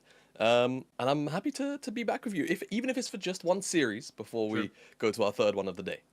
Bit of a warm-up for the third one of the day when Mazel will be jumping on board. Top Esports RA. This should be another series like before, right? I mean, BLG FPX was a quick 2-0. Top Esports in a similar position in conjunction with RA, where they are in the standings right now. RA 4-7 as well. And Jamada, this is like a strangely mid-pack of the team, mid-pack of the LPL, with a very mix of a roster of experience and not. Yeah, but what I will say, unlike the previous series, is that I have a lot more faith in BLG's ability from start to finish. So we'll see how this specific matchup goes. I think there's going to be a lot of fireworks in the early game, Jake, right? RA, I think when we was doing the stats with Mazel the last time that we cast RA, they have like the most deaths and the most kills in the early game. I don't know if those stats still hold up to right now, but I'm pretty sure either way, they're still going to be like top 2. And I feel like for me, Top Esports is more, you know, the place where they have the most errors, I would say, is in the first 10 to 15 minutes of the game. So this is actually a bit of a litmus test, surprisingly, for Top Esports. Not only because we've just seen BLG kind of, you know, dismantle FPX, but also because for Top Esports' own aspirations, if they are to try and catch up and make a top 2 finish potentially possible, because after this series, they happen to play BLG, you have to kind of just push RA aside. True. And I feel like, look, ultimately, the fact that it is Top Esports, as you said, like the mistakes coming in the first 10, 15 minutes, means that we are, further to your original point, going to have just such a crazy series on our hands, whether it's a 2-0 or 2-1. Either way, RA could really test them. I'm looking forward to seeing what RA bring today, because if we're just talking about how exciting these teams are to watch, RA have had some pretty individual drafts so far. RA have been a team who, like the early game, been throwing things up in the air. Dude, we have seen, we've seen a bit of Jace, bit of Gragas, bit of Nico coming through as well. I feel like Feather has just been popping off and a bit of the Rel flying through for this team as well. And as a side note, Loyen, still that in Italy, the pocket picks in jungle. RA give you a bit more than you're expecting as we introduce them to the stage. Yeah, and things like Nocturne as well, like surprisingly high prior for this team, but if you can make it work, it does really, you know, push the envelope on plays, and it lets you really dictate the pace of how you want the early games to go. And that's surprisingly, despite RA's standings right now, it does make them a pretty fun team to watch. So I'm hoping that we still get to see that out of them today, even if Top Esports come out and, you know, they have fixed some of their early game woes and things look a little bit desperate for RA, that they can still show some of their flair off. Because on that note for Top Esports, as we'll introduce them in a second, I was just going to say, like, it was the early game in their last series. Just trying to remember that last series against IG, of course, where they still 2-0'd. But the early game in Game 1 specifically, Jamada, Tristana for Jackie Love 0-3 at like 10, 15 minutes in. And as you were talking about, like, that's where they really struggled. They got back on the horse eventually in the game, and they found some really classy moments, even Jackie Love himself. But further to your point, like, this team is just so interesting to watch in the first 15, because sometimes you're just like, dude, what are TES doing? That is exactly, you sat there, you're scratching your head, you're like, isn't this supposed to be like potentially third, fourth best team LPL? And they're just doing very strange things. So yeah, that is kind of my hope for today for Top Esports, that they have cleaned up their early game comparatively to a fair amount of this split, kind of, but specifically, of course, the IG series, where, you know, I feel like IG are not necessarily the same IG from Spring, where it's like, if you start losing in the early game against IG from Spring, it's like, well, yeah, they're a rambunctious bunch, you know, like they love to get a little bit bloody. But this version of IG is not quite that same version, so I feel like we couldn't necessarily lend Top Esports the same liberties from back then. So this is now, for me, the kind of bounce back, air quotes bounce back series of, okay, you had one messy series, you're still potentially in the running to catch up to Billy or JDG, but you have to absolutely mop the floor with Arita. Okay, Jamada, it's Top Esports Day, by the way. I forgot to mention. It is TES Day. And so that is why this is happening right now. Come back! That was too short-lived. So the best part is that I'm pretty sure, not I'm pretty sure, our producer prepped me for that. I'm pretty sure Toki told me that the mascot would come out on stage. I just wasn't anticipating him to look so damn cute. That was so cool. I didn't imagine it being so fluffy. I guess that's the Top Esports, like, mascot? Because I know, I'm trying to think what actually, like, Top Esports, you'd think it'd be a Spartan that would come out onto the stage, right? Like, again, a TES obviously looking to their left. I think the mascot's there. I think the mascot is by the side of the stage. Yeah, the TES is just so distracted.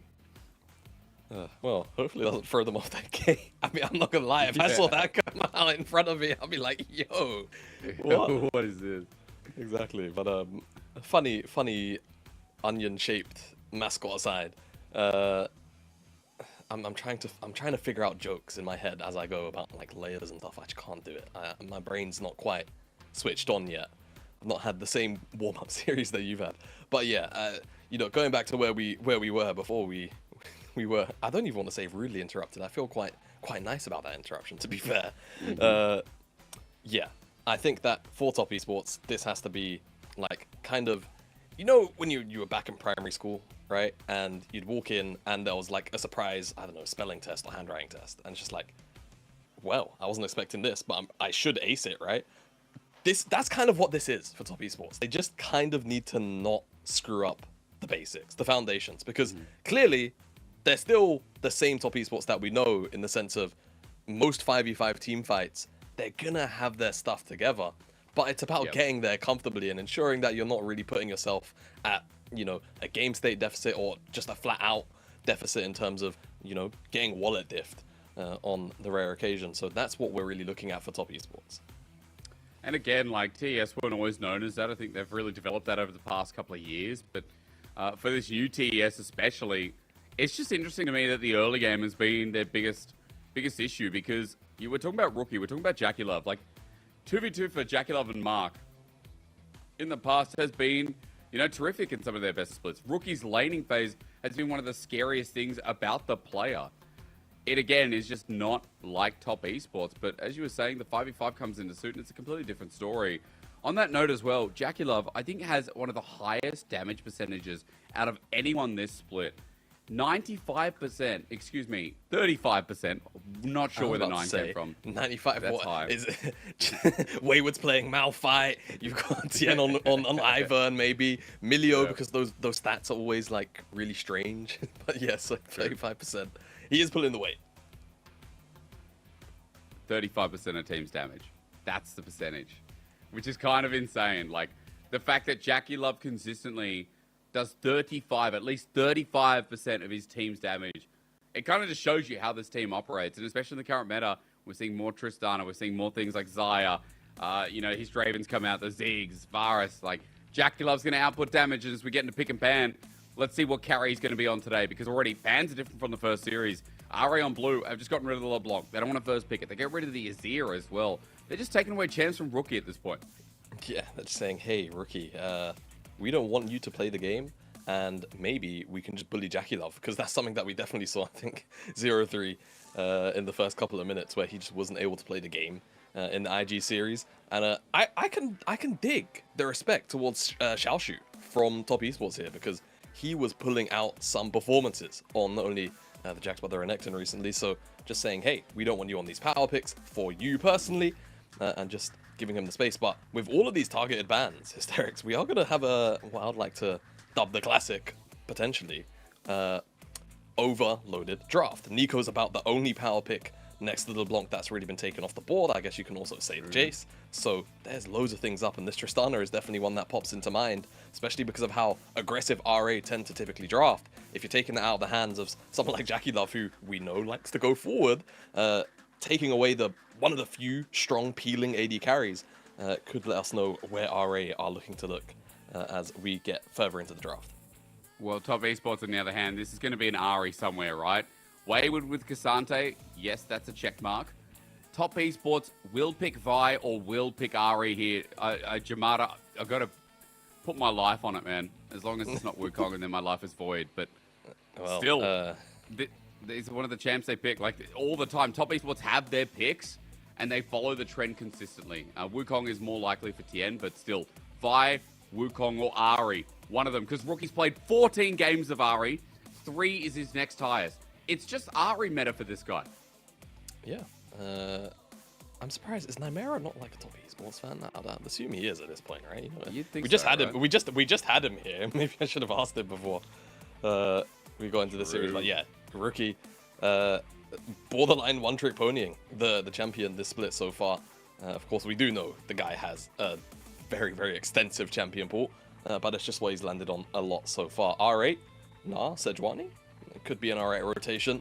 A lot of team fighting, a lot of strong side laning as well.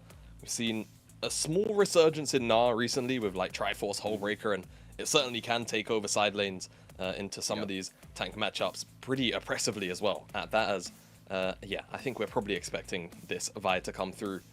Wukong, the slightly less favored pairing when you have Ahri in the mid lane. And of course, we know how this combination works. Vi goes forward, get the ultimate, and of course then the charm follows up, and it's a little bit impossible to get out of that combination more times than not. So now, Top Esports, I imagine they will look to just kind of nibble down on Strive's champion pool, considering they've got the Sejuani. I wouldn't be surprised if it's just Silas and the Carly bands thrown out towards Strive, but we'll see whether or not they also want to pinch on the support pool. Because you have to remember that this Tristana, of course, can still flex towards the mid lane, and if they throw out those mid lane bans, it could be pretty much a waste. So support ban's also the secondary target here for Top Esports, and it will be the Milio first. Makes sense when we're talking about Baolan here, and Enchanter support through and through in the recent meta is Rel on the other side. Also just going to be in that same direction. Side note, Top Esports are drafting like a 13.7, so I'm trying to remember what was strong. Bit of a Felios talk in there. Just a Felios and... Yep, at MSI. I mean, a Felios Lulu, Zeri Yumi. Zeri, yuck. Yeah, yuck. I agree. I knew I always liked you. We're away. We're away from that now. It's sad to see Xayah banned because we know with Jackie Love. Well, we don't know with Jackie Love, do we? I was going to say, we know Jackie Love, loves playing Aphelios, but that's any 80 carry, right? It is his most played. But he's played, they've played Lucian Nami a little bit, Draven, Ziggs, Varus. Jackie Love could go anywhere from this, as Karma's also banned away.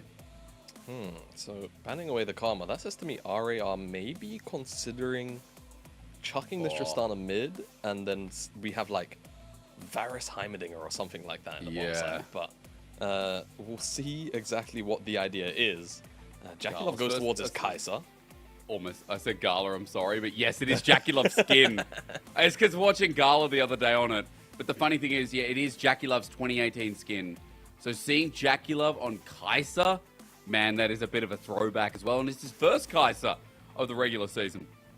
Yeah, wow. Only his first. I'm kind of surprised considering we've seen so much Kai'Sa recently.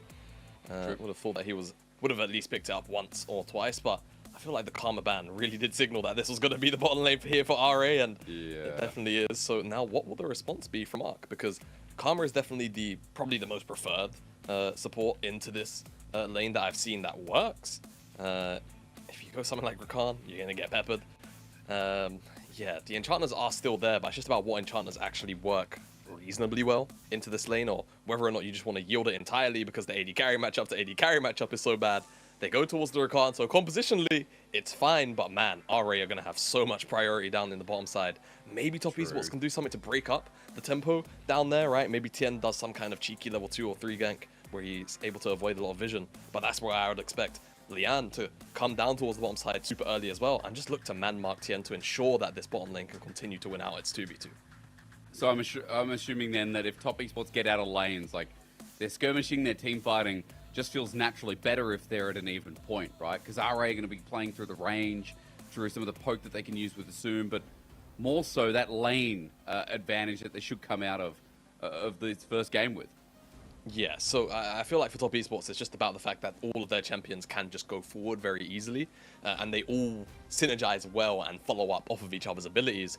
I will say, though, if RA do pull ahead enough, you can run into these weird scenarios where even if, you know, you have compositionally a team that's a little more cohesive and all on the same page and you're all making the calls at the right time, for RA, they can still blow targets up really quickly, right? Chains of Corruption into a grenade from Heimerdinger, that first person that dives in, they can just die, right? And all of a sudden, you're immediately in a 4v5. So Top Esports still need to, you know, check their approaches, ensure they're not getting or eating up too much of the CC, because RA will still have the burst damage available to kill off the first target, maybe even the second as well, if they're not careful.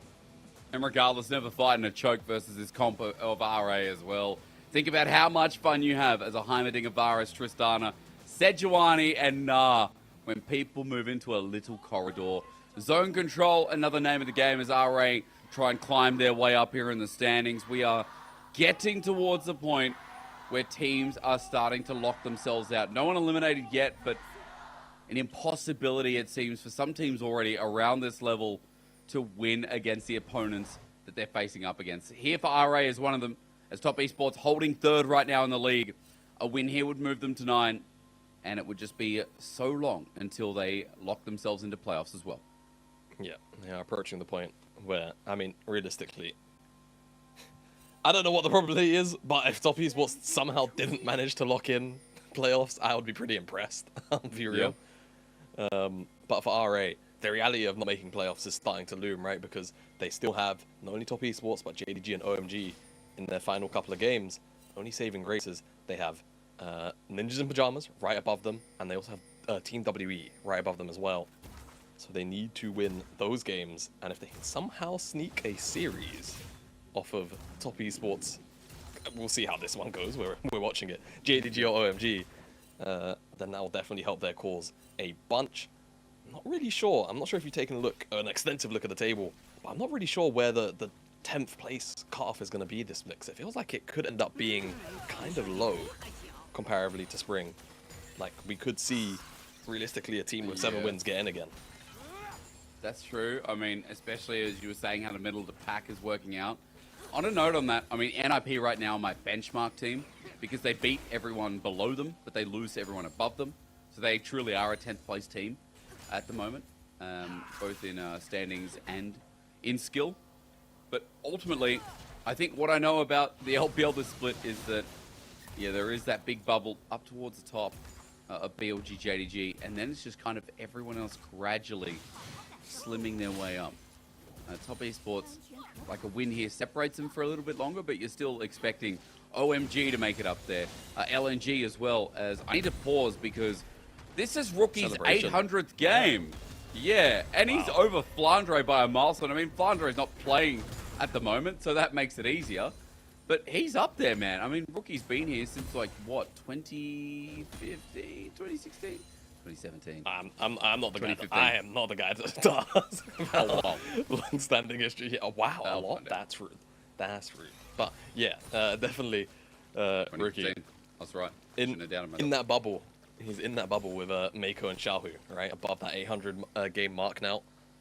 As they continue to flex their veterancy here in the LPL. We'll see how Rookie can get on in his 800th game, whether or not it can be a win. Always like to, you know, mark off those big milestone games with victories. We want to remember them for losses specifically. Though I doubt players are like, man, my 600th game, I think back to it, I can't believe I lost. I can't believe I was in this matchup. Da-da-da-da-da. Oh, yeah. Neither jungler really did anything too interesting. They just kind of full cleared, went scuttles, and got their wards on the enemy Gromp. In Tien's case, he didn't even ward. Oh no, he did. Right there by the river entrance. Though, he wants Strive. He does, but it's the Tristana. W's going to have to be on point here as Baolan. A bit too far forward. Mark trades his health bar, though. It's Ignite from Baolan. TES hold on to their summoners in their bot lane duo. They do for now. And do you wonder if Mark did drop the Ignite, whether or not they could have kind of committed for half a second longer to pick up Baolan? But they don't go for it and just end up backing away from one another. Strive, yeah, eats a trade, but he does have teleport, so not too fussed about it as Tien looked for the angle, couldn't find it, and now we'll just reset. We'll actually be behind on tempo, I suppose, behind Leon now, so see how that technically affects this matchup. I mean, it's a 25, guys. I'm not gonna sell it like it's carry versus carry here, but level 6 pacing, right? That's what's gonna be important in a couple minutes time. If Tien doesn't find anything and he ends up just kind of farming out again. As replay down here, let's see. Could they have committed with an Ignite here and like an extra whoa? Very, very nice from Jackie Love to sneak in that W in between the minions. Maybe. You'd have to imagine maybe, right? Like Ignite plus one extra whoa from Jackie Love 100% would kill him. So yeah, feels like they just didn't want to overcommit just in case they would lose Mark. Didn't want to trade 1-for-1 AD carry to AD carry. And while laning phase has been a concern this split as Mark should be okay after a small trade. That ultimately, you think from TES, like Jackie Love has been the calmer one in most cases, right? Outside of that IG early game in game 1, which was their last series, it's hilarious to me that Jackie Love has been so calm and pretty respectful of opponents like he was then. Yeah, what universe are we living in where Jackie Love is the reasonable gameplay player? But yeah, it is definitely interesting to see. But I mean, we've kind of had that development, I think, throughout spring. I remember very early on in the split, there was an interview with Jackie Love that we had here on the broadcast, and he was saying, you know, I've matured a lot. You know, I'm not quite that same young kid that loved going in 24/7, whilst that's not partially turned out to be, you know, the full truth. You definitely can see there are moments where he is a lot more disciplined, right? So it's not like he was telling big old porcupines. He is definitely, you know, not going in as aggressively as he used to, as Tien's actually here to cover this from the end. Yeah, Stripe does match it as Tien just runs into him. Rookie with one more, his flash still up and available, lands it, close to a reset, finds it. First blood over to Rookie, Spirit rushes out of there. Luyen also tagged up as the charm. Oh, this is why he's playing the champ so much, as Luyen's lucky to get alive, or lucky to get away alive rather. But top esports in the 2v2, this is exactly why they prioritize it. Yeah, that's exactly why they prioritize it. It's still such a strong 2v2, despite how long it's been inside of the meta. And in this case, even though they were a little bit desynced, it felt like, you know, Rookie was disengaging, Tien was like, nah, I got Strive, and back and forth. And they were still able to find the mid laner and almost take Lian as well. So we'll get a replay of it because Lian goes in for the gank because he sees, of course, Strive go in. Flash over. Quite nice from Tien, to be fair. I don't think that Q2 quite connected onto Strive, so there's a little less damage into his health bar, but Rookie still had that one extra charge, able to flash forward and then steps back up for the charm. Sneaks it past the minion as well. A couple of minions, actually. Almost block it for Lian, and one more auto from either Tien or Rookie would have sealed Rare Atom's jungler's fate. Unfortunately for him, he's able to walk out of it. The pot saving his life as well, feels like, but still no flash on jungle, no flash on mid here for RA. Remember that TS used theirs as well, so maybe a small window if Luyen can get anything done with the Spirit Rush. Also unavailable for Rookie. However, with the back, he was able to pick up the lost chapters. So still already a lot of power here for TES in the early game as gold evens out a bit, despite RA having a lead moments before through their lanes. And Jamada, it was because of that bot side. It was because of the 10 CS lead here from Assume. And even topside doing well. I feel like RA have just unfortunately dropped the ball in that 2v2, and now lanes don't feel as strong from one small maneuver. This is happening, isn't it? Okay, Wayward's just out though. Rather, Xiaoshu is the one who jumps out while Herald's been done topside. Yeah, Xiaoshu was the one that threatened there, to be honest. I think as soon as you drop out of Mininar, Cassante over Sheen has so much all-in pressure on you, but still had the leap away. Now this Herald is getting lower and lower. Tien's on the backside. Is he going to be spotted out? He's got it. Just takes it, ultied up so that he stop him getting it, but he ults through it. He ulties and gets it, almost kills Strive on the way out as well. The fact that Cease and Desist picked it up is just classic. No, that was smart. I think that was intentional from Tien, because I think he just recognized that if he tried to right-click to it, he would just probably die before he got there. So I can appreciate that from Tien. Not only does he win the smite, but a little bit of smart thinking also gets him across the finish line as well. So good job there, and it denies R8 the opportunity to pick up that Herald when they feel like they definitely cultivated the opportunity in the first place to take that one up. So replay in, back of the pit, the ward is there. So the R8, they know it's a 50-50. It's a fairly big frame.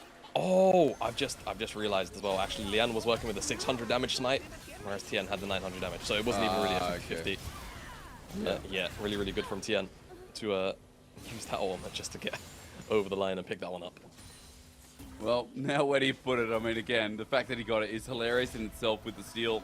Up towards topside for now as Luyen hits the dragon, but remember that Herald gives options here for TES as this is first dragon, 10 minutes in, rather slow here, Jamada, but it is because of that bot side that RA feel comfortable just starting this off. Yeah, exactly. I think it's more actually to do with the fact that Lian's on something like Sejuani, and maybe they just haven't really put much prior on it, right? Sejuani's not inherently the most insane early dragon taker in the world. And normally, if you've got like hard winning lanes, then you'll go straight to it, but in this case, he just hasn't. It's Static Shiv lane in the bottom side. It's Jackie Love and Assume both going towards that build.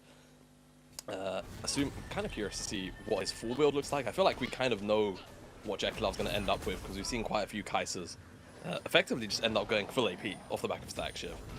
And to be fair, it does look pretty strong.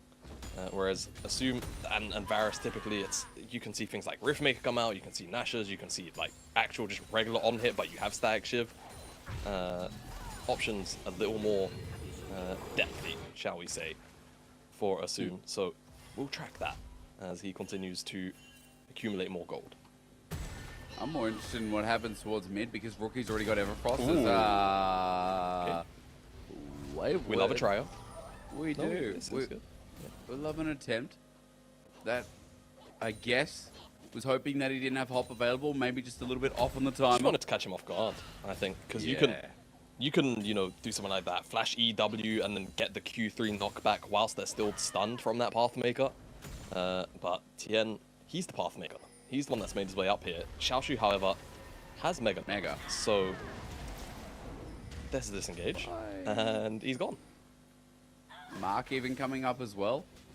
And just like that, RA probably sigh of relief because so many members of TES committing to top.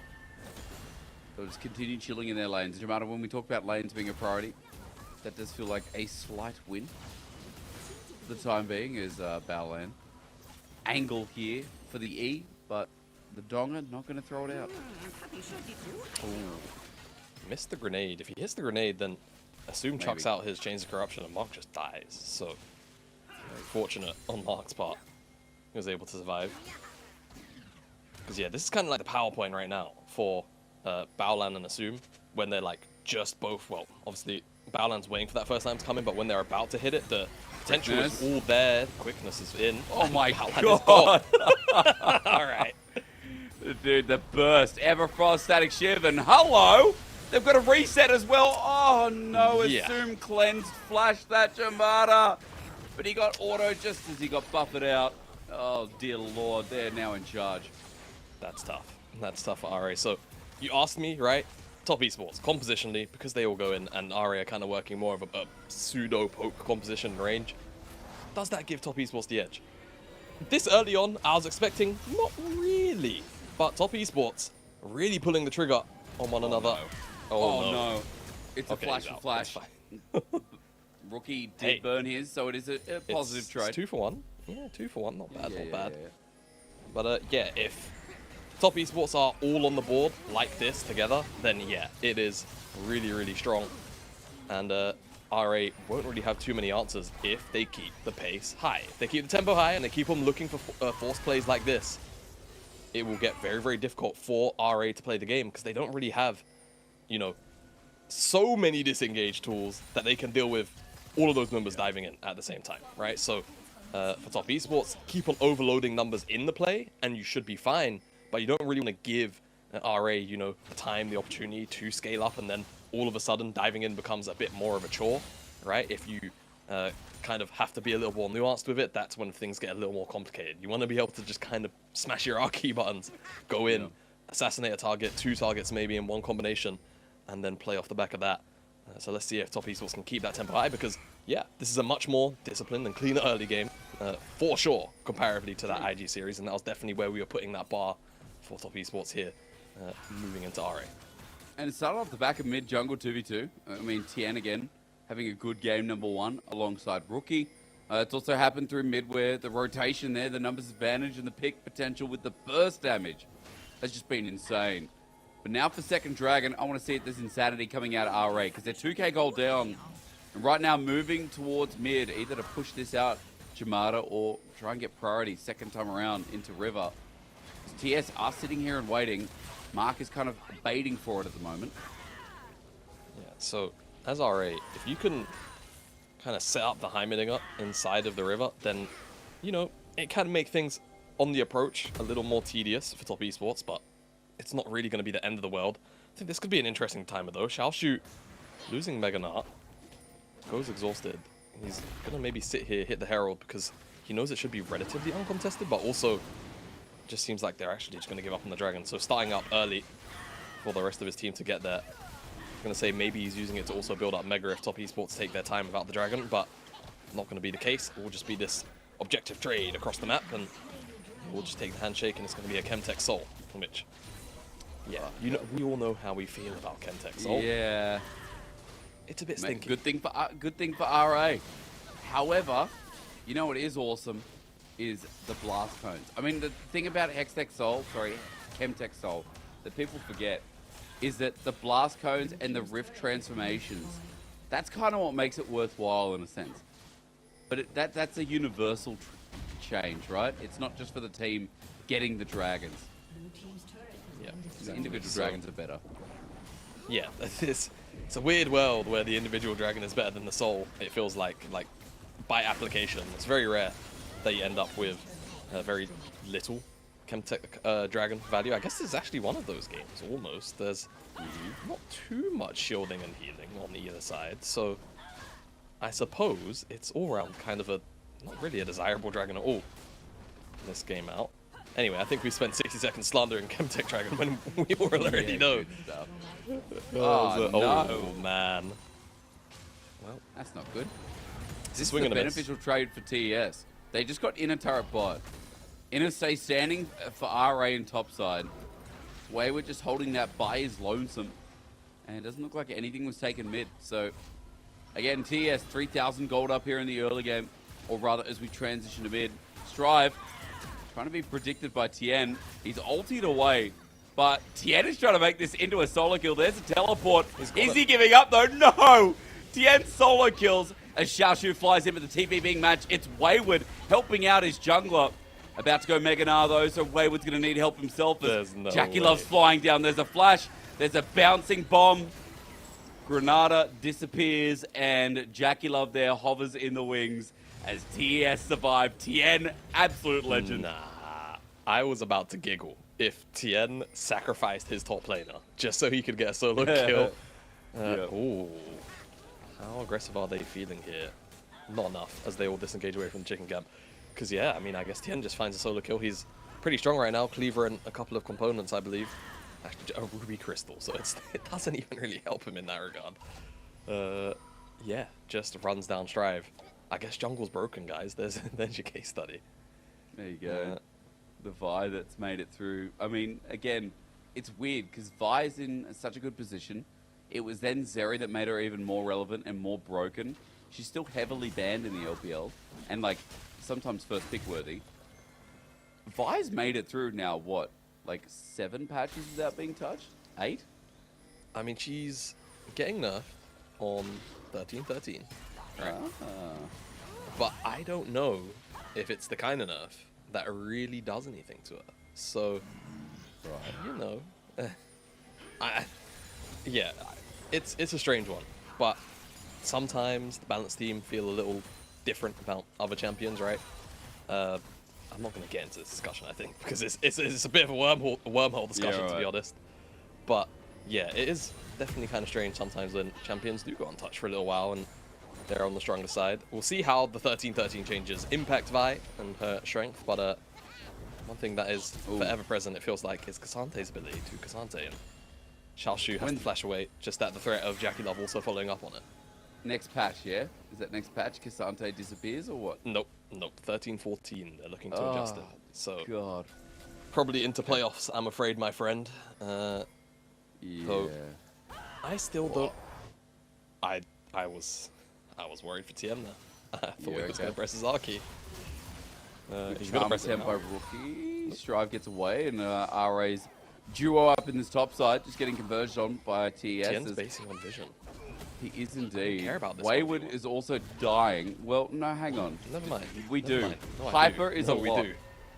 But under turret, this is dangerous. Xiaoshu under turret. Why? Why would you under a Kasante turret? Under a Kasante turret! Under a Kasante turret! Xiaoshu, you little devil! Wayward just laughs that off, brother, as you would. Why would you ever dive a Kasante with Q3 activated? Okay. I don't want to see riots in the chat. This was a Xiaoshu mistake. Like, this was just disrespecting what the champion does. Alright? Anyway, speaking of this is the longest flank I think I may have seen from Tien. It's a 5-man collapse. Baolan might just be the only sacrificial lamb. Hey, Rookie and Jackie Love just destroy Baolan. There, take that history. IG's old support, gone, dusted. Baron now exposed. They've even got mid. I mean, Assume is just getting ulted. In goes Jackie Love. This is now becoming a demolishing by TES. Yeah, I mean, all of the agency is in Top Esports' hands, right? If the map is being played really slow here by RA, then they can just kind of walk around like a roaming death squad and kill whoever they want. So Xiaoshu comes out of Mega, and then of course you get the very brief window where you are almost always excited for. It's about 2 seconds, 3 seconds, and that helps him catch up here. Why? And he follows through with all of the additional hyper procs, but why? Yeah, why would you ever? I don't know. Jake, I don't know. It's strange, okay? And, do you know why I love Twitch chat, by the way? Because I opened it up because I was like, are they all going to spam Riot? Even better, they're spamming the copy pasta, man. Which, that's all to be you need. fair, it's all you need. Shout out to Showmaker for creating that on the spot. Because that's the best. But like, I saw the copy pasta for the first time. I was like, wow, this is really creative from the community. Like, good job. This is actually kind of funny. No, it was just Showmaker's mental being broken for the 15th time by Kasante. True. So there's so many good hilarious. 7TV emotes from Showmaker as well. As Tien ulties again. Assume just ulted that, by the way. And now as he flashes over, I mean, Tien is having a field. This is such a good performance from him. He's just carrying by himself. He literally doesn't even need Rookie anymore. No, he does not. He is just walking around like the big assassin that he is. I mean, PTA can definitely help you do that when you rush Cleaver. Of course, his damage is going to slowly start to fall off, and his like overall 1v1 threat should start to teeter off against Strive and Assume, but right now he's very much near peak power in that regard, and he's been abusing it really, really well. And I think for Top Esports, it's just a matter of time until they find another fight and can turn this into a Baron. So RA need to find some kind of reprieve somewhere, or reprieve rather somewhere. Just try and set up a bit of fog. Jesus. And they're definitely trying, right? Like behind that wolf pit, for example, but this is one of the big issues. Kaisa with the evolved W. if she hits a champion, it's on an even lower cooldown, but even generally, it's only like a 14-second check, so you can just poke out, wait. I mean, you see there, he hit a champion, it was on 4 seconds, he's going to throw it out again, hits a turret, so it's going to be on a 10. But, yeah, it's a bit of a hole for RA to climb out of right now. And this is kind of one of the issues I feel like you do often see if you end up drafting a poke composition or kind of like a pseudo, it's weird, right? It's a little bit all over the place. They got poke, they got front to back, but you don't have more than one engage tool, then you can feel like you're a little bit stripped for options. And Top Esports certainly have every option in the book. They're looking for a turn, maybe. Maybe Luyen taking it out for the time being. Tien thinking about going in. Ulti on the return path. This rookie. Oh, the Everfrost is a two-man as well, but look at his angle on top of Strive. Is trying to take him, trying to take his back out. Meanwhile, Jackie Love ulting into the backside. This is the OG Kai'Sa. Gala may be one of the best Kaisers in the world, but Jackie Love started it with a double going down with rookie finishing business. Top Esports to the top in the name. Only one of them has a skin for the champion, Jake, and there's a reason for it. Jackie Love ran the whole gauntlet once upon a time and wants to bring Top Esports to that same mantle again. RA right now just have no answer, and it's a little bit sad. They have kind of sat on their hands and they've been rolled over for it. In all fairness, Top Esports had all this up here. Turnaround is pretty good. It takes a little bit longer than I thought it would. In all fairness, though, the engage tools get thrown onto Tien quite early on, so doesn't quite find a target for a while. So he's kind of just playing front line for Jackie Love. Mark was in the back line by himself, and then eventually, once Tien does press his R key, Jackie Love just gets free reign to go in and do whatever he wants. Kills off in the end. Last auto attack comes in with all of the Q evolution damage. Very impossible to get away from, and because of those kills at the very back end, Rookie gets another stack on the Spirit Rush and is able to find Strive as well. What an outclassing. I mean, Mark as well. Having a great Rakan game as Tien is constantly in the face of these enemy carries. He's not shied away from pressing the R button in any situation. As TS not shying away from this push, looking for the inner bot side. That'll start curving in to the inhibitor turret as well. And Rookie looks like he's going to go manage the top side waves. So getting all affairs in order here as TS already 7,000 gold up. Let's see what they do with the Baron here, Jamada, and how quickly they try and end this game, because right now it is one-sided. No Mega Gnar available. Tien might not do that much damage, but as he interrupts the hop, Rookie does. That's 3 items, and he's kind of vegetarian with it, but it's still enough to take that plant killer of Xiao Shu down for 40 seconds. Yeah, for half a second I was like, because I saw the initial burst, I was like, man, maybe Xiao Shu is tanky enough to survive until he gets Mega, and then Rookie pressed the rest of his buttons. Yeah. And there was not really much he could do about it. Trying to play on all 3 lanes, Top Esports, they're shifting it from bottom mid to top and mid instead, and they'll get this tier 2 up here. Maybe Tien and Rookie can keep on going, or maybe they just collapse on the mid lane so they can secure the final tower, but engage from RA. Oh no, it was not nice, was it? Look at Rookie. Look at him. And here's Jackie Love. Assumes next. They're all dead. They're literally all dead. And it happens as quickly as you can blink. TES with long death timers to fight with. They might not end the game here, but you better believe as Rookie teleports to the minion to keep it alive, that TES should be trying to end here through top side. That's their avenue. Xiao Shu in the wrong wave. How good do Top Esports look here, Jamada? No early game issues, no worries against RA. Game 1 was a clinic, and it was entertaining to say the least. As ulti time against Baolan, Mark hops in, and Top Esports are just cleaning out the business. 17-1, 8 turrets to 3, a 12,000 gold lead in 27 minutes. TES are a top team, and RA are nothing in their eyes. Yeah, we said this had to be a sweep. This had to be Top Esports mopping the floor entirely with Rare Atom, and this game 1 has definitely set that pace for the remainder of the series. You have to imagine, if we had questions of RA, of Top Esports, I think they were answered in this game. I feel like Top Esports are a little bit angry today, and they want to get done with this series ASAP so they can look forward to BLG.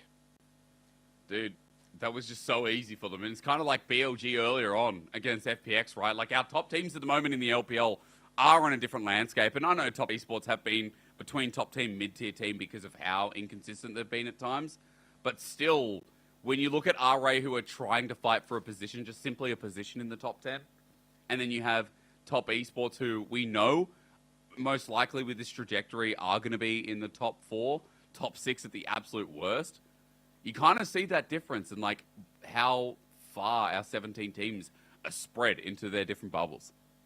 Yeah, I feel like you always get to that stage, especially as we kind of approach the back end, right? You have to remember, we already have basically 2 weeks left of the LPL because of the schedule, right? So business end formally entered right now, and I think top esports are definitely showing RA that, look, you know, you might be vying to try and make it into the top 10, but we know the top 10, and we jostle with the top 2. So yeah, definitely a clear gap being shown.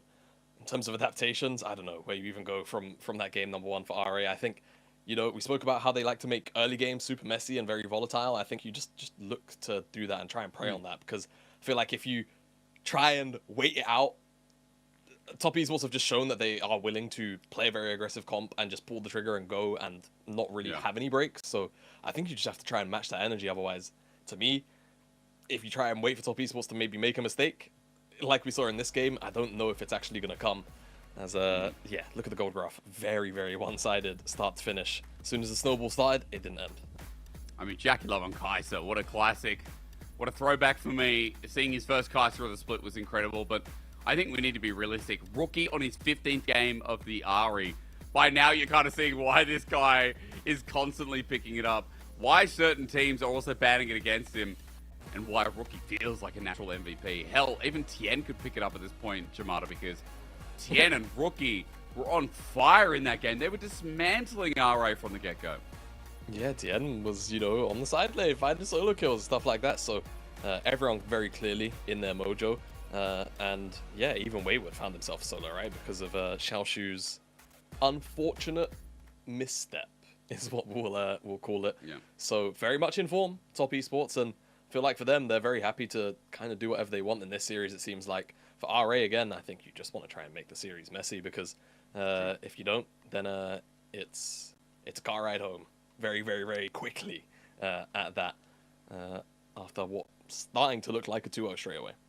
I think ultimately now you start going to the drawing board and say, for RA, as you were mentioning, how can we threaten TS more? How can we be that bloody team? You know, that one that consistently forced for kills in the early game. That's what we want to see. Otherwise, another 2-0 awaits us as we go to a break and see what RA and TS going to bring to the table in the next game.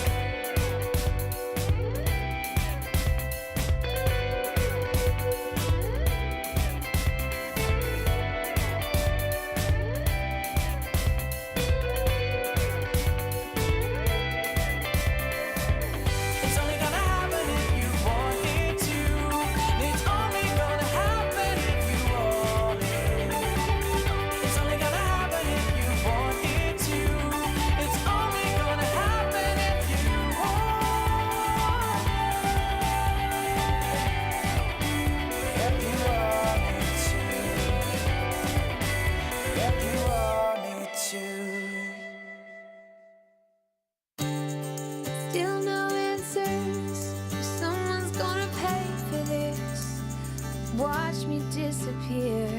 The days get longer, and I grow weary listening to my own excuses. Where does it begin? Where do I fit in? Will someone let me into this story? In my history, I am the absentee. Where's the part for me in this story? But the colors rule the world inside my head, and the words of all the songs that I've heard.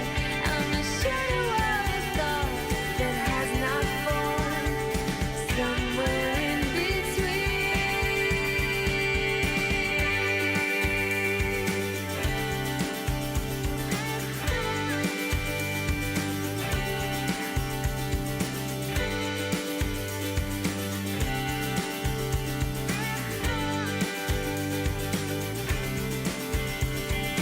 Where does it begin? Where do I fit in? Will someone let me into this story? This story. This story. This story.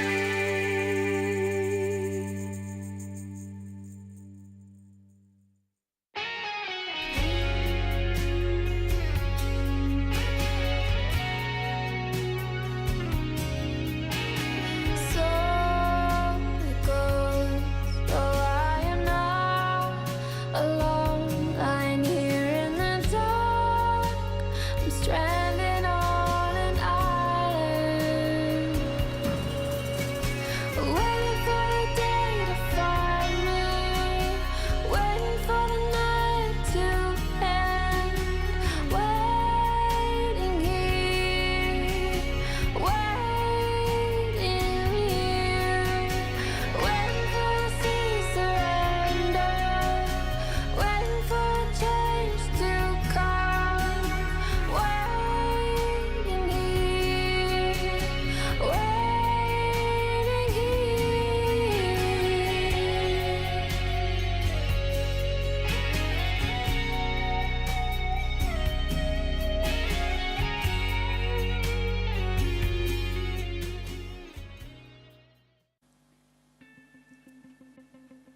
Absolute stomp in game number 2 by TES. How else could you put it as RA were defeated in under 28 minutes? That's what tonight's been. First BLG versus FPX. Now TES versus RA in game 1. I'm Asterix. I'm joined by Jamada. I didn't hear MVP Jamada, but it's rookie, right? Or is it Tien? Or is it? It's Is Tien. it? It's Yeah, Tien. yeah. One of them works. Yeah, it was one or the other, right? So yeah, very excited to hopefully see another MVP performance out of him. You know, he's popping off. Actually seeing Tien look for solo kills, and generally, I think every time he presses R key, the fact that Rookie, or not rather Rookie, Jackie Love was also able to follow up, and then Mark, like, the composition just works, right? So good job there from them, and as the B-roll rolls, I suppose, you will just see how easy it was time and time again, though this clip doesn't involve him until the very back end here. This is when he starts to get stuff going. Yeah, I think our producers just left comps on in our ear and completely just, all I can hear is just on the Chinese side, just this massive, I don't know what it is, a belt or something. You know what it is? It's probably Top Esports. No, so it's probably RA trying to DDoS on the other side. They're a bit upset about game number 1, and they're getting revenge. They're like, no, we can't have the MVP B-roll get shown. They were too good. They were too good. Yeah, no, it was rough. It was very, very rough, RA. Yeah, I mean, we spoke a fair amount, actually. We had a pretty open discussion in the post-game about where we felt like RA and Top Esports both could or should go, and now I feel like it's just a waiting game, right? Until draft. That's what we need to see for RA, is actually just to me, turning it into a gladiator match and ensuring that they don't just let themselves get rolled over, because Top Esports seem to be very happy to play an early game where as soon as they hit their R keys, that's it. They're all on the same page. They're all on the same target immediately. Oh man, all I have to say is it seemed too easy for TES. On the other side, let's just wait and see what we get out of RA for game number 2, because what we wanted to see was more explosive power in the early game, something that kind of showed what we're talking about with RA, right? Because when we mention RA, we talk about their bloodiness, their willingness rather to fight. We got none of that. They got 1 kill in the first game, and more so because Top Esports just didn't give them any room to breathe. And that's what we like about Top Esports when they're in power, right? This team, so individually gifted. Even the lanes, you know, finding a lead there, which is one of their big issues, Jamada. I feel like when we talk about old Top Esports, and even a lot of these players rather, we talk about their individual prowess, and that's how it should be. Yeah, exactly, right? Like, the whole point of Top Esports, I feel like, amongst the other, you know, top of the table teams, was that this was supposed to be the more, like, you know, we have the names team, right? So, getting to see a little bit of that in this first game was definitely very, very nice, and I just want to see it continue. That's it. Like, for Top Esports, I feel like we're there. You know, we know what to expect, or what we should be expecting. It's just about whenever they actually kind of come off form. And in the previous series, I was casting over them with Mazel, and I feel like this is a pretty solid statement about Top Esports. They do feel like a very confidence-based team, right? Yep. They dropped those 2 series back to back. Then, you know, you kind of start to wonder, all right, how are they feeling? And Jackie Love and Rookie were publicly speaking about how they were very, very, very self-critical about those performances. And once they're back on the board, they look great. So I think it is just about ensuring that that confidence is there, and that they are maintaining that same high floor of gameplay, so that if the floor is higher, they can theoretically raise the ceiling even further beyond that. And versus teams like JDG and BLG with confidence as well, as we go into pick and ban. Same sides here, as RA, I believe, have chosen to be back on the blue side. And we get the same bans, like Tristana, Azir, LeBlanc. Again, we saw Nico this time around, so Jamada, TES are going to ban Nico here. First pick. What did we get last time from RA? From RA's side, oh, they did the Tristana first, did they? Yeah, so it's the Tristana self-ban this time around, because it was the Blanc Azir into, I think it was Nico on there. And I'm so bad at remembering previous game drafts, man. You're right. Like, I really need to start writing them down, but Vi is removed away this time from Top Esports. So let's see where RA decide to go with Nico up and available, because I think it was RA that banned out the last time, so they pick it up here, and we'll see exactly what Ricky has in his arsenal. Is it just going to be Jace Maokai, because Jace is also up and available? That was the final ban from Top Esports the previous time out, so should just be that lock-in, I imagine, and then you've got a pretty solid foundation. Or they still just want the Cassante, and can you blame them, really? The champion is really, really strong. And I mean, again, Maokai as well, S tier at the moment, right? When Vi's down, Maokai shows his head pretty much 100% of games. So now for Luyen, his options get a little bit more limited. Does he go for something carry-like? I feel like we're, you know, also just seeing Top Esports get a bit of comfort here. As Jace actually, instead of the jungle, they're willing to let that go and let Luyen pick it up. Okay, very interesting. Let's see, because I feel like Maokai Nico is not necessarily the, you know, strongest duo mid jungle in the world. Plus, it really does amp up things like Merc's value and all of that good stuff. So I feel like RA are still going to strive away from it. Look for something a little more wombo combo-y, right? Whether it be the Venn diagrams of death, as Ashin often puts it, with the Wukong, or this Nocturne, which is a little bit more of a speciality pick for Lian. You turn off the lights, then all of a sudden, the flanking potential becomes very, very potent and very scary. Xiaoshu's going to go towards this Nara again, so we know exactly what to expect out of that matchup. And Top Esports, I mean, they hovered over the Maokai. They have Jace mid. Is it ever going to be anything besides the Maokai? Nah. I fear not, to be real. And then it's going to be about the bans for phase 2. What happened to Ivan? How come we walked away from... Ivan was like ban-worthy for a little bit, and now LPL just doesn't play it. Like, we haven't even looked at it. No one LCK... Do you know what I think it is? Like, I feel like the games often can be a little bit too far on the faster pace side of things, because it's the LPL. And whilst Ivern can definitely lend himself to that kind of style of play, I feel like you really have to have a draft catered around the Ivern to make that, you know, kind of play style work on a consistent level at this level in the LPL. Yeah. So I feel like that's why, because he can make bruisers exceptionally obnoxious with those with the seed shields, but realistically, I think when you see Ivern, it's more to buff up, you know, ranged carries in pro play as opposed to actually emboldening and empowering those bruiser champions as we moved to second phase. I do agree with you though. I want to see more Ivern, but I feel like teams don't really want to put the time into it when you can just lock in Maokai. Yeah. Support bans here for top esports. Lots of engage because RA are, of course, rocking this Nocturne comp, and they don't want to have to deal with, you know, even more stacked up engage from the support side of things. I wouldn't be too surprised if top esports lock in Jackie Love's AD carry and then hold on to support 4-5 just because it can be so important Take to away not only Rel, have a strong surely. lane matchup. I mean, you can take away Rel, but I feel like if you're Jackie Love and Mark here, you want something like the Kai'Sa or something that can self-pill, right? Xayah also would have been the other strong option here.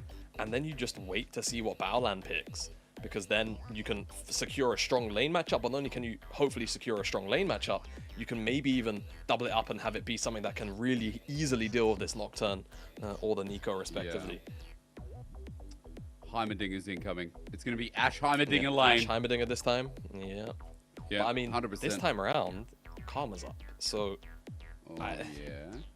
You know, I feel like even if they do go towards this Ash Heimerdinger, it would be, you'd still kind of, I don't want to say you'd be shooting yourself in the foot, but it would be a little bit difficult. Oh, okay. Wow. This is an interesting take. So, I feel like the reason why they take the Braum here is they want to take it away from top esports, because I think they recognize that Braum would be a pretty powerful pick here into like the dive and specifically the Nocturne and keeping him away. And it could make things awkward for top esports in terms of they probably want a melee support here as opposed to running an enchanter, even if it is into this blind Braum. They end up on the rail, so you still get your wish hysterics. Interesting take from RA though. We'll see how it works out. The 2v2 between Ash Braum is typically very, very powerful, right? All of the slows, the concussive blows often can be stacked up really easily as well. So trading should actually be something that Jackie Love and Mark find quite difficult, and actually the 3v3 even should be super weighted towards RA. Don't be surprised if you see a late invade even towards the bottom side and they just end up trying to split the map. That's also something that's very, very possible from RA's point of view. It just depends on how aggressive they want to be in the early game, and it's aggression that we need to see out of them, because after game one, they really just left it with limping legs and a tail between them too. Yeah, nothing happened. I mean, it was just such a steady game for top esports. It was such a simple game for them. This time around, Yamato looks a little bit harder to execute, I guess. We still have a strong mid-jungle, right? We've still got a strong mid-jungle 2v2 that really got them going in game number one. Bot lane's going to be fun, as you insinuated. Jacula back on the Kai'Sa here, his champion. And seeing the rel from Mark as well. Let's just kind of see how it all piles together. Is going into game two. TES versus RA continues with Baolan versus Jackie Love and Rookie. Just a side piece of history for you. Jackie Love going up against his former support that he won Worlds with. But it is no longer like the days when Baolan won Worlds. It is a completely different story. Completely different level between TES and RA. It was a stomp in game one. And for game number two, is it just going to be people diff again? Team diff, player diff?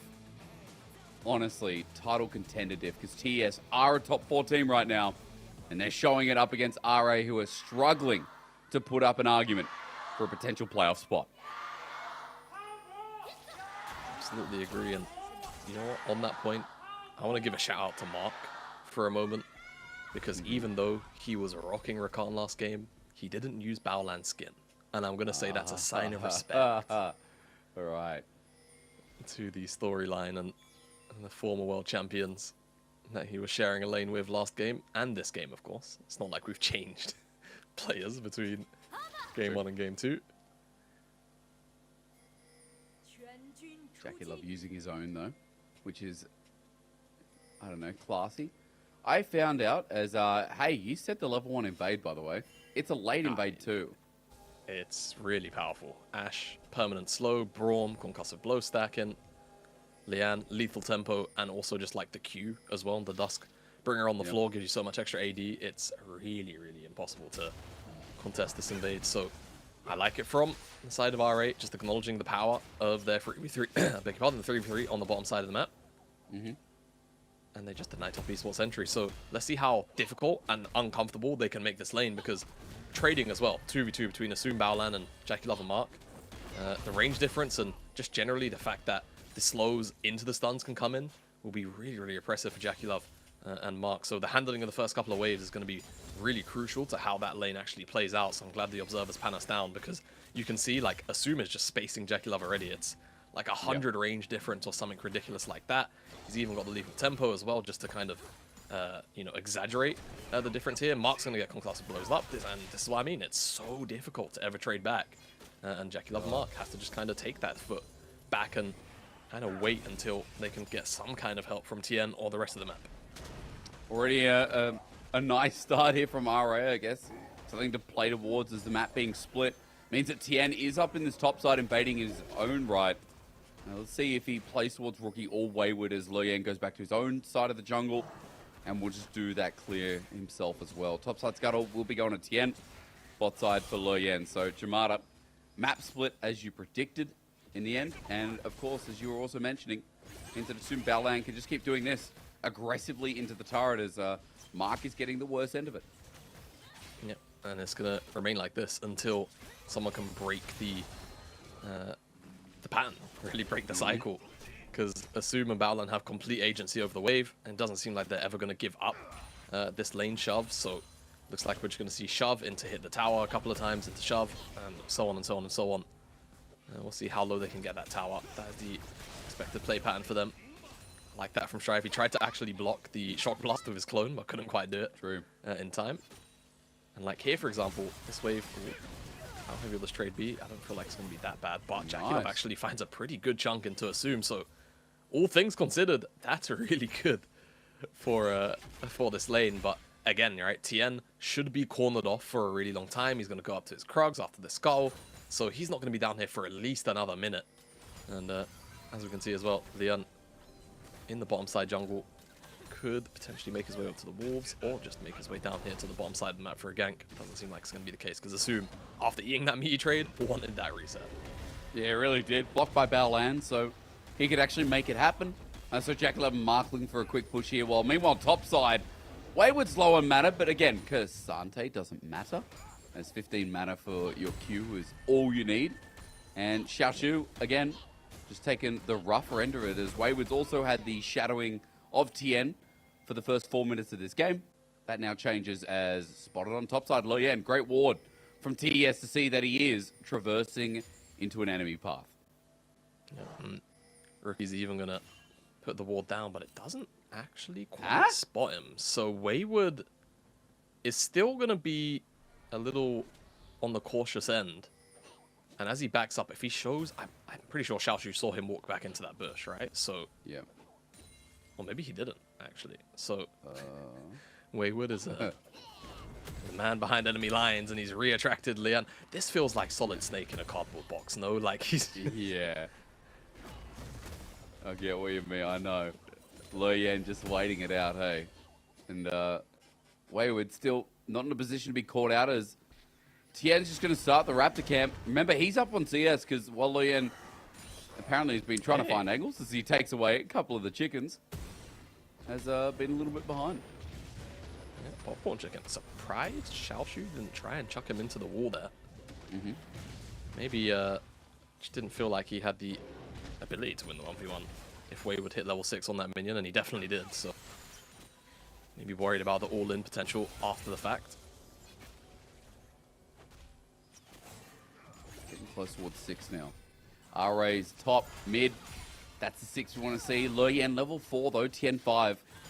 It is a camp difference in the time being, so naturally Loyan going to be a bit behind as Rookie getting some good trades mid in the meanwhile. Slower early game pace here. But Jamada, we know it's Nocturne's first couple of ultis. We know how well it synergizes with this RA team. Like, think about the lockdown. Think about the all-in. If TS are caught, they are caught. And they should be dying. I'm kind of waiting for that while TS look for options down in this bottom lane and just continue trying to come out of these lanes with as much of a lead or as much of a evenality as they can. Yeah. I think once we do see that level 6 come in, where Lian shouldn't be too far away, right? The reason as well why we saw this kind of awkward CS gap between Lian and Tien was just because Tien's camp spawned on the bottom side and he was able to retreat back down there after his first clear. Lian didn't have that same privilege as Dragon. Is definitely being contested here. Wrong Nico. Tien, but that's alright. Strive has Ulma and Flash, and on Esports, if they funnel into that choke, Mark and Jakilov, they will just get turned around on. They need to be kind of careful. That is true, but I will say in the meantime, CS leader, rather top side now I need to focus on.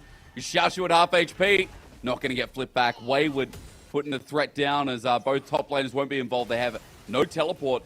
But Jamadi, you know what I was saying before, is the poke from top esports. The little bits of brittle damage that came down onto RA was significant enough to make them stop the Dragon at 2k and walk away. Yeah, exactly. So the fact that no Dragon goes down here is definitely, I feel like, I don't know who it benefits more. I'd have to imagine RA. Having Paranoia up and available feels like a much bigger tool for them and their ability to actually, you know, force a fight, right? Whereas for top esports, they, even without their ultimate, still have the ability to kind of flash forward and look for those abilities and fights regardless. So, like for top, the fact that they started that one up and couldn't actually lock it in feels a little bit bad, but also considering how one-sided this bottom side matchup should theoretically be, the fact that they're even able to get into a position to start up in the first place is definitely a little bit of a miracle. So, where are we at? We're just lolling about. We're chilling out. But it does feel like, you know, this is more of what TES want. Regardless of how RA started this game, we got the vertical jungling. That didn't lead to anything. CS is even now as Arrow. Oh, hot damn. Assume just showing that he can aim. Yeah. Good job, Assume. Stops back for Herald, to be fair. So any kind of tempo that maybe could have come from Jakilov is slowed down. There's a very similar thing happening here again, where Tien has the upgraded smite and Lian doesn't. So if Tien wins, he's going to win the smite. So and thank you. He got it. Paranoia also used. Guess what? He's just going to walk into it. I'm not sure Baolan can walk into this. That's a fake one. Pop Blossom comes in and it gets a 4-man, but the root is not enough, nor is the damage yet. Top esports are all in as it's Rookie to get first blood. Wayward. Oh, the failed flashes we've seen today. It hurts with a 2-for-1 trade in favor of RA, but it did cost the Herald. Yeah, they did lose out on the Herald. Lian, unfortunately, back-to-back games, by the time Herald spawns up, doesn't have the 900 damage smite. And, yeah, his team hates for it dearly, I suppose. Kills go over to Lian himself, actually, and Xiaoshu, so we'll see how that impacts the side lane specifically. And that's also one thing that I really want us to track, Jake, is how RA actually decide to use this Gnar if it does start to get ahead in the 1v1 on the side lane. This smite, it's not even really a 50-50. It's pretty one-sided, and then Tien secures it. And Mark, let's see what this looks like from the perspective. Yeah, I'm glad the observers are showing this because it's moderately hidden for the most part. Finds his way in. All 4 members get hit by the ultimate, 3 by the Tangle Barbs as well. So a lot of CC. Good stuff from Strive. Not so much good stuff from the Flash on Wayward. But we'll see how much it matters in the end because, again, you know, the champion, he's playing Cassante. He's eventually going to have, I believe the exact number is 4,700 HP. Yep. So he's fine. But at least Xiaoshu's got a little bit more in this game to work with on the Gnar. And side laning Gnars have been pretty devastating in the LPL before, so props there as Tien now drops a Herald towards mid. Rookie's going to get the shove here. Strive going to be threatened under turret too. He stayed. Magnet Storm as well. Look at the kinematics. And look at the cinematics of TES's. Under the dive with the arrow flying through. It gets dangerous as Loyan just autos. Tien's about to die. Rookie buffs him away, but with the Q. Oh, Mark, are you a hero? Not with Paranoia up and available as Loyan gets a second. Now the fear begins as double goes over. TS may have got the Herald down, but RA blindside them and blast them all to pieces. Blindside is definitely the right way to put it. Short-sighted towards the end of it, and not really considering the longer-term effects of what the collapse could be from RA. And Lian cleans house, right? 2 extra kills now for this Nocturne. Stridebreaker is going to be on the cards for the next reset, and he's going to be so powerful. So this is now, we're speaking about, like, how are they going to use the side lane threat, potentially, right? As Jakilov's going to eat a really meaty trade. if this Nocturne is super far ahead, you can't walk up on the side lanes. Even if you're this Cassante who's super tanky, it's just going to be too scary as, oh wow. That's a flash by Tien. I mean, he wants in. There's no ulti from the rail, but still the crush down's there.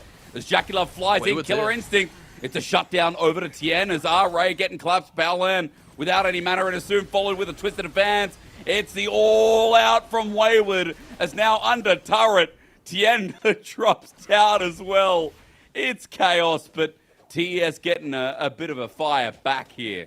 As RA still shouldn't be too unhappy about that Jamada. They got Dragon, and Xiaoshu's just having the time of his life.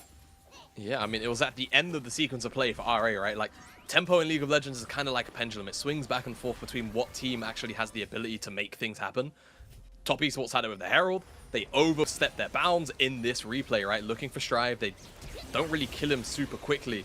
Unfortunately, I think the fact that Rookie can't, like, you know, kind of leap to the skies in with the Q and immediately execute him just means that the response is the arrow actually ends up connecting. Tien is tanking tower. Mark is also low HP. It's just the circus in the mid lane. There's no other way to put it. And Lien's the one who, I guess, is the janitor of the role in town. And yeah, Lien gets Q flashed by Tien here to knock him back in. And I guess in the end, it works out here. But yeah, definitely does feel quite overforced. The shutdown also goes over to Tien, so not the best. I love the man marking here from Wayward, kind of just tracking where Assume can flash to, just to ensure that once the W comes in, he can always just EW behind him and then all out from underneath the tower. So nice little bit of movement reading there, and does secure them an extra kill on the back end. What is Tien doing? Like, he died to throw a sapling. He literally died. The first time with the turret shot, he took two turret shots, and then he walked out, and then he walked back into range.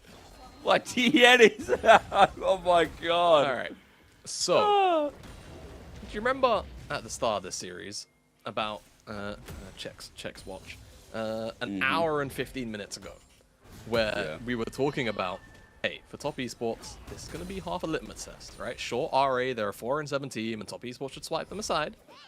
But sometimes their early games, they're a bit stinky. You know, they're not the best in the world. They are a little bit uncoordinated. This is one of those games. This is one of those moments. Now, granted, they are not so far behind that team fighting is going to be impossible. In fact, I actually kind of prefer Top Esports' ability to team fight as the all-out. Yeah, it's good, isn't it? Now followed up with Tien. Xiaoshu should be dying here. Damage easy, but Paranoia flying in. Wayward didn't want to commit anything, and now he's going to die for it. Magnet Storm, never mind, keeps him alive. Mark is the saving grace this game, but Xiaoshu should be dead. Wayward was too scared to walk up, and the flash is burned defensively in the end.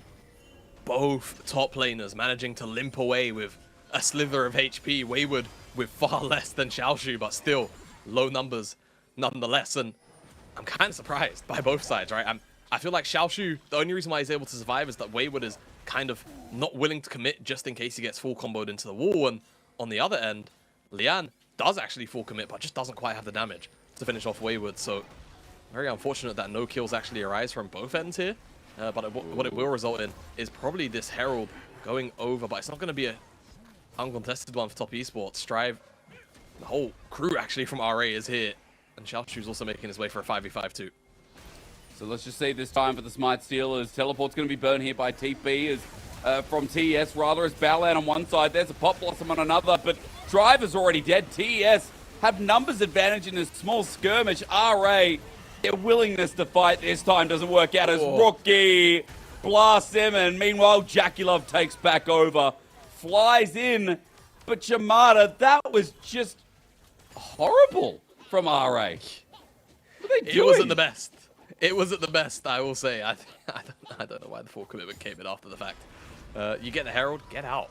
There's no need to fight. Like, you really are dependent on the Paranoia to, you know, kind of make an awkward backline situation occur for Top Esports. And if it's not happening, then yeah, you can kind of see how confident and happy they are to step up, and they do just that.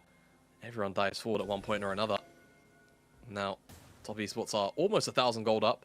However, because we had that very late dragon, we're in a situation where 16 minutes, instead of it being the third dragon spawn, as it so often is, It's actually just the second. So see how that impacts potentially side laning for Xiaoshu specifically, right? Because he's got the Triforce, he's going towards the Hullbreaker, it seems like. 50 CS up. He is 50 CS up. But he's into Cassante. So we'll see. But it's one of the few matchups on the side lane I have actually seen dismantle Cassante is this Hullbreaker now. So yeah, Arrow we'll see how things go. TN. Paranoia, but they're grouping up. Nice here from TES, but Xiaoshu in Megana. Okay, playing towards their strengths here. Is that Paranoia now down? But Tien's ult in reverse going to come through. And look at the value as he flies in for the steal. Twisted advance in the middle as well. Pop Blossom on the defensive, but it doesn't hit key targets. This rookie flies, and Jackie Love likes to buy because he's going to have a shitload of gold after this. Excuse me, Jamada, don't swear in a cast. TES take out another, and RA blown to pieces by the two. By that steal as well, man. Just outclassed.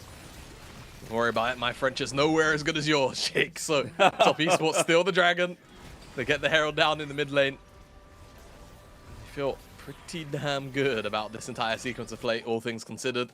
And I mean, hey, for me, Top Esports wow, I wouldn't even say overextending, but almost overextending into that choke. It's one of those scary moments where when you're against very strong choke control tools like Ashbrom and Nico, you can kind of start to see the turn potential, but it's not really something that came to fruition here. We're all the way back at the Herald replay here, where, yeah, I don't know. RA just... It's one of those things, I feel like, in League of Legends where you really want to commit for an objective, right? As getting the T-Tor fly in for Jackie Love, and you just don't want to give it up. And this is one of those moments where, unfortunately, you have to know when to fold them, Jake.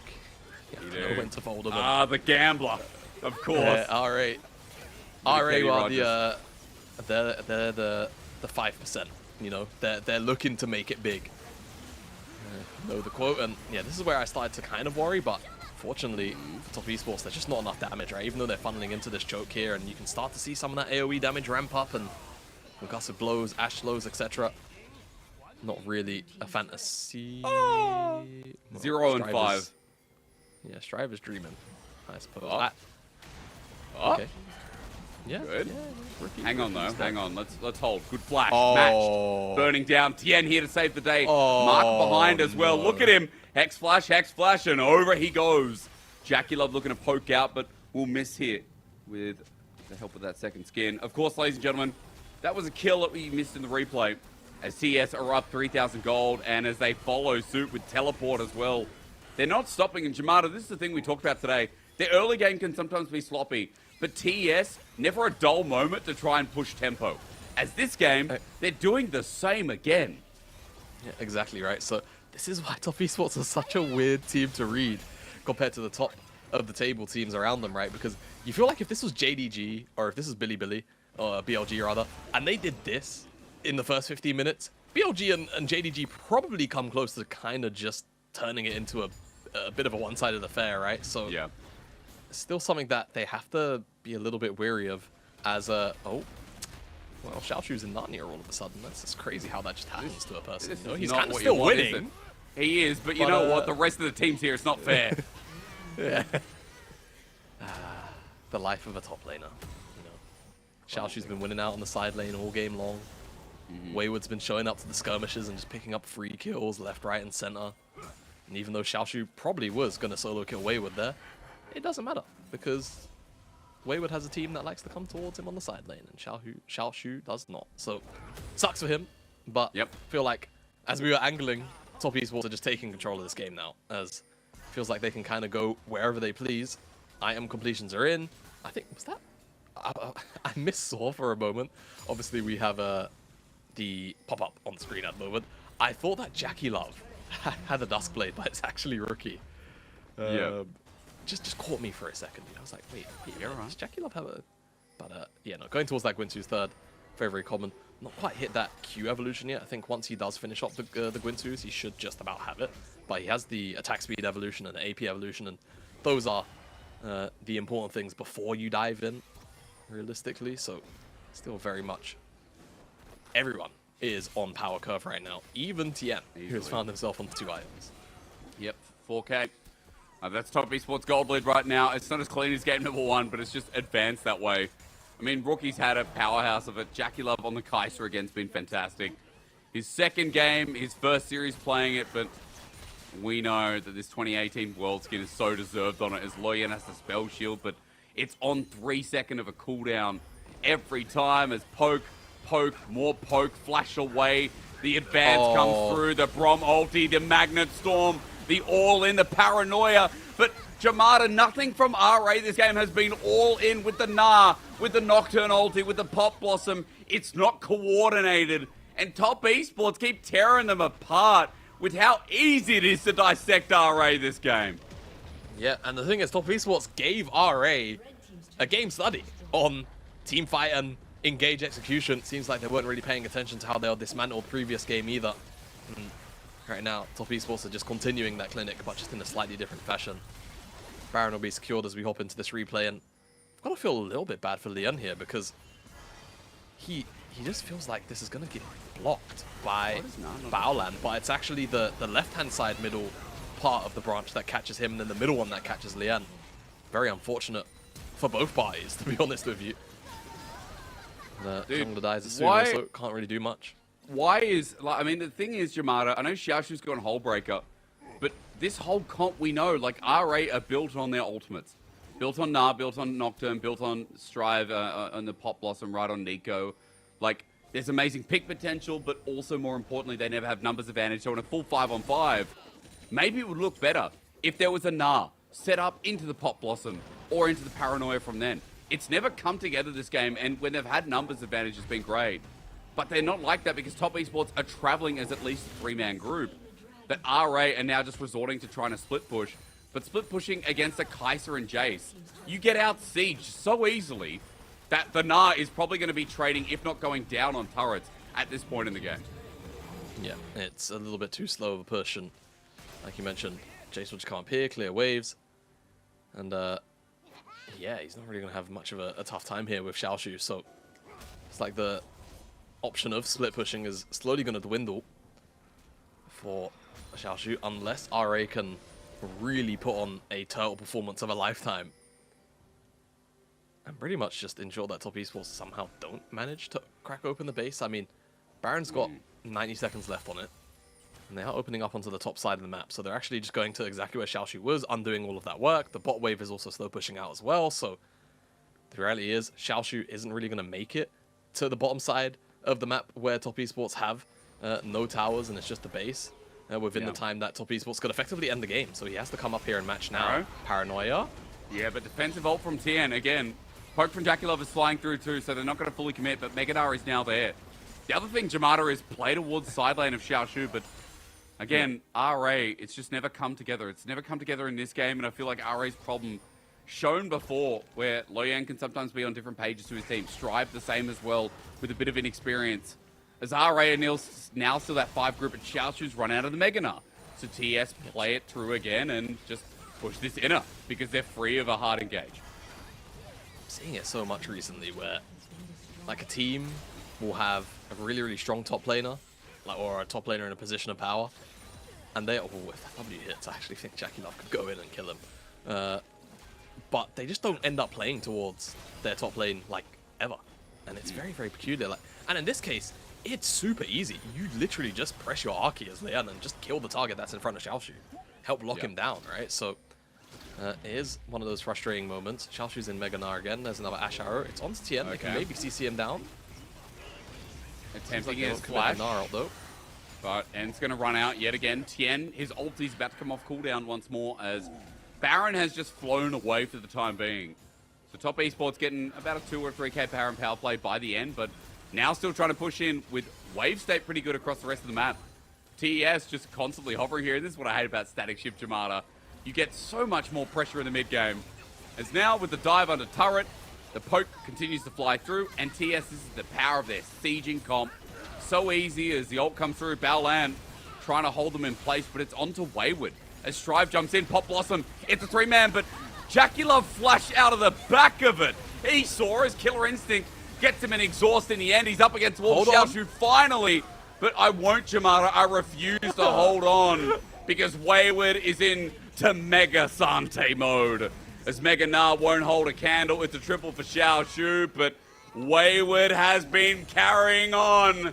Ladies and gentlemen, they still managed to take the fight with their core carries dead. Yeah, Wayward's been listening to too much Kansas, I think. And yeah. R8. R8, it looked good. I thought they were cooking, man. I thought they were about to actually make it work, but it doesn't quite come into full fruition.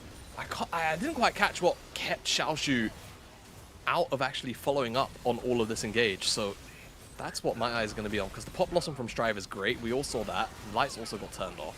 What stopped Xiaoshu here from following up on the engage? Is it TN? It's TN. So TN knocks him back. Then the gravity well as well. Yeah. So it just means that he can't really find a slightly better ultimate for a little while longer.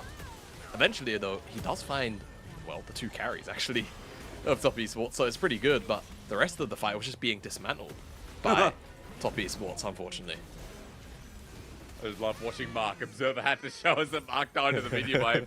But what else can you do? I mean, he's 18 out of 20 kill participation in this game. He still had a barn burner of it, alongside Tien, who died to turret shots earlier in the game, but has been so pivotal in these late game fights. As RA managed to defend Jamada. I guess that's the main point here. They managed to defend and keep Top Esports at bay.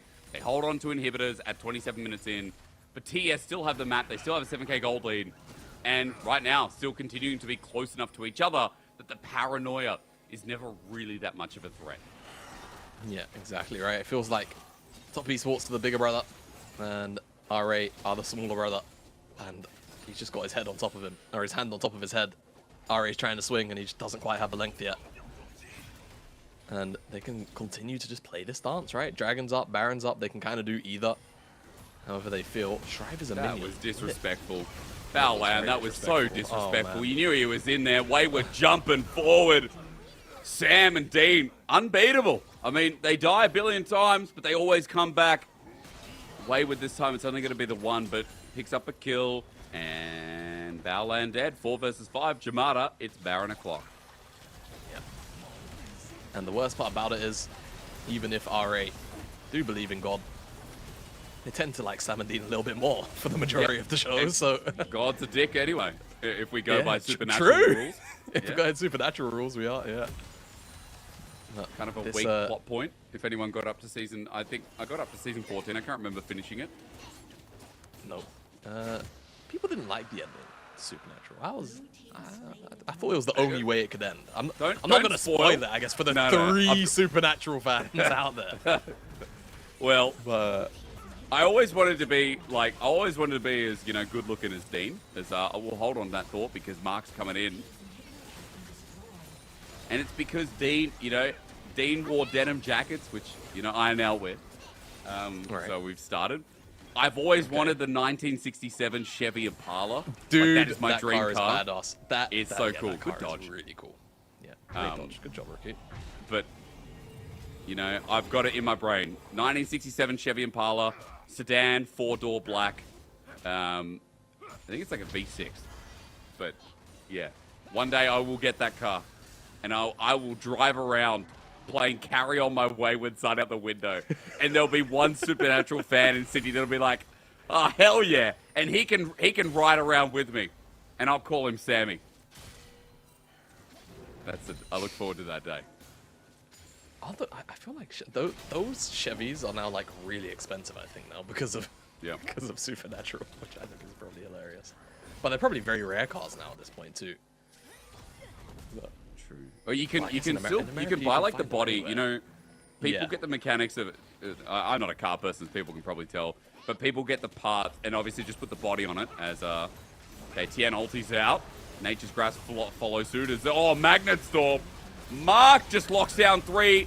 Pop Blossom in defense, but look at Jackie Love and Rookie hitting the backside. Xiaoshu with a great ulti though. But Pop goes the Weasel. Jackie Love in for the killer instinct. And Rookie just takes apart his old teammate. These 2 world champions better than one as TES. It was a longer burn this time. But on his 2018 World Championship skin, once again, Jackie Love shows who does it best. Gala in recency, but the OG helps take TES to a 2-0 against RA. remember who laid the road in front of you, Gala. on the Kaiser plays. And before it was you, it was Jackie Love. And Jackie Love flexing his ability. This time around, you even see brief, slightly more intimate handshake between Jackie Love and Baolan, but Jackie Love knows where his home is now, and right now, Top Esports looked at home, I feel like, in this series. Very, very happy throughout a majority of it. It was a very messy early game, and that was definitely what we asked out of RA, so I can definitely commend them for doing that. But again, the parts where Top Esports still strive the hardest, I suppose, is in the mid game and towards those later game team fights where they feel a little more coordinated and they make far less mistakes in comparison to those first 10, 15 minutes. So the core strength is still there. It's good to see that when they do pick up pace in the early game, they will just not stop, but still have that minor niggle where on occasion, you know, if they get caught off guard, if they aren't necessarily working with the easiest to execute comp tools in the early game, they will fall a little bit on their face very temporarily, graze their knee, you know, but will very much pick themselves back up and return it into a very, very dominant series. Yeah, look, honestly, like, I would say you wouldn't expect anything else from TES, but being realistic, TES were still a concern coming into this because of their early game. However, I think in game one, we short up the early game. Game two, there was some of that remnants of what we expected out of TES. Do you know what I think it was? I think it was like they played that game one. In my head, is like they played the game one. They're like, man, we actually know how to play League of Legends. That's great. True. And they came into this game and they're like, man, it's a good thing that we know how to play League of Legends. And then they just decided to do the early game thing again. And RA definitely had a stronger tools, right? I think the early game of being able to split the map made things a bit awkward too. But yeah, then remembering that they are a very good League of Legends team and pulling themselves back together in the mid game, whilst there was also a little bit of miscoordination on RA and their end and how they executed some of those team fights, specifically with the paranoia usage. I feel like it was a little bit lackluster, so definitely helped them out and got them across the finish line a lot easier than perhaps, you know, RA could have afforded to give it to them. Well, look, RA couldn't do anything regardless. I mean, this is a team that we know were still going to struggle to make playoffs if they were going to make playoffs. I think we're kind of shown that RA are, you know, a team that, like, you can make those mistakes in the early game, but Top Esports are going to either out macro diff for you or out hand stiff you. Where it feels like Strive this game, you know, that was consistently some kind of setup for a Nika Pop Blossom that didn't land anything, or rather didn't have a follow-up, or Strive was just in a different spot than his team was. There's a lot of things to talk about, you know, the messiness of RA. We still don't know how he died at Gromp. You know, when we came out of the replay and he was just dead at Gromp. I don't even think we got a picture-in-picture of how it happened. He just... Yeah, anyway, definitely a point of concern, I guess, for this specific series from Strive's perspective. I'm sure he'll be thinking on it a lot and be looking to, you know, find ways to not stray so far from the path that he seemed to be on from the rest of his team at times. But definitely, I think it was a little more holistic, right? Strive was still finding pretty big pop blossoms, and then it would be very minimal follow-up. And I think, again, that does lend to the fact that, you know, at the support role, you do have Braum, and Braum's not necessarily the best for, like, those big follow-up moments. Like, he's about the early game dominance and then, you know, playing defensively whilst the enemy team comes into you and you peel back on that, right? And then you look for a re-engage with the Nico. I feel like that pattern of play never really unfolded. So on Strive's end, yes, a very frustrating game, I feel like. Very obvious individual mistakes, but also I feel like the whole team didn't really come together around some of those big moments for him either. Now the question we have to kind of ask is on Top Esports side is, like, how far is his team going to go? Because we know that they're not better than BLG or JDG. And I can start asking these questions because we are heading into the penultimate week technically, even though there's like there's a Monday. Yeah. What would There's a Monday on the end, but we're technically in the penultimate week. Like, it's like Monday. It's like 2 weeks and an extra day, you know. But you are right. You know, we know that Top Esports realistically aren't better than JDG. They've been completely, you know, backhanded. But they do play BLG next. So, good, you know, stuff. if you're a Top Esports fan and you're coping, this is the bar that you have to hop. You know, if Top Esports can beat BLG, then maybe BLG end up, you know, dropping another game, right? You know, they don't really have a hard schedule, so it's a bit tough to really talk about. But you never know. Maybe they can catch up. Brother, all I can say is that this is something to look forward to. BLG Top Esports, when is that? It's on a Wednesday. Well, I've been told I'm going to try and see if we can make that match of the week. I had TES OMG. I might need to change things. In the interview, Mark's going to be talking alongside Wendy in Shanghai to see how they went for this series. Thank you so much, guys. And Mark, what a clean 2-0 victory for Top Esports. And talking a bit more about today's game, we really need to touch on this part, the TES Smite, because it feels like in this best of 3, he was able to help the team to steal the Rift Herald and also steal the Drake. So normally, under this kind of situation, what's the team's reaction, and how did the rest of the team be able to help him a bit, maybe giving him more information to help him to win that Smite fight? 那首先恭喜你们，今天是非常漂亮、干净利落的2-0。其实说到今天的比赛，我们必须要谈一下小天的一个拼抢。其实感觉今天的这2局比赛，他有很多次都是抢到了先锋，抢到了小龙。一般他这种拼抢成功的时候，你们队内会是怎么样的一个反应？其他的队友又是怎么样？比如说可能稍微多给他一些地图上的信息，来帮助他来完成拼抢。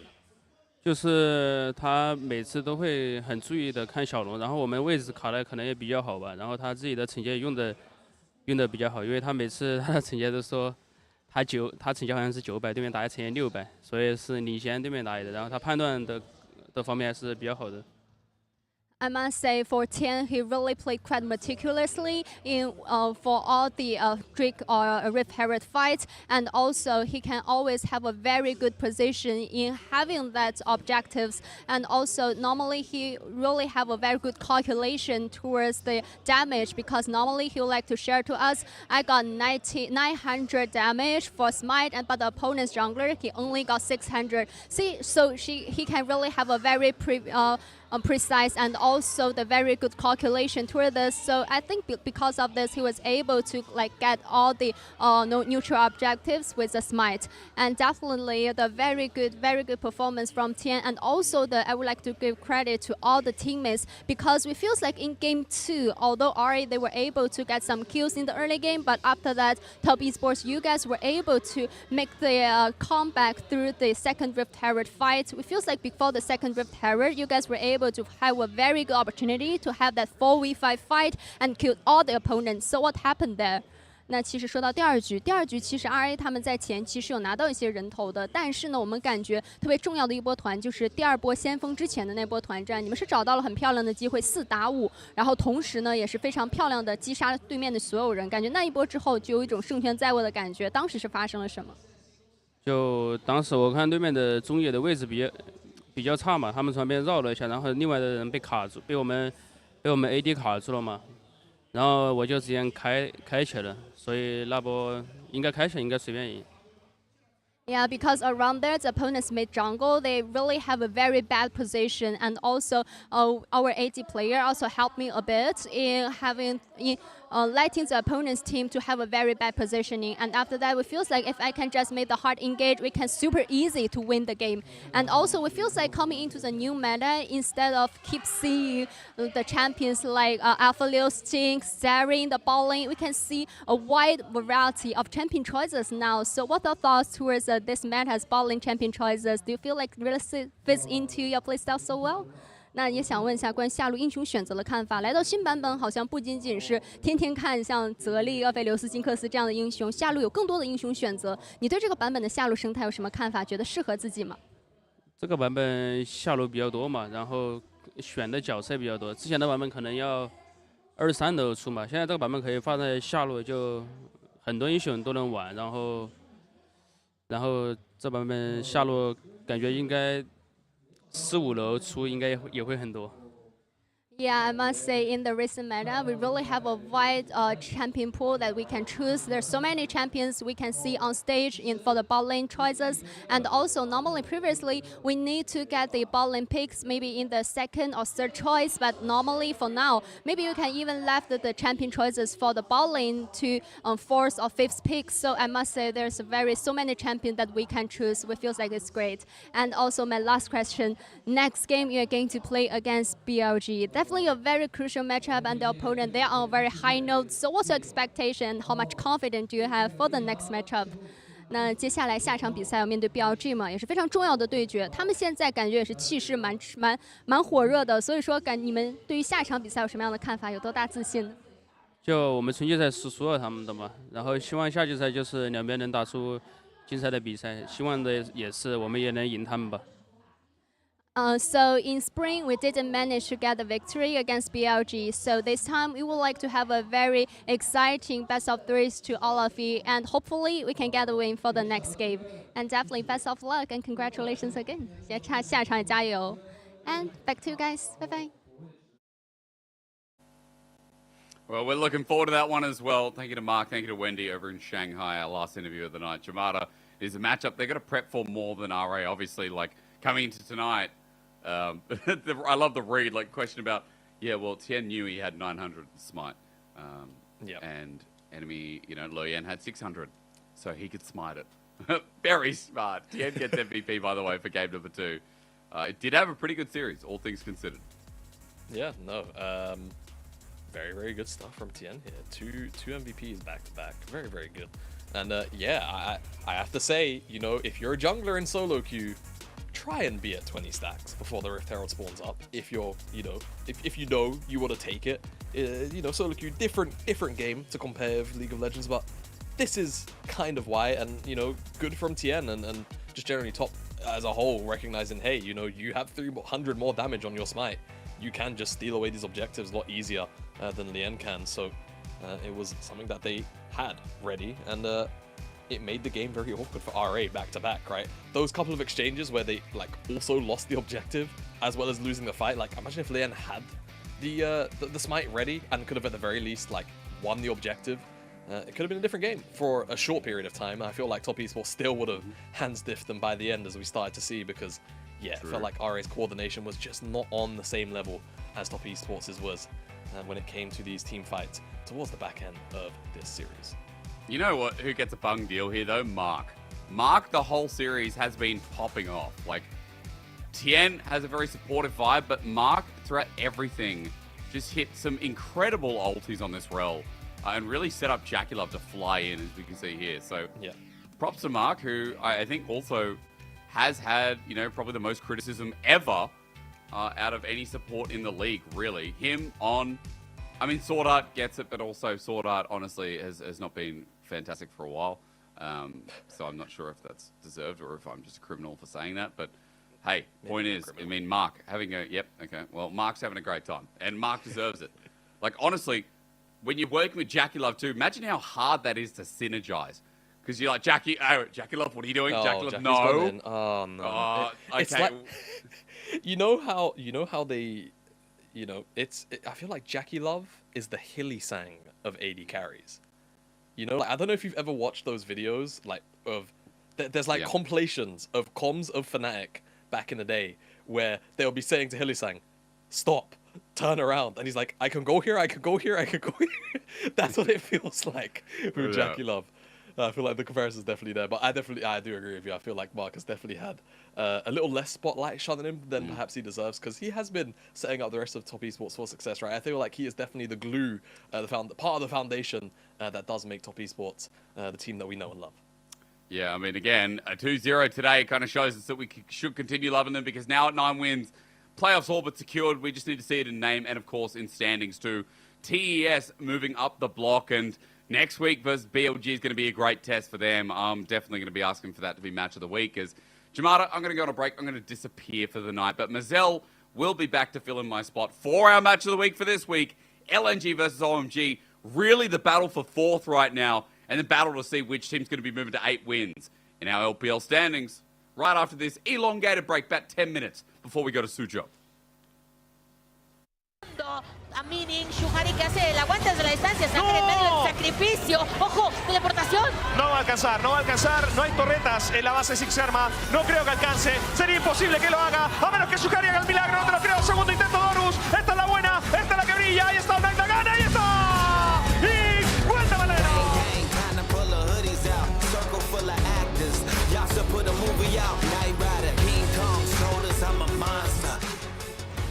Oh, they're just going to pull him in. He can't ult if he's dead. That's what BLG say, but they all die as well.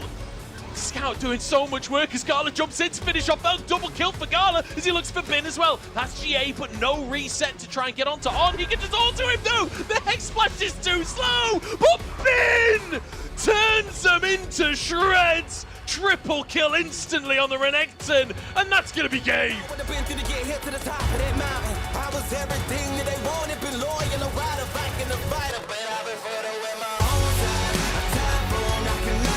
Đó là vị trí của BLG và BLG đã phải nằm xuống mất luôn cả tông biến. Người tới ở phía sau là cô Tịch, anh ta làm kén không được ai và xả bắn đến từ Artemis là có rất thấm máu. Cô Tịch đã phải lùi về rồi. Phía bên kia thì vị trí của số bên cầu với Rocky đang chơi khá tốt, dứt điểm thành công được Glory. Artemis cũng đang bắn tốt bên phía sau. Artemis có được double kill, Artemis có được triple kill. Artemis đang cố gắng bắn hết lòng double kill và đây sẽ là đó không phải là beta nhưng là quét sạch cho tuyệt quêu.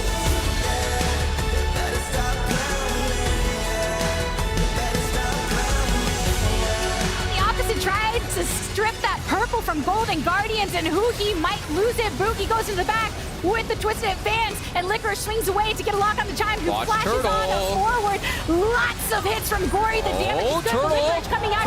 Stixxay manages to blast one down. No turtle here for no more damage.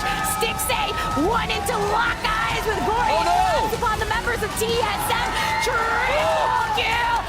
Stixxay with the quadro. Stixxay wrapping it up with a pentakill!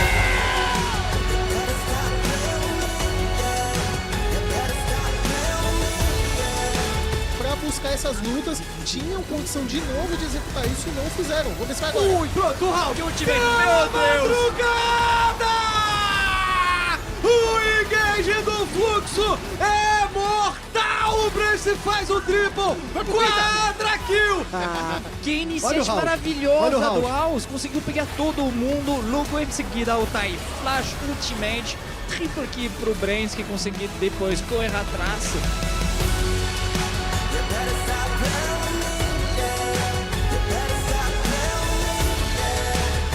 If he doesn't get that ult off, I think Vitality might wipe them.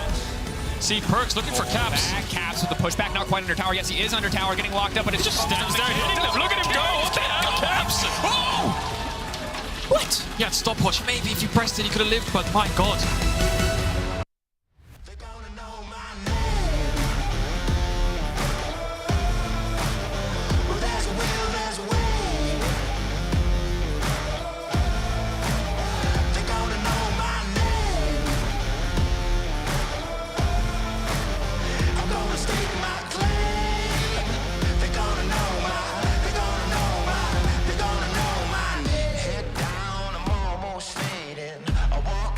With time.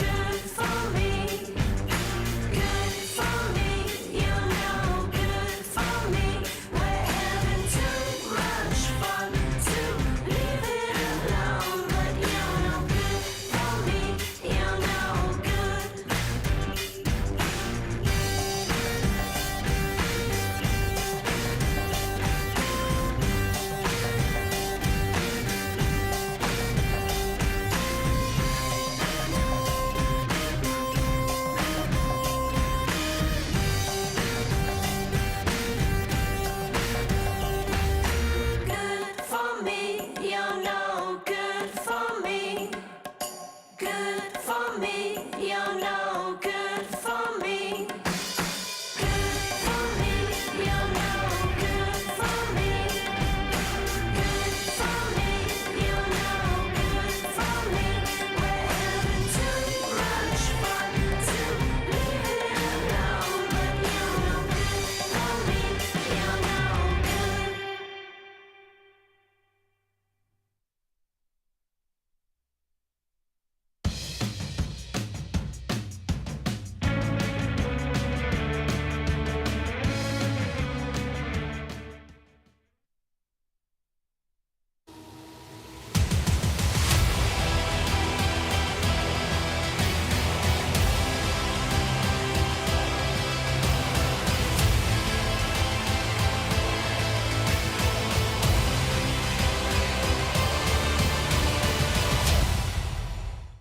我觉得我们目前的团队配合有点差吧，然后也在努力改进，然后我觉得我们会调整的越来越好吧。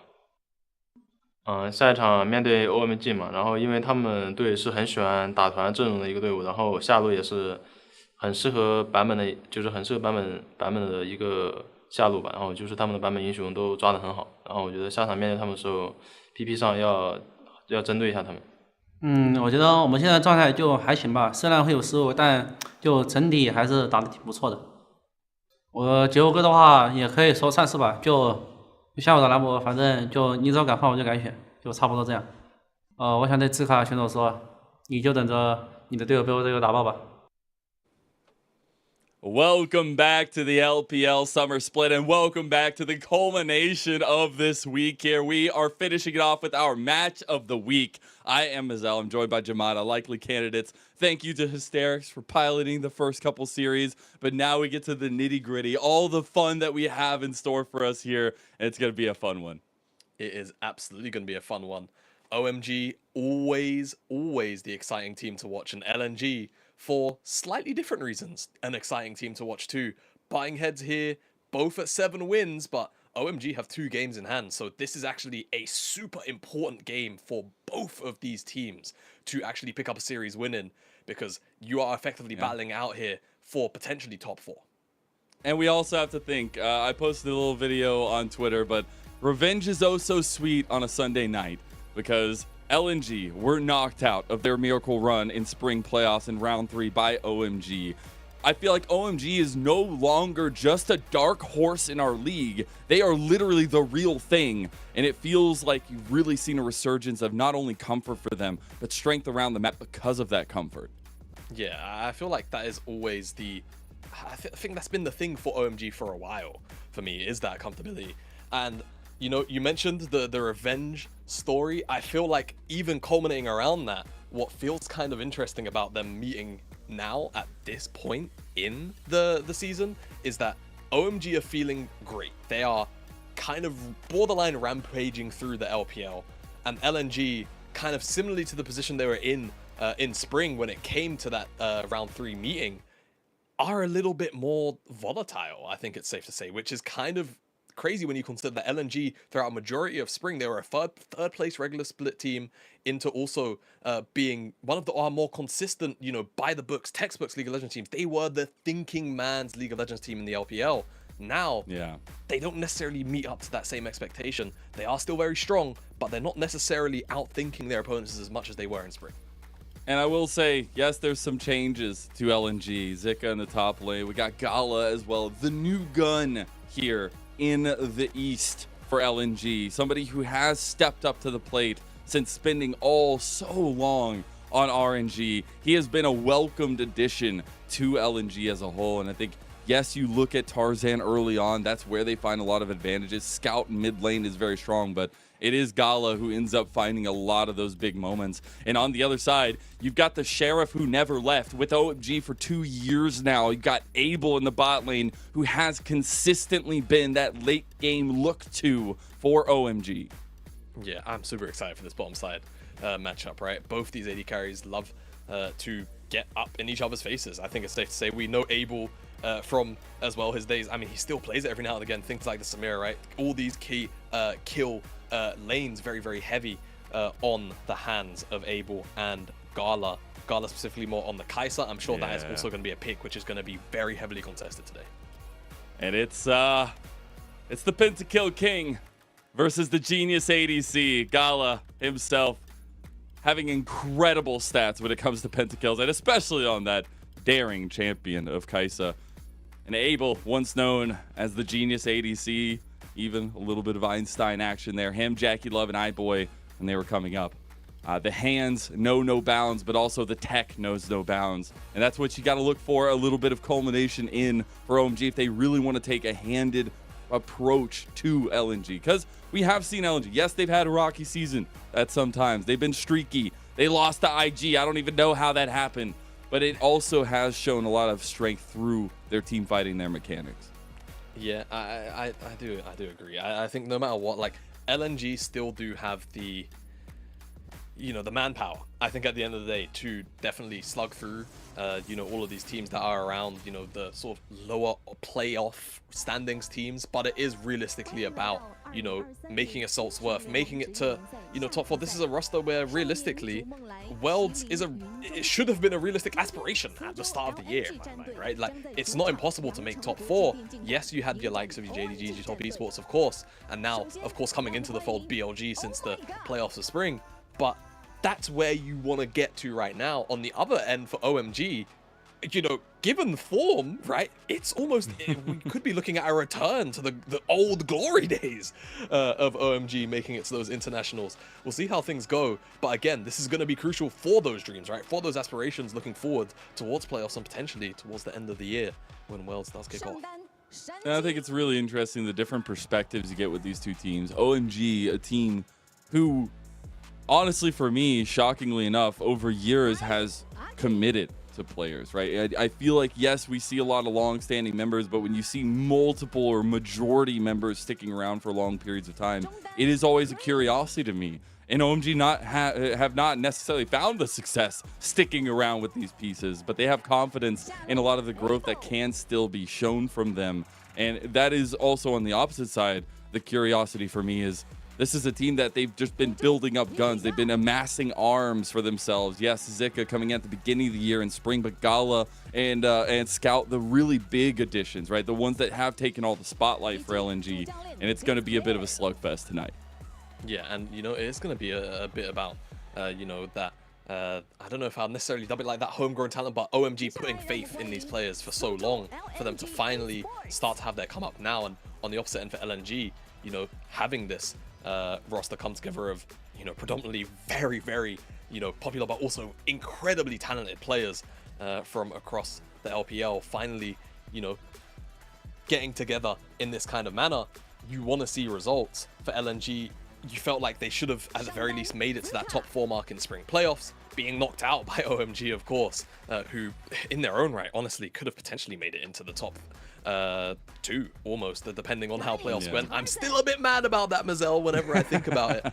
But yeah, for LNG, this has to be the stepping stone.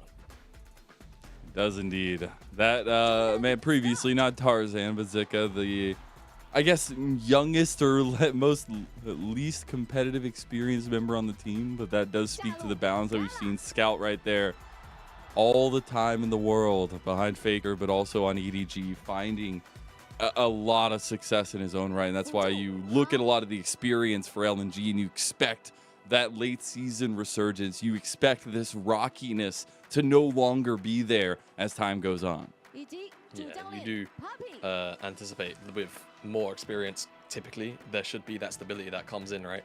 And it's funny you mentioned that, Fizika. It's kind of the same thing, I suppose, when you take a grander look at OMG for them. And it's been very, very fun, especially for me, because I feel like I came into the LPL from a more personal level right as OMG started to kind of ramp up into this very not only fun team to watch, but then also slowly becoming very consistent, right? Spring, for the most part, was, you know, in the regular season a little bit more of that inconsistency, but then throughout playoffs they really did grow, and now I feel like that has turned into this team who have kind of dropped those restraints of, hey, you know, we are inexperienced and we are those players who like to have a little bit more fun on some more out there picks. Now they are kind of going by the books and dominating teams.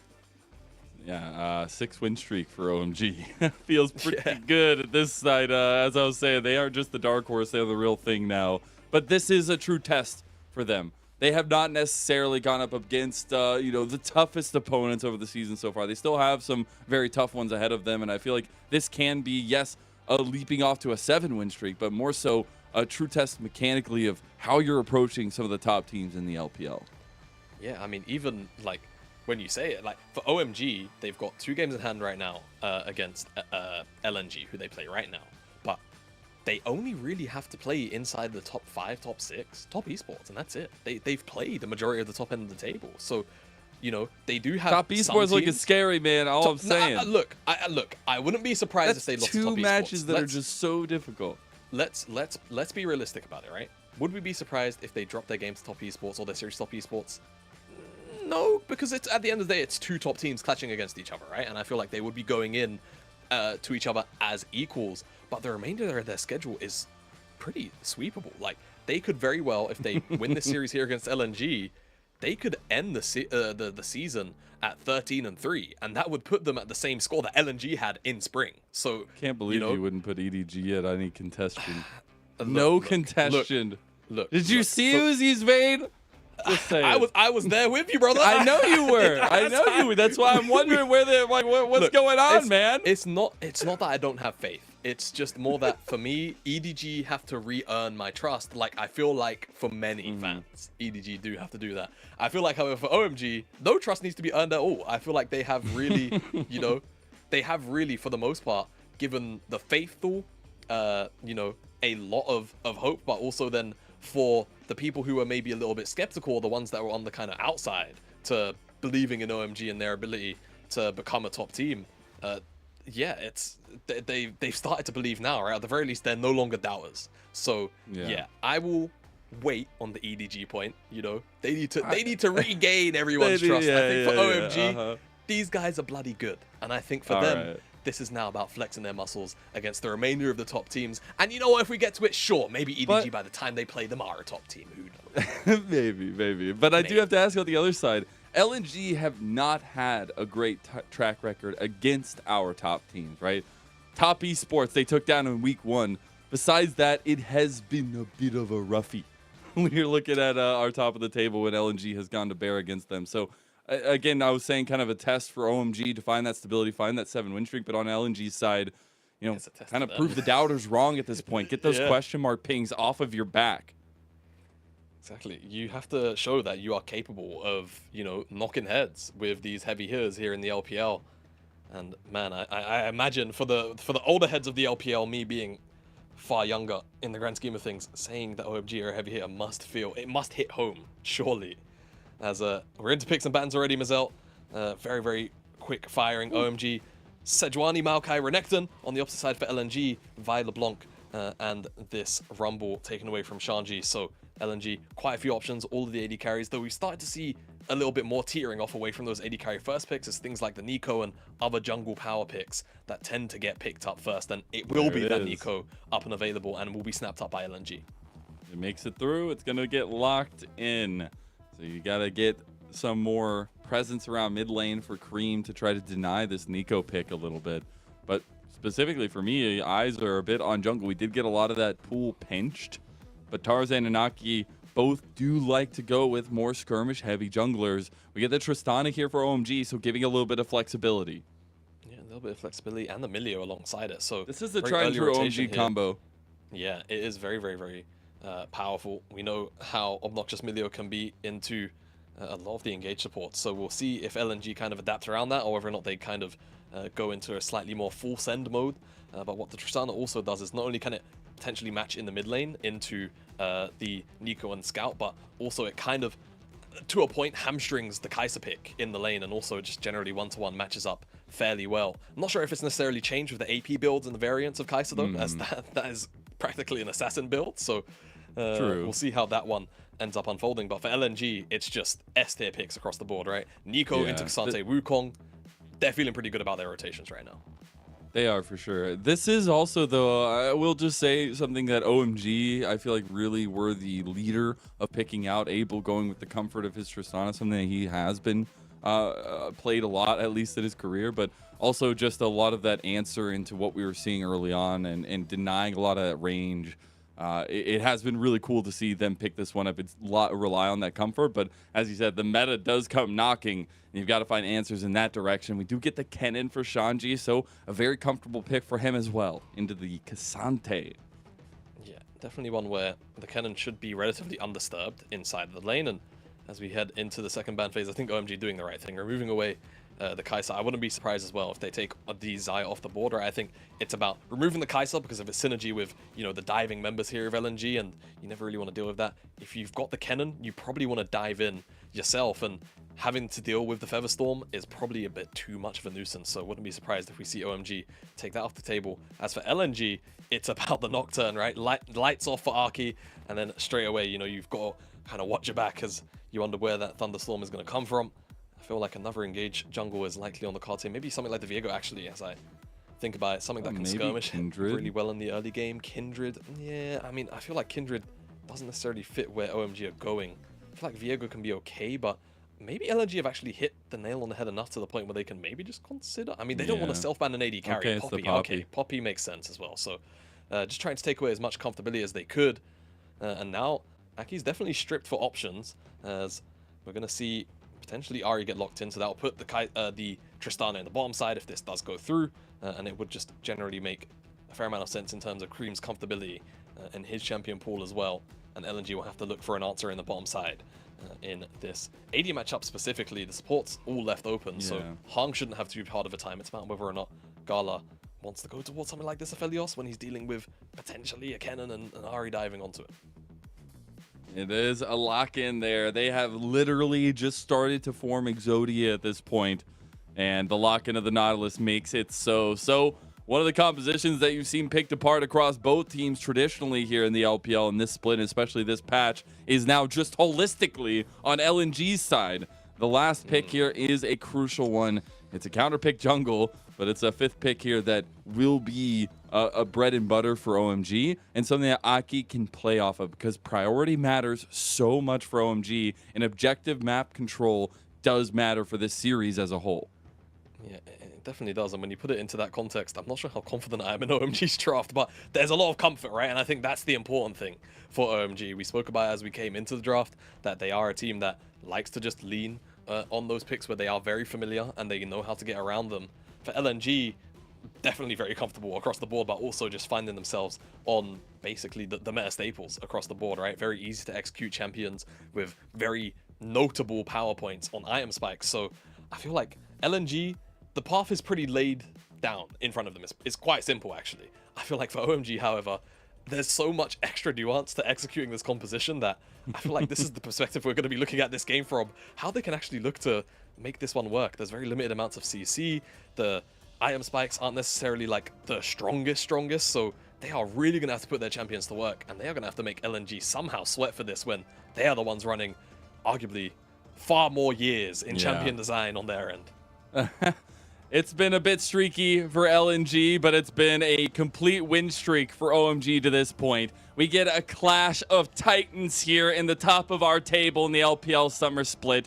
OMG are taking on LNG in our match of the week, and you know it's going to be a fun one. We got Gala, the new gun for LNG, who has proven he's still one of the fastest hands in the East. But Abel on the other side, he's been the sheriff all along for OMG. 2 hard years of being the carry for this team. It's the Genius ADC versus the Pentakill King as LNG versus OMG kicks off. Game 1 starts now.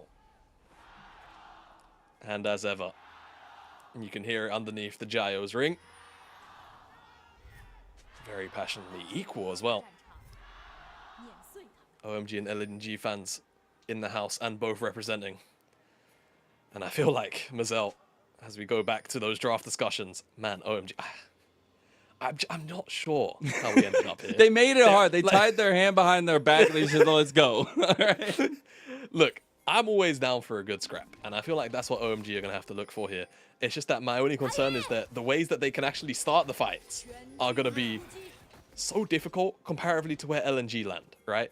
you know, LNG, you've got the Wukong, you've got Nico, and of course, I didn't mention Nautilus first for a reason. It's because we know what the champion does.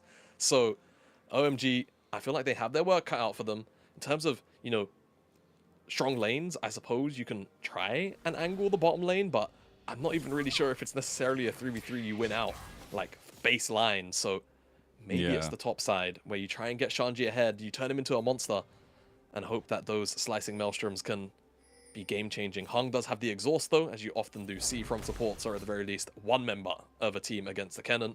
That will of course look to hamstring him when he looks for those engages. Yeah, you literally have to, but I like this move from Aki. Going for a bit of an aggressive path to try to find out Tarzan. The level 2s going to be contested. This is exactly what we wanted to see between these two guys. They are skirmish heavy and they are bloodthirsty. Speaking of bloodthirsty, bot lane taking some heavy trades between the two, but nothing going to come of it just yet. Ships in the night on both sides. Ships in the night for now, but we're going to need to see more of this from the OMG bottom lane. I think they're going to have to try and do their best to really dominate this 2v2.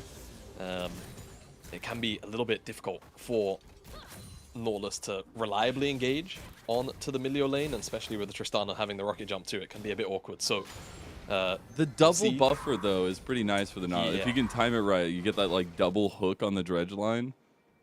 Yeah, I guess. But even then, it's still like the timing can sometimes be a little bit like the timing can still be so like minute. Like you really have to be on the money with it. Maybe Ooh, Scout on the money with some skill shots here in mid lane right now, Jabata. Yeah, it definitely is, and even worse, Cream was a little bit more interested in the cannon than trading back on the Scout. So, I mean, can you blame him? 60 gold or take a reset now and just, you know, buy a Dark Seal or something. Look, all I'm saying is I don't want to have people spamming -1 in my chat if I miss that cannon now. Jokes aside, Aki slipped his way into the red buff here of Tarzan, who I love this. had a bit of a... All right, they met at 2. They didn't want to fight. Now it's 3, and fisticuffs have been drawn. It's a 1v1. Who's going to get the kill? It could be first blood for either side. It's a nice attempt from Hung to get involved, but Scout is here, and it's just an easy first blood for LNG. Man, I mean... It's really easy for LNG, isn't it? At the end of the day, I understand where Aki's going with this invade. He feels like if he can land the Q onto Tarzan, it's a really, really easy 1v1, but Tarzan just times the flash right. He gets the read on it. And as soon as he doesn't get hit by that Sonic Wave, it's pretty easy to collapse on him. First move as well. Even though PP God and Abel have, you know, technically lane priority, Hung has geography diff and can just move over first. So, yeah, unfortunately he gets collapsed on, and Scout's the one that actually picks up that kill in a lane where he was already leading. He hasn't actually based yet. He's looking to base now, actually using the clone to potentially... Oh, well, he tried to use the clone to prevent Cream from doing that, but still will have his base disturbed. And let's take a look back at the replay. Because caveat, I like this from Aki. You've got to kind of do things like this, but it just didn't work out. Absolutely, absolutely. Unfortunately, Tarzan has a better flash key, and Aki and teammates. Well, I don't want to say teammates, but he had faster moving teammates. That doesn't mean they're better. That just means that they moved faster once. Well, no, he just had teammates there. Yeah, true. He true. didn't. Right. So you know, not and then factually Tarzan, incorrect. He sees that Aki's now bleeding from the nose, and he's going right back to get some more. Yeah, I'm surprised he actually didn't look for the 50-50, but maybe because Cream can move a lot faster than Scout currently can. Just opting to not flip it. But he had Smite, and Aki didn't, but he's not ready to know that, as Cream is Goodness getting... gracious, Oh man. God. Cream has the He's burn, dead. the flash. Scout He's looking for the solo, but he's under tower. Cream, it's a train of mid laners. Double solo bolo, but bot lane Gala, the new gun. He's stepping up, and the Sheriff will fall with a gun to the back as a double kill goes through for LNG. And they have now gotten a monumental lead in this early game, Jabata. Oh, they have, and not only that, like we pointed out to the draft, how it's going to be awkward if they're dealing with a gold deficit as well. I don't want to count OMG out 5 minutes into the game, but they're going to have to make some miracles happen. Oh, this 2v2 going the way of LNG. The only silver lining for OMG is that both the kills went over to Hung, but I mean, I don't know. I've seen Nautilus do some crazy things, and in the mid lane here, Scout winning out in the 1v1 until he decided to eat the charm underneath the tower. It's the classic, but certainly Cream has not been getting the better end of some of the laning trades. Despite that, though, he's actually up 10 CS, which you wouldn't really guess at face value, given how the laning's been going. But yeah, it is Scout for now, who is technically at a CS deficit, but has definitely been pounding Cream when it comes to those trades. What I love about both these two teams is LNG are definitely the team that likes to strike early and get first bloods, get first turrets, find early advantages to use those snowballs to get objective control. While on OMG's side, they'll go for first bloods, things like that, but it's really when Baron comes around, the control needs to be there. Oh, Cream taking a pretty heavy trade for the Pop Blossom from Scout, but we're getting that kind of version here, right? LNG have been pretty proactive so far. OMG are looking for their right moment in. Yeah, and I feel like that was the core strength of LNG in Spring as well. Like, not only were they incredibly calculated, but they were also really, really good at skirmishing. They really understood their limits, as I felt like perhaps OMG overestimated theirs in this 2v2. Oh, the rocket jump out as well. Really, really short from Abel there. I wonder what happened. Potential misclick even. Because he jumps in, procs the explosive charge, and then obviously you get an additional rocket jump back out. But the second one out seemed very, very short. And because of that, they're able to be run down. Graviton, very, very powerful in doing that. And of course, Nautilus to stick in power this early on. Very good. And generally just LNG watched OMG kind of grief into them a little bit. Both PP God and Abel, I feel like they're just minds on different pages there for a second. All right, I like it. It does mean, though, with that pressure for bot lane and this kind of push going through for Gala and Hung, you do have the Dragon started up under full vision by Tarzan, but not a contest in sight from OMG. They are on the other side of the map with a potential Rift Herald spawn. Maybe they can get this Herald on spawn. Shanji's had pretty consistent lane priority up here, as to be expected, right? It's Kennen into a melee champion. Very few champs that can really match or trade Kennen in a manner where he has to really drop that priority, so it should be on spawn, but maybe LNG could... I mean, the bottom side prio looks pretty stacked, right? They were stacking a wave as well, so if Gala and Hung wanted to actually crash this wave and just move up, they realistically could, but I feel like LNG just don't really have their eyes set on this Herald, so looking to maybe just trade out plates instead. Herald actually, it's being dropped. They're not playing confident. Why? There he goes. He goes back in. All right, so we'll be starting out. Tarzan's, though, looking on the bottom side for a secondary play. I mean, they had already gotten the Dragon. Abel will take a bit of a jump into the fight here for LNG, but that Gromp will be all Tarzan's. Yeah, I guess. Interesting decisions being made across the... No, he doesn't want the Gromp. Now he wants to dive. The Moonlight Vigil's gone wide for Zell, but they're still going to go for it. But they get the depth charge, and that's all that really matters. The double Cyclone knockup over and over again. A whirling death does end up in Abel getting a kill back, but that's plates and all the gold you could ask for going to LNG. Yeah, right. At the end of the day, the gold finally starts to go over in Scarlet's back pocket, and he's going to get plates. But it's still really... I'm very, very curious about what was going on in the comms on both ends, because LNG could have very plausibly, in my mind, actually contested the Herald as well. And OMG, I feel like I'm not sure what the map read was. It seemed like they felt like LNG were actually going to come up and contest the Herald, so they dropped it as well. A little bit awkward for OMG. What playing Tarzan does to you, man. I'm just saying, this guy is oppressive. And he finds advantage. He will look for invades. He will look for that contest back. And that's why I really liked Aki kind of taking it to him early. But it still does have that presence of mind that Tarzan will look for those aggressions. We don't see anything come down to it. We see the roam from Hung. Not going to really end up in much. We're going to take a look back at that replay for bot lane.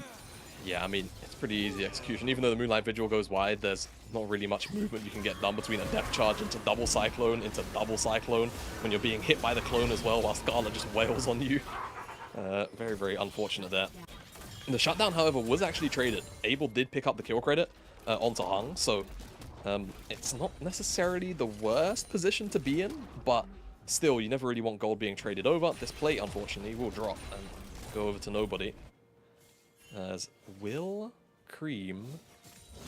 No. Cream be caught out. Because if you do, you know, pretend to be the first minion, and you can kind of see there from the vision, you can catch the enemy opponent off guard just because the range creeps don't come into vision, or the fourth one doesn't quite come into vision before you can start that channel up. So I was wondering if he was going to go for the full trade or not. Doesn't quite do it in the end. And either way, I think trying to focus now on, like, what's OMG's next step? I feel like for LNG, the path is pretty cut and dry, right? Keep priority down here on the bottom side as much as you can. Scout's been winning out in the trades, but not necessarily the CS department in the mid lane, so maybe try and help out there, force Cream back, and generally the end result, you want it to be this next dragon. For OMG, it's about the Herald usage and trying to actually get the most gold out of it as you possibly can. But I feel like the reality of the situation is, if you try and drop it bot, numbers are likely going to be there. Maybe you go and give the gold to Shanji, who's already at 1 item, and try and Aki slingshot just him got ahead. spotted out coming down here. There were so many pings on Yeah, him there as he was were. walking by that ward It's that just lane under ward, the yeah. TCL banner. Yeah. This is tough, and now Tarzan's here to collapse, and they're LNG still actually here in the absolutely alcove. want this fight. They're Oh, going to God. TP in as well. It's double TP time, and we got a 4v4 triple Cyclone there. That's actually baked into the pot. Blossom! 3-man there, and it's the lockdown that LNG needed. Shanji is trying to slice through everything here. You get one back at least for Cream, and now he'll have a bit of a reset with that Spirit Rush. But it's Gala standing up to find the Gala? aggression. Although OMG step forward, Tarzan goes in now, but the clone will be used. He'll be able to get out of that one. A little bit of tricky situation, but it's a back and forth fight in bottom lane. Yeah, very back and forth. You can see, though, the skirmishing power of OMG's composition. Very, very online, but that was a 4v5, Mazel. That wasn't a 5v5. Zeka's up here now on the top lane tower, just getting as much gold as he can out of it. Alone, didn't have teleport, had actually just teleported back not too long ago, so was never going to be able to answer out. So that's now a lead kind of closed back up on the map for LNG as they open the gold back up to a 2,000 gold difference. This Herald's going to be dropped in the mid lane, and Cream isn't actually going to claim any of this. This is all going to go into Aki's. But why is the Herald? Why did the Herald get so close to the tower? Anyway, that side, Cream's reset's even going to get stopped, which is going to feel a little bit bad, but Hung takes a decent amount for it, but you do have that dragon spawning in second one for LNG coming into this. It was objective control that was the king of the game, but it's this bottom fight that ends up being a major point early.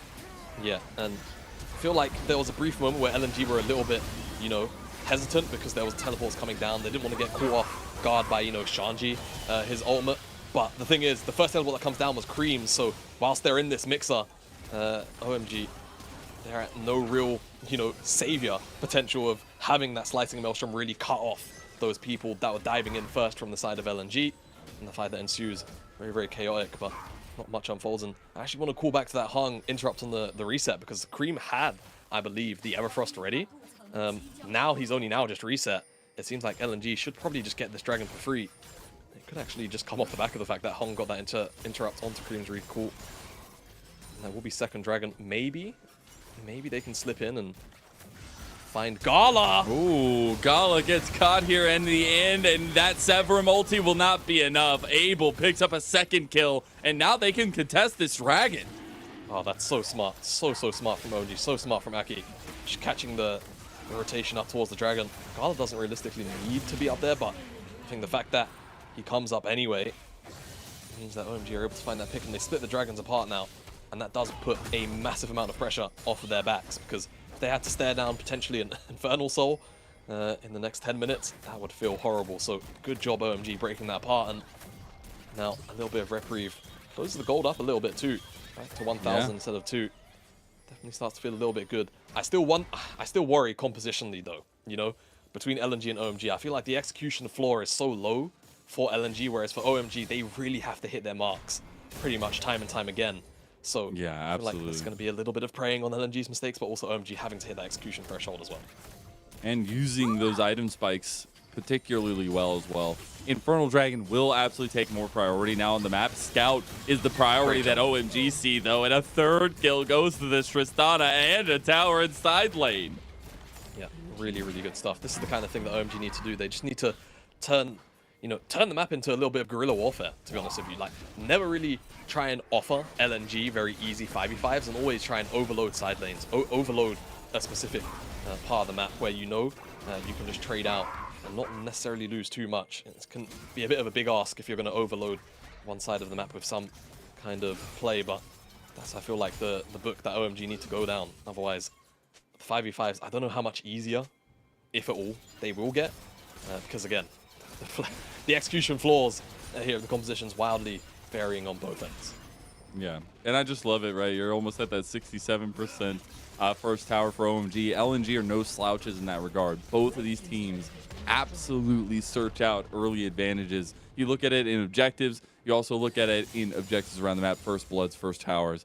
Very, very exciting that we get kind of that fight back. LNG, we're slowly building up a lead, but it's OMG who clapped back a little bit. You were saying the bar of execution still high. The next eyes are on Tarzan getting out of the map with this Rift Herald, but OMG are not giving out their breath just yet, and they're trying to now move Abel to mid lane and focus around that a little bit more.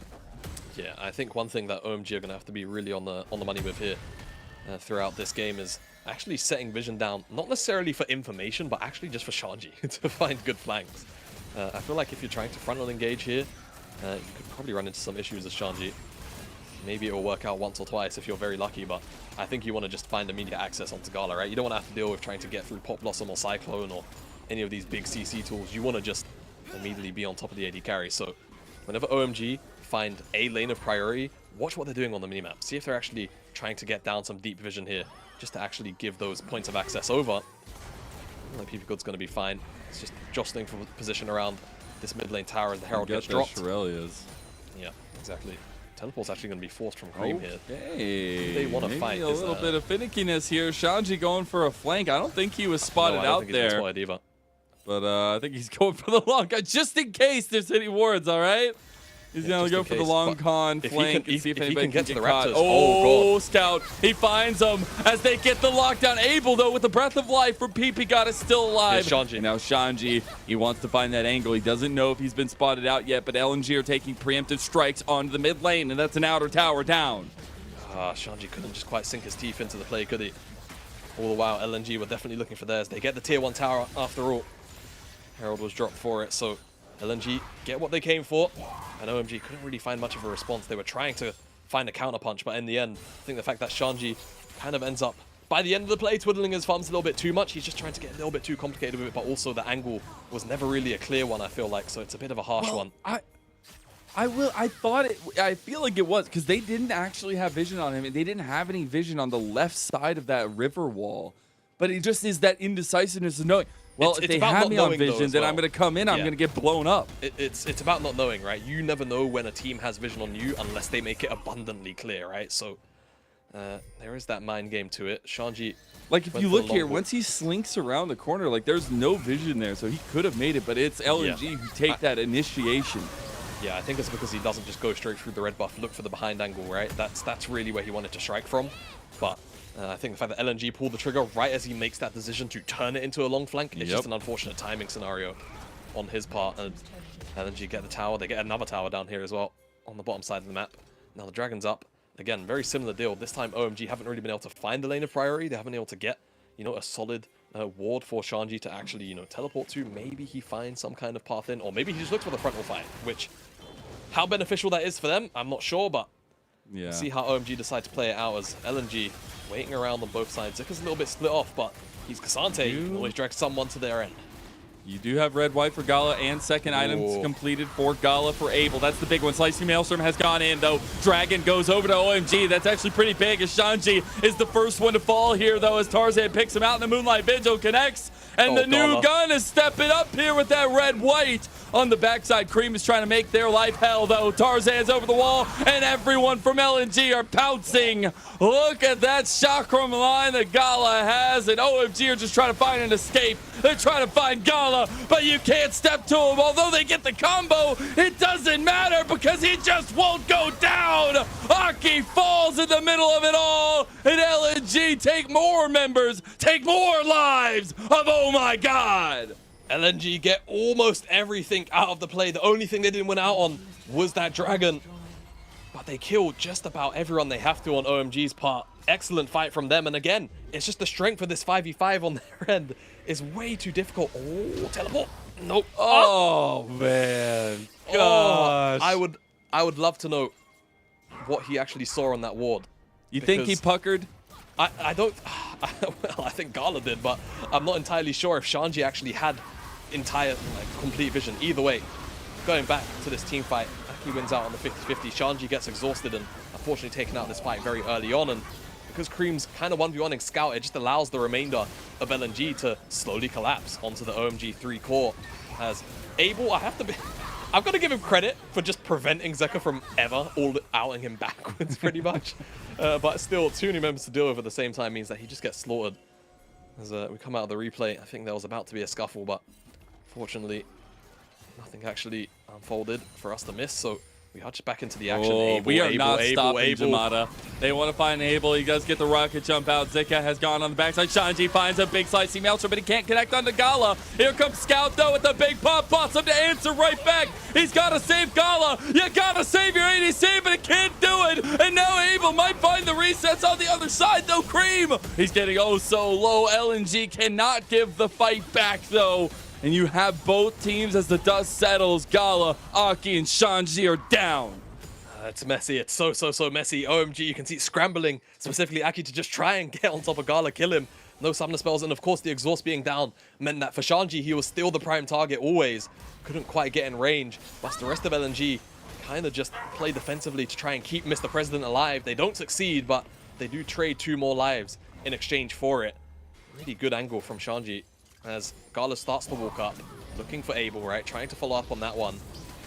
And then as soon as he steps 1-2 steps forward, gets collapsed on, but great depth charge from Hung to just keep him out of danger for now. Shanji gets one shot by Tarzan, unfortunately, and whilst Aki puts in the work for Gala, the rest of OMG aren't really in a position to put out the damage perhaps that they would like to, right? I feel in kindness, mostly Zucker just sucking up a lot of that frontline damage, doing a good job of ensuring the rest of LNG can fulfill their roles in trying to keep Gala alive. Whilst they failed that time around, it still ended up in a failure for OMG as a whole. I think right now, though, I'm looking at the scoreboard. I'm looking at where gold lies in this decent lead, about 3,000 that LNG have. And Tarzan's on 2 items now. He's got the Black Cleaver. The man is sitting at 5-0-4. And I know there was a lot of talk about this man stepping up, but he's doing so in game number 1 on this Wukong. And it's been facilitating a lot of these early skirmishes that Aki was the one opting into earlier on. Exactly. And the thing is, now that he's at this 2-item mark, full damage as well. Sometimes you'll see, you know, Wukongs, they kind of fall off after Divine Sunder up. And you have to go 10 times. Not Tarzan, not right now. All gas, no brakes. All gas, no brakes. And the vision toggle there, a little bit of a bait. Very scary moment as well for OMG as you start to see the darkness sets in. And this is where things can get tricky because, again, for OMG, I feel like they are quite reliant on having Shanji try to find a big ultimate, right? We've seen fights without them and they've still been relatively close. I feel like that's more in part because LNG haven't necessarily played for, you know, big backline moments, right? No scout in the backline with a big flash pop blossom or Tarzan. It's been more about the 1 or 2 member pickoff as opposed to those bigger, you know, montage moments. So OMG have been a little bit fortunate in that regard. But still, 3,000 gold down. Take a quick zoom out before we get to this dragon as it spawns up. Well, I was going to talk about the items, but the gold's there. It's effectively just actually even, despite this 3k gold lead, right? Everyone has 2 items. So the gold lead's a little bit fake. It's fake data right now. It's more about how approaches to these objectives can actually be set up. As OMG, it looks like they're just going to yield this dragon, go up towards the top side here. Ark is going to walk over a ward. Are they considering a Baron? They are not. They're just clearing the vision for now. But you can see it's making LNG double think, right? They have to double take on whether or not they want to insta-start this dragon because OMG have almost complete darkness here. They had information on that 1 ward LNG, and now it's going to pull them over as they start to just use blues, vision resources, whatever they have to. Got games of chicken going on here. Yeah, I mean, for OMG, I think OMG have kind of acknowledged that the setup around the dragon for them is not necessarily the best. I wonder if they feel like there's more setup around the dragon for LNG in terms of vision, and this is why they're committing so heavily as well. Yeah. It's a bit of both, so they're going to start the Baron again. Yeah, they're going to start this Baron again. Soul Point nowhere near, because remember, it was LNG with only 1 dragon, but being very half-hearted about this one. Only this Shanji is just waiting in the wings because he knows he has to find a big ult, but LNG just aren't committing anywhere. Oh, Cream. Oh. Getting a little bit close there. Did have the flash, does have the Spirit Rush available. But LNG, they pilot the stressful situation that OMG was presenting them quite well. Yeah, I'd say they fought their way out of it, didn't they? Just kind of stood them in the eye. And I feel like it was OMG that definitely blinked first. You can't do this. You can't do this. Exactly. It's good to see LNG, you know, think their way out of that one. Because that is kind of how LNG operated in Spring. They were a much more cerebral team comparatively to some of the teams around them, and more in the sense of it was tangible. You know, you could see the decision making on your screen, and sometimes that can be a little bit difficult to, you know, interpret from gameplay. LNG was very clear. And what's very clear is they've started up this Baron because they've got the guns on Gala. And they feel like OMG, they want to try and get Shanji's teleport out. I think that's the big thing. There it is. All right, they'll just turn after that. Scout is in position for a pop blossom on 2 members. Moonlight Vigil as well. And Abel's just gone out of the fight like a dissection on the surgery table right now. LNG are clean. That was really, really good from LNG. It was just a call. They understood. They wanted Shanji's teleport. Scout, whilst it looks a little bit awkward, Cream could be in trouble. He's got the rest of LNG coming right over the wall here. Scout trying to find and predicts the move over the wall from Cream. Cream goes right back over, though, trying to dip, dive, duck, and dodge, but you can't dodge the wrench that LNG is about to throw at you. Make it an anchor as Tarzan gets the kill, and that's Baron in the eyes of LNG. Right over the back of the head with that anchor, and LNG should get this Baron. Maybe OMG can make it awkward. Shanji's got ultimate. Arky's on the back of the pit. The catch out. Arky's in the pit. He's going down, though, and he can't stay alive. The Baron goes over. The kills go over. And right now, it's all LNG. It's all coming up LNG right now, and they should be able to strip away the remainder of these tier 2s at the very least of this Baron. That's going to be the objective, if not more, if they can find it. OMG kind of just scrambling now at this point, right? You could understand the thought process behind giving up that dragon, trying to turn it into a Baron, but they were never able to really convert. And off the back of it now, LNG, not only have they secured it themselves, but they picked up a whole bunch of kills alongside it. Cream gets caught out on the top side. The bait from the teleport earlier on, the start of the sequence of this play as well. This really, one right really smart here. Stuff. He predicted. Oh, that's what I was saying in the call. Like, that's just nuts, man. Good job, man. That was really, really solid. Dude, this Scout has just been on one. He spent so much time on EDG, found so much success, honestly, with them. But since coming to LNG, this man's just been built different. He really has. In the replay, Shanji pops his art. Maybe about 2 ticks go off and then he dies. Aki goes into the Baron pit when there's about 2,500 damage left on it, so isn't able to burst it out. And LNG, very disciplined in not actually taking it down. So now, this is the point in the game where they can look to try and take out these tier 2s. Aki's actually looking for an extended run around onto Scout, but unfortunately for himself, they won't be able to find it whilst that's going on. LNG just picking up towers, and Zuko and Gala, if they want to, they could actually continue here, but I think they're just being a little bit too respectful, to be honest with you, to OMG right now. Hung and Tarzan can go over the wall if they really have to. They have a missed opportunity for me, to be honest with you, Mazel, whilst this is also happening. Cream's on the top side, so he's got pressure up there. He's on a tier 2 can return back to mid as well. Yeah, he might actually end up getting tier 2. To be honest, he's been left with so much time. A little bit hesitant, maybe, LNG, right? Maybe feeling a bit pressured by Cream down here, but... Wow, that's actually big. Yeah, I mean, not necessarily the best Baron in the world. I mean, they're actually down, because remember, the Baron itself, when you see that marker in the top right, the Baron power play, starts you off at a neutral 1.5k, because that's the 300 gold that every member gets for Baron. They're down 1.2, 1.3k gold off the back of picking up that Baron. So good job, OMG rather, for defending this one and making it a little bit awkward. The objective bounties as well made that one a little more gold positive too. So for LNG, not being able to crack open the base or at the very least strip away these tier 2s definitely feels like an opportunity missed. Though with 30 seconds left, they can probably take this one down, right? It's super low, so it's not a complete failure, but I will not necessarily the best you wanted out of it. We have 3 item spikes coming, and 3.5 now, at least for Abel. But we do have some really strong power spikes for both sides. But the fact that LNG are rocking 3 items on, a trio of members right now does feel a little bit better. I do still look to Abel to be this genius ADC, to be the man that can carry OMG across the line, but he's going to have to thread that needle somehow. And Scout's looking for a flank again. He flashes over. The Pop Blossom timing is just so damn lethal. You can't expect what you can't see, and LNG have smacked OMG blind here in game 1. That was ridiculous from Scout. Not only did he find the ankle, there was no possible reaction time. He flashed on the perfect frame to ensure the knockup was there. Aki, my friend. Aki's just I am afraid. Going down, man. He's it's going down with the ship, right? It's been a fun journey, gentlemen.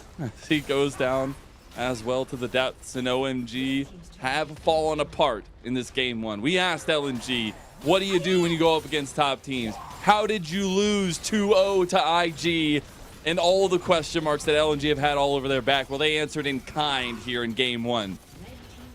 Much better look for LNG as a whole as they take that inhibitor in the top side, and seems like they'll be forced away on this mid lane inhibitor. Cream just sending a little bit of poke damage back out, but we'll take some in kind. Scout tries to go right back for it. They're like, hey, we got ultis up again. Let's see what happens. Oh my God.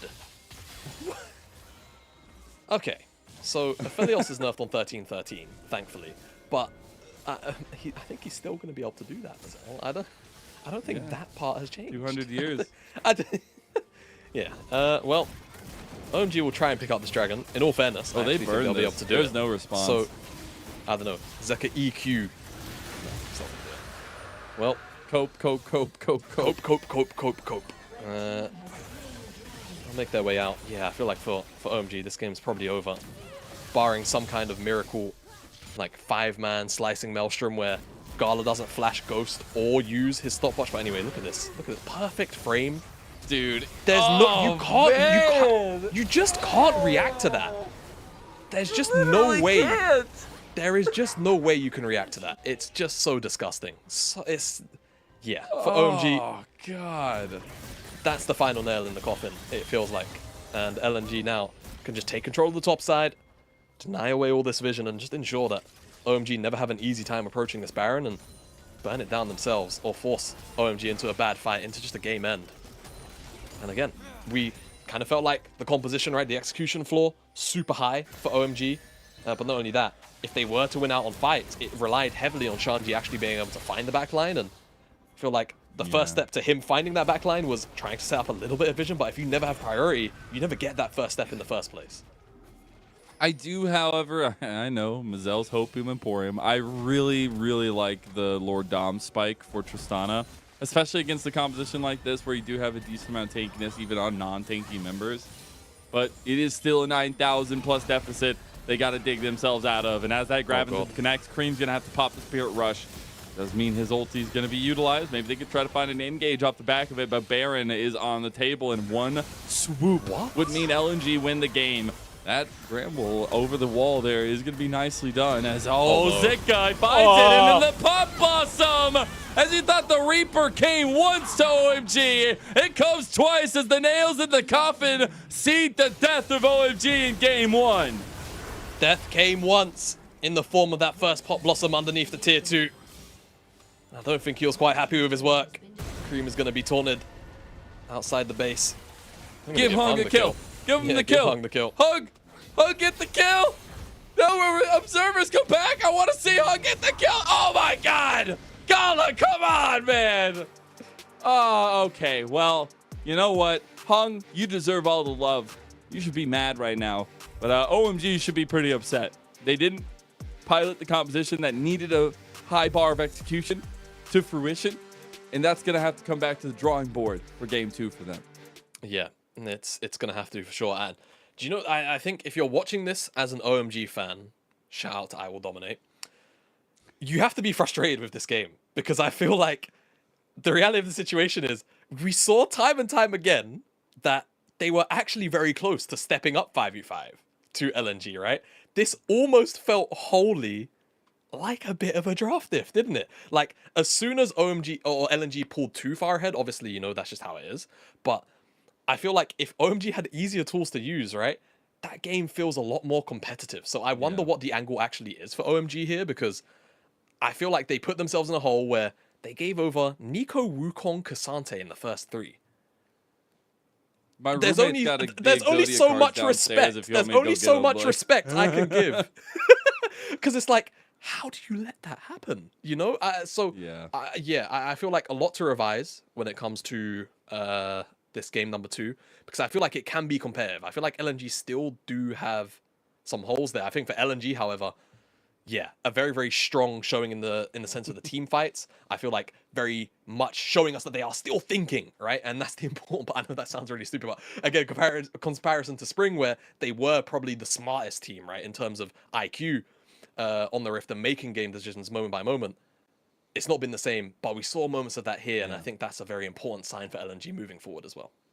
And it was important to have Tarzan and Scout really feeling themselves. Scout on the Nico, my goodness, you can't even count how many times he was coming up clutch. But Tarzan backed off a lot of the aggression from Aki early on, and even bot lane Gala and Hung having actually a decent amount of success in the 2v2 down there. And Gala did end up with the most kills, but he ended up with a ton of influence on this game.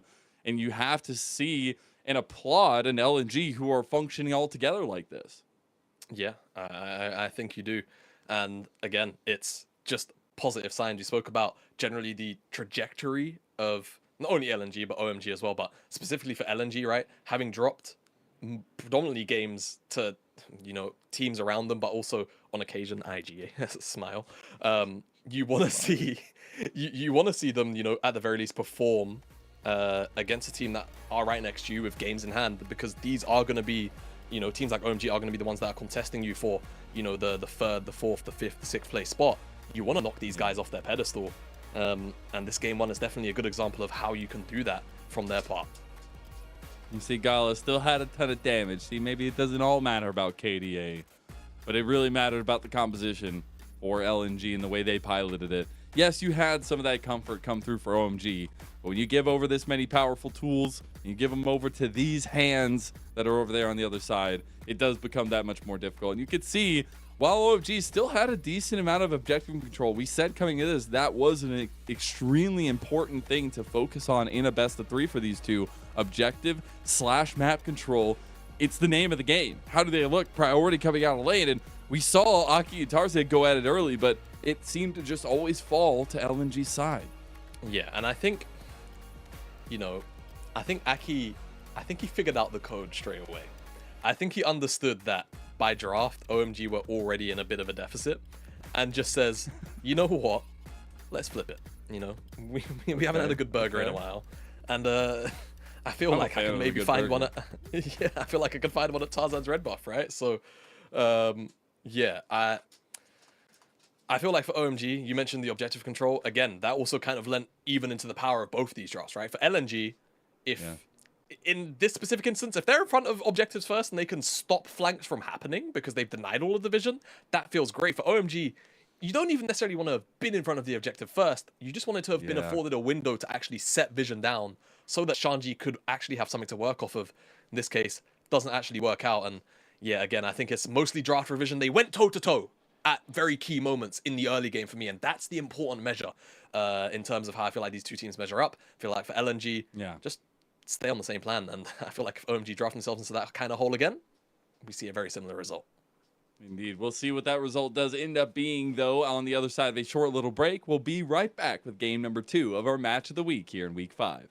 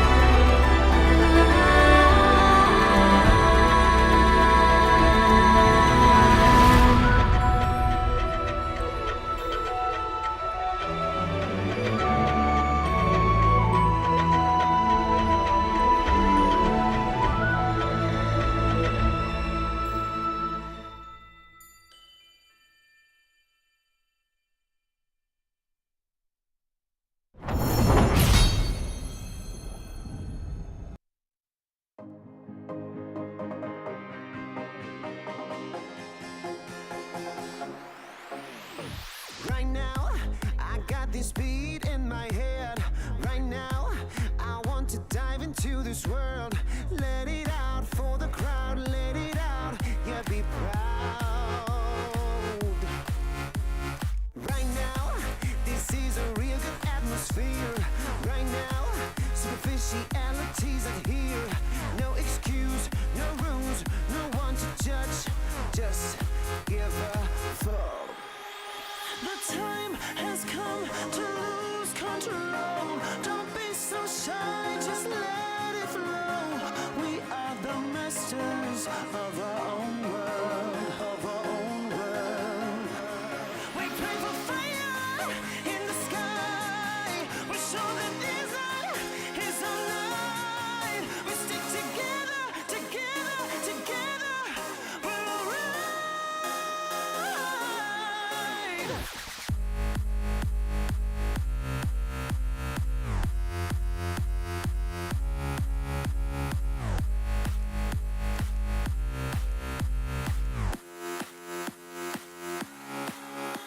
The time has come to lose control. Don't be so shy, just let it flow. We are the masters of our own world, of our own world. Will they drink really expensive champagne on their private jet plane? All we need is a cheap bottle of wine and a cigarette to have a good time. Of freedom, conviction, and no restriction. There's no other place to die than here with us tonight. The time has come to lose control. Don't be so shy, just let it flow. We are the masters of our own world. We pray for fire in the sky. We show that this night is our night. We stick together, together, together. We're alright.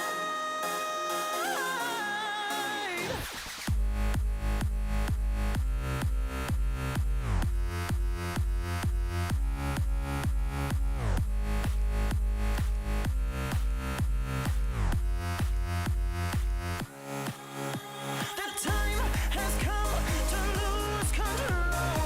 Don't be so shy, just let 目前我们队伍的话，就是之前可能是起起伏伏，但是自从上一场失利以后，输给埃及之后，我们做出了很大的改变吧，也就是付出了更多吧，就之后一定会只会越来越好，也会就是一直赢下去的。这个赛季的话，自己状态起伏确实挺大的，就有打不好的时候，但是把这些问题都纠正好，然后不管是对心态，对以后的比赛都会特别好。Welcome back to the LPL Summer Split. We are at the culmination of week number 5, and we're in our match of the week. I am Mazel. I'm joined by Jamada yet again, and we are in LNG versus OMG. And LNG came out swinging in game number 1, but maybe popping off was Scout in the mid lane on the Nico with the Pop Blossoms. Is anyone surprised that he gets MVP for this game? If you are, then I think you are watching a different one. Because, yeah, Scout, he was dominating lane, 1 versus 1. I feel like he wasn't necessarily up that much in CS, but like the actual trades were going so heavily in his favor. And then the Pop Blossoms on the back end of the game were just disgusting. They truly were. We'll actually get to see some of that as well as we go through the replays, but it was this early pickup that led to a nice little snowball. This started when Aki wanted to go for an aggressive trade, but the immediate movement from LNG and walking straight into the waiting arms of Scout. Yeah, exactly right. And I think it all started from here because this even enabled him to find the solo kill. Yes, he overstepped a bit. Yes, he got hit by the charm. Don't worry, because he makes up for it for the next 30 minutes of the game, basically, with just about every time he presses his R key. So, yeah, this is the first one. No this reaction one right time. here. That's like... It might sound silly, but that might be one of the best ones, like Nico almost I've seen in pro play, period. Because, again, there's just no response time. Sometimes you can, you can tell when Nico's about to do the thing and you can get away, but that was no reaction. And yeah, from Those two gotta almost be a alone. play of the week or something, man. That, One like of the- even if they're ahead, Yeah, I just love the execution. I've got some bad news, guys. If you're frequent watchers of the LPL, you're going to be watching one of those two ultimates on repeat on the top 5 highlights for the next 7 days. Absolutely. But he deserved it for sure. Yeah, he absolutely did. But now we got to look at the brass tacks and look at game 2 for OMG, who, like we said, coming out of draft in game number 1, they needed to find something maybe a little bit more stable. The bar of execution they set for themselves was very high, and they were not able to reach it. Yeah, that was the biggest curse for me. I feel like at the core moments of this game where it was like third dragon or second dragon, the fight in the bottom lane where they had to dip into the alcove and they kind of got minced for it. The fact that those moments were as close as they were, whilst in my mind having a significantly weaker 5v5 team composition with a lot more nuance to the execution, says to me that if they actually give themselves the tools, they can match these guys in the 5v5. So I feel like for LNG, try and keep those same tools, right? And keep as many of those tools as you can out of the hands of OMG, because I feel like the adaptation has to be... Look, if I'm a player on OMG and I had to go into that game 1 with that draft, I'm coming out of it and the feedback I'm giving is, give me a draft where I can bloody 5v5, man!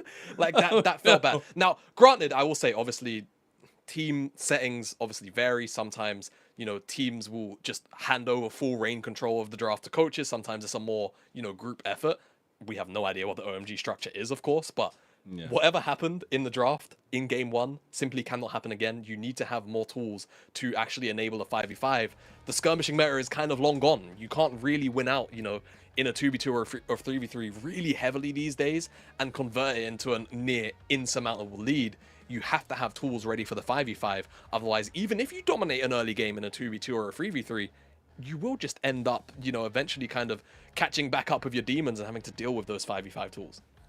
The thing is, though, OMG are no strangers to going long in their series. They are on a 6-win streak, and the last 3 that they've had have gone to 3 games. They are a gritty team that is willing to pull out a lot of comfort and find something that works, even if it takes all 3 damn games. So LNG, yes, they have OMG on the back. They have them on the ropes, but it is a statement that is actually needed from LNG to finish this one off. Yeah, I 100% agree. I think for LNG, it would definitely be a statement to sweep aside OMG in a 2-0 and secure themselves their 8th win, especially when you consider, again, right, the stakes of the standings, pushing yourself up to almost equal, at the very least equal with wins with Top Esports. Oh no, Top Esports won their 9 wins now, so right behind Top Esports, but keeping yourself competitive in that race. Whereas for OMG, having those games in hand over LNG as well, finding this win here would be massive. So the clawback has to start now. And you can see very, very emotive the coaches there of OMG. And I like it as well. Energy. Yeah, man, you need the energy. So into picks and bans already. Bans definitely swapping up a little bit here for OMG, but for LNG, bans remaining the same. The Blanc, Rumble, again, I always seem to forget that final ban, but this time they'll go towards the Vi, and let's now see how OMG open up. Do they themselves want the Nico, or will they look towards something else? I feel like after that game 1, Easy, job's done. If you give Nico to Scout after game 1, I'm just going to say it bluntly, I feel like you might be trolling friends, so I'm happy to see that OMG took it away, and now let's see what the response will be from LNG. Yes, Zika, hover every single champion possible in the top lane. All of the wet noodles, all of the damage. But specifically, it's about taking away some of those Exodia picks that we were seeing. Okay. LNG grabbed so much of last time. Well, they got some more of them. Kasante and Wukong. Now, OMG have swapped over to blue side, and they've gone for the classic, let's split up the trifecta of broken champions. However, LNG can still find a very, very strong R3 regardless, and I wonder if Scout, wouldn't it be a little bit, you know, gauntlet down if Scout just went Ahri and takes the reverse end of the matchup and then wins? That would feel really bad for Creed, wouldn't it? So, seems like Tristana Milio, again, do they feel like Milio Tristana was something that they had a lot of agency with, though, is my core thing, right? Do they want Arky's Nocturne instead as well? I feel like that could also be a pretty decent rotation here, because that's when you start to, you know, kind of have a composition that comes together, right? Then you force LNG to have to go towards bands like the Rakan, bands like the Nautilus themselves as well.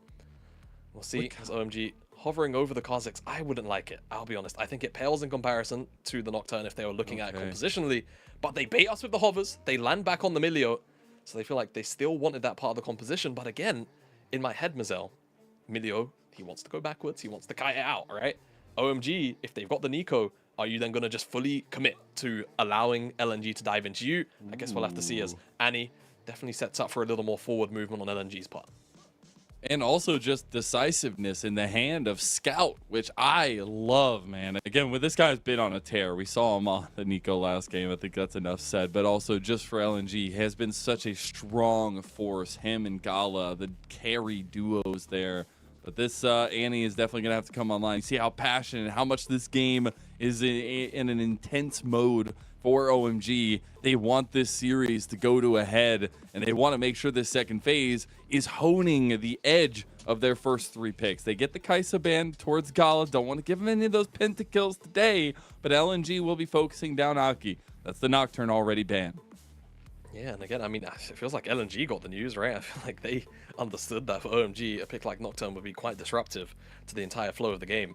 But decide against it, land on a Felios this time, so Zaya's up if Gala wants it, and that would also mean that they can very freely go Rakan, and I don't have to be the first one to tell you, but Milio doesn't really pressure Rakan that hard inside of the lane. Yes, you can definitely stop him from finding engaged, but even the Q roll back out is kind of slow, so you have to be on top of the target, or you have to be the one getting W yourself. So this is a very free Zaya Rakan for the side of LNG. It's if they want it.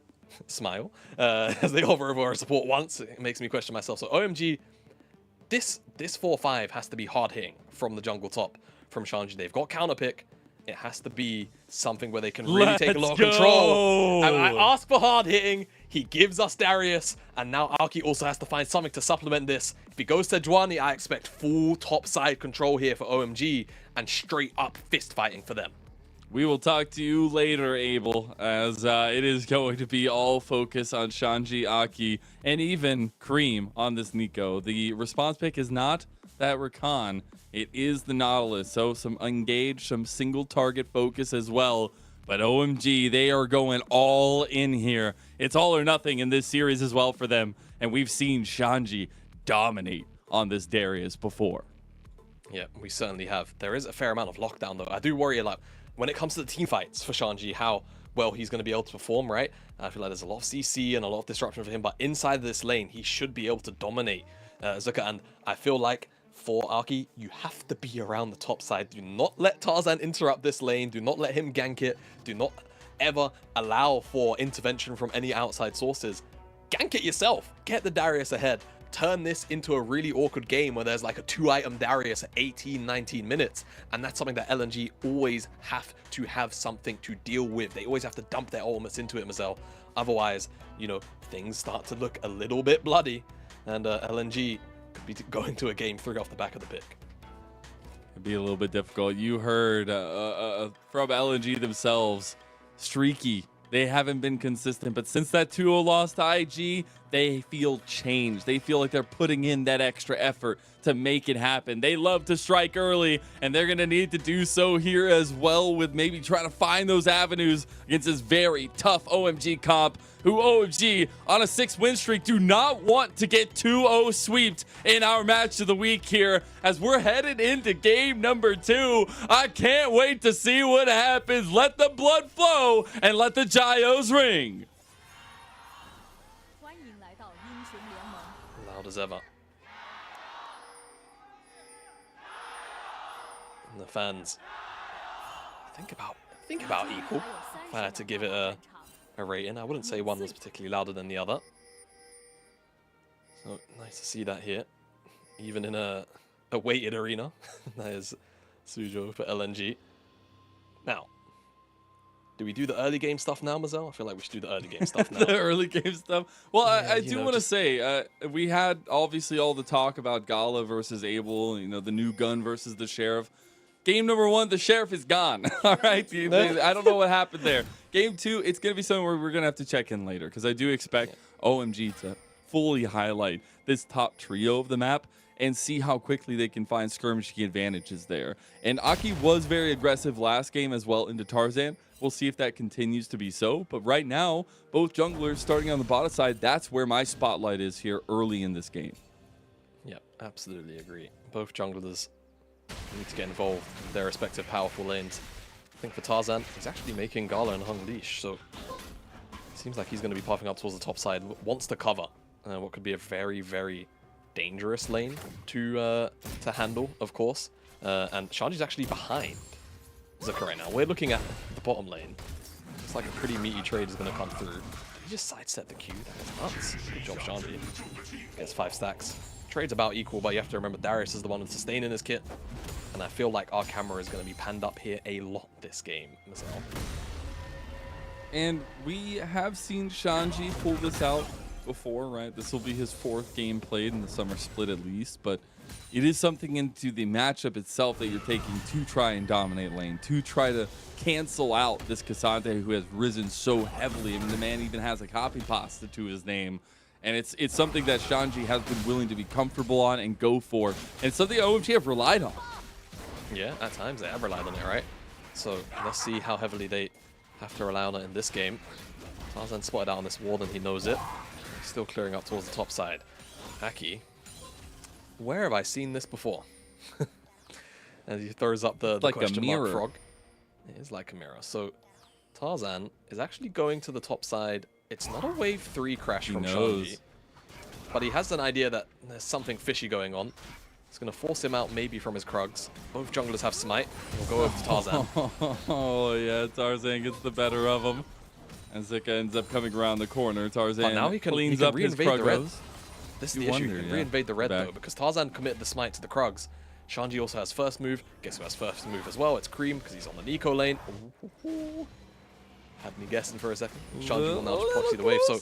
I'm going to ask you to do Pucker. Oh, yeah, I feel like, look, if Gala did, I have to imagine Tarzan did, right? Because whenever you see something like that happening, you always assume the worst. Now, I like this from Aki. Aki's actually going. Aki's actually going from top to bottom here, because he's got bottom lane priority. He wants to deny Tarzan the ability to get the scuttle. I love this, man. Tarzan's He still gonna has commit his for whole it. top side pretty much Now- to go, but he's like, no, I want to deny Tarzan. Tarzan might get some... No, it's going to die for sure. It's 3 seconds. Okay, Aki was having a little bit of a dance time. You know, just a They little bit can't of get face-to-face. Scout towards this lane either, or towards this way, because Cream just pressing him up with the Nico matchup. Yeah, it's really, really awkward for him. Clears the ward out in the pixel brush at least, but yeah, Tarzan shut out of the early game a little bit here. He's going to have to just retreat back to a full clear. Do you get spotted out when you do it? I'm sure you must have to.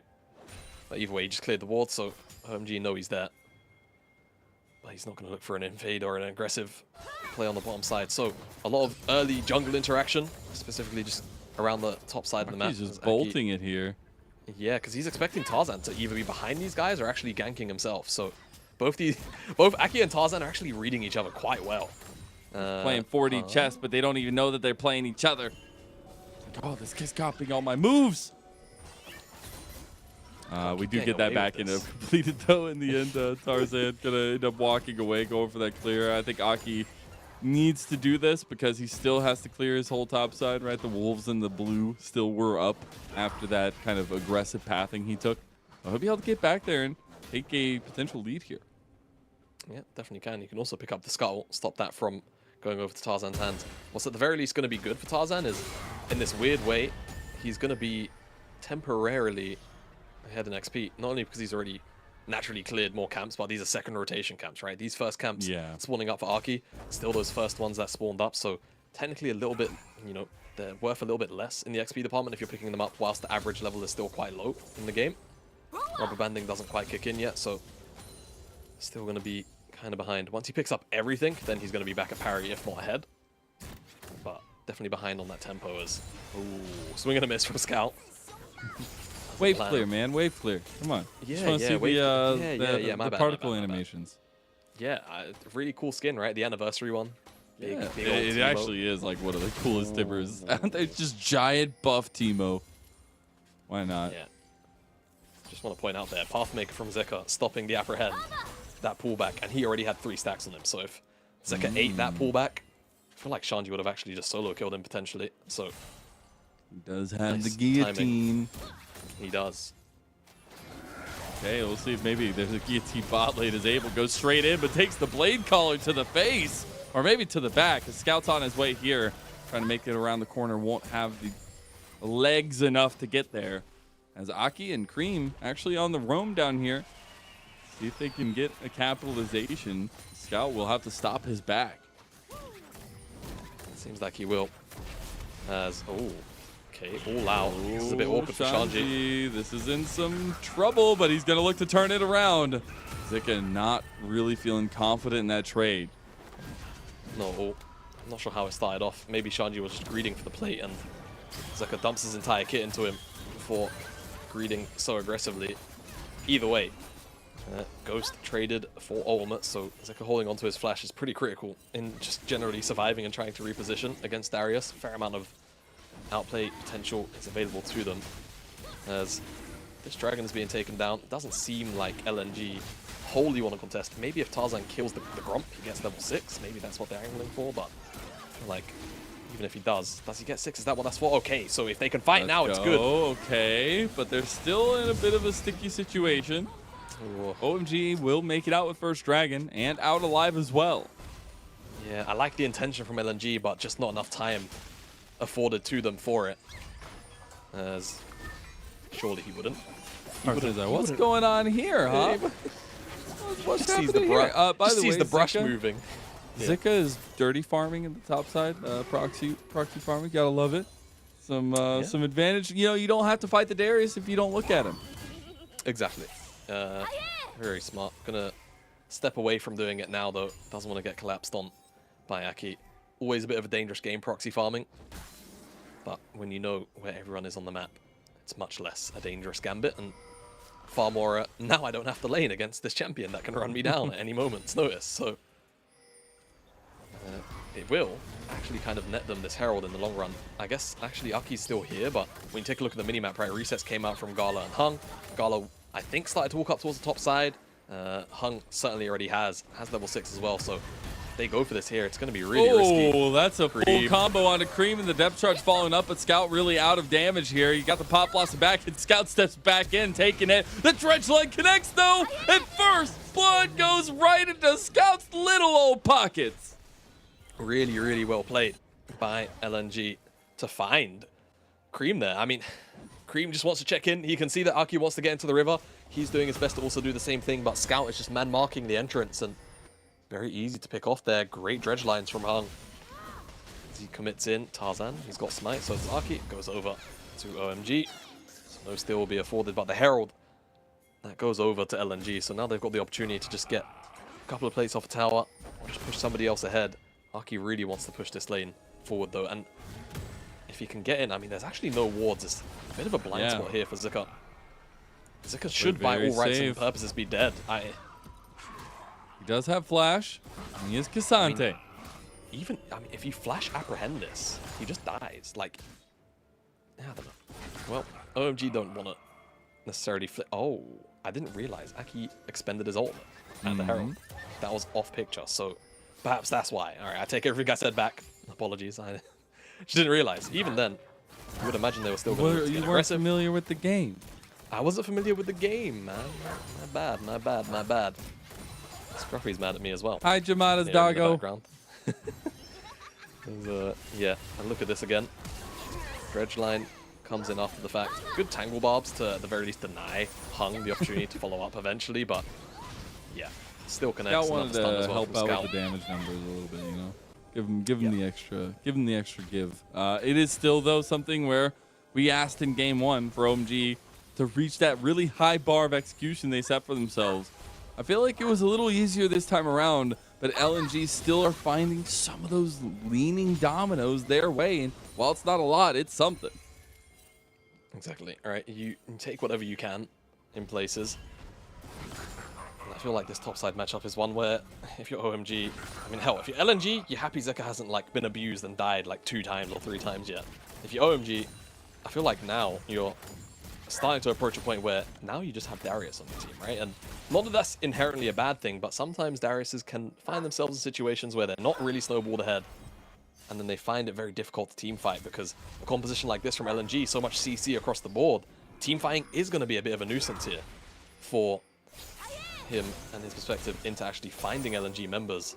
So OMG have to create a lot of disruption, which, again, it's only really Aki who can look like this, but And unfortunately, catch out Scout. Can't we'll get swing and it. miss. Tippers is available, but no flash for Scout, so you can't find that big combo. But Tarzan actually needs to find a little bit of this movement for the Rift Herald because it will be coming up soon. I know our spectator is still broken, but it is going to be coming up soon. You got to find a way to use it. So I particularly would like to see either Scout or Gala get this one. They're going to TP to try to make this fight happen, though, as Abel walks out. You do have Scout, though, with this Tibbers back and available. Yep, exactly. Tibbers being there makes any significantly more scary. Dragon's up in 20 seconds, though. That's what this is all about, right? If they found that pick, then that second Dragon feels a little easy to pick up. Forcing through the bottom side of the map.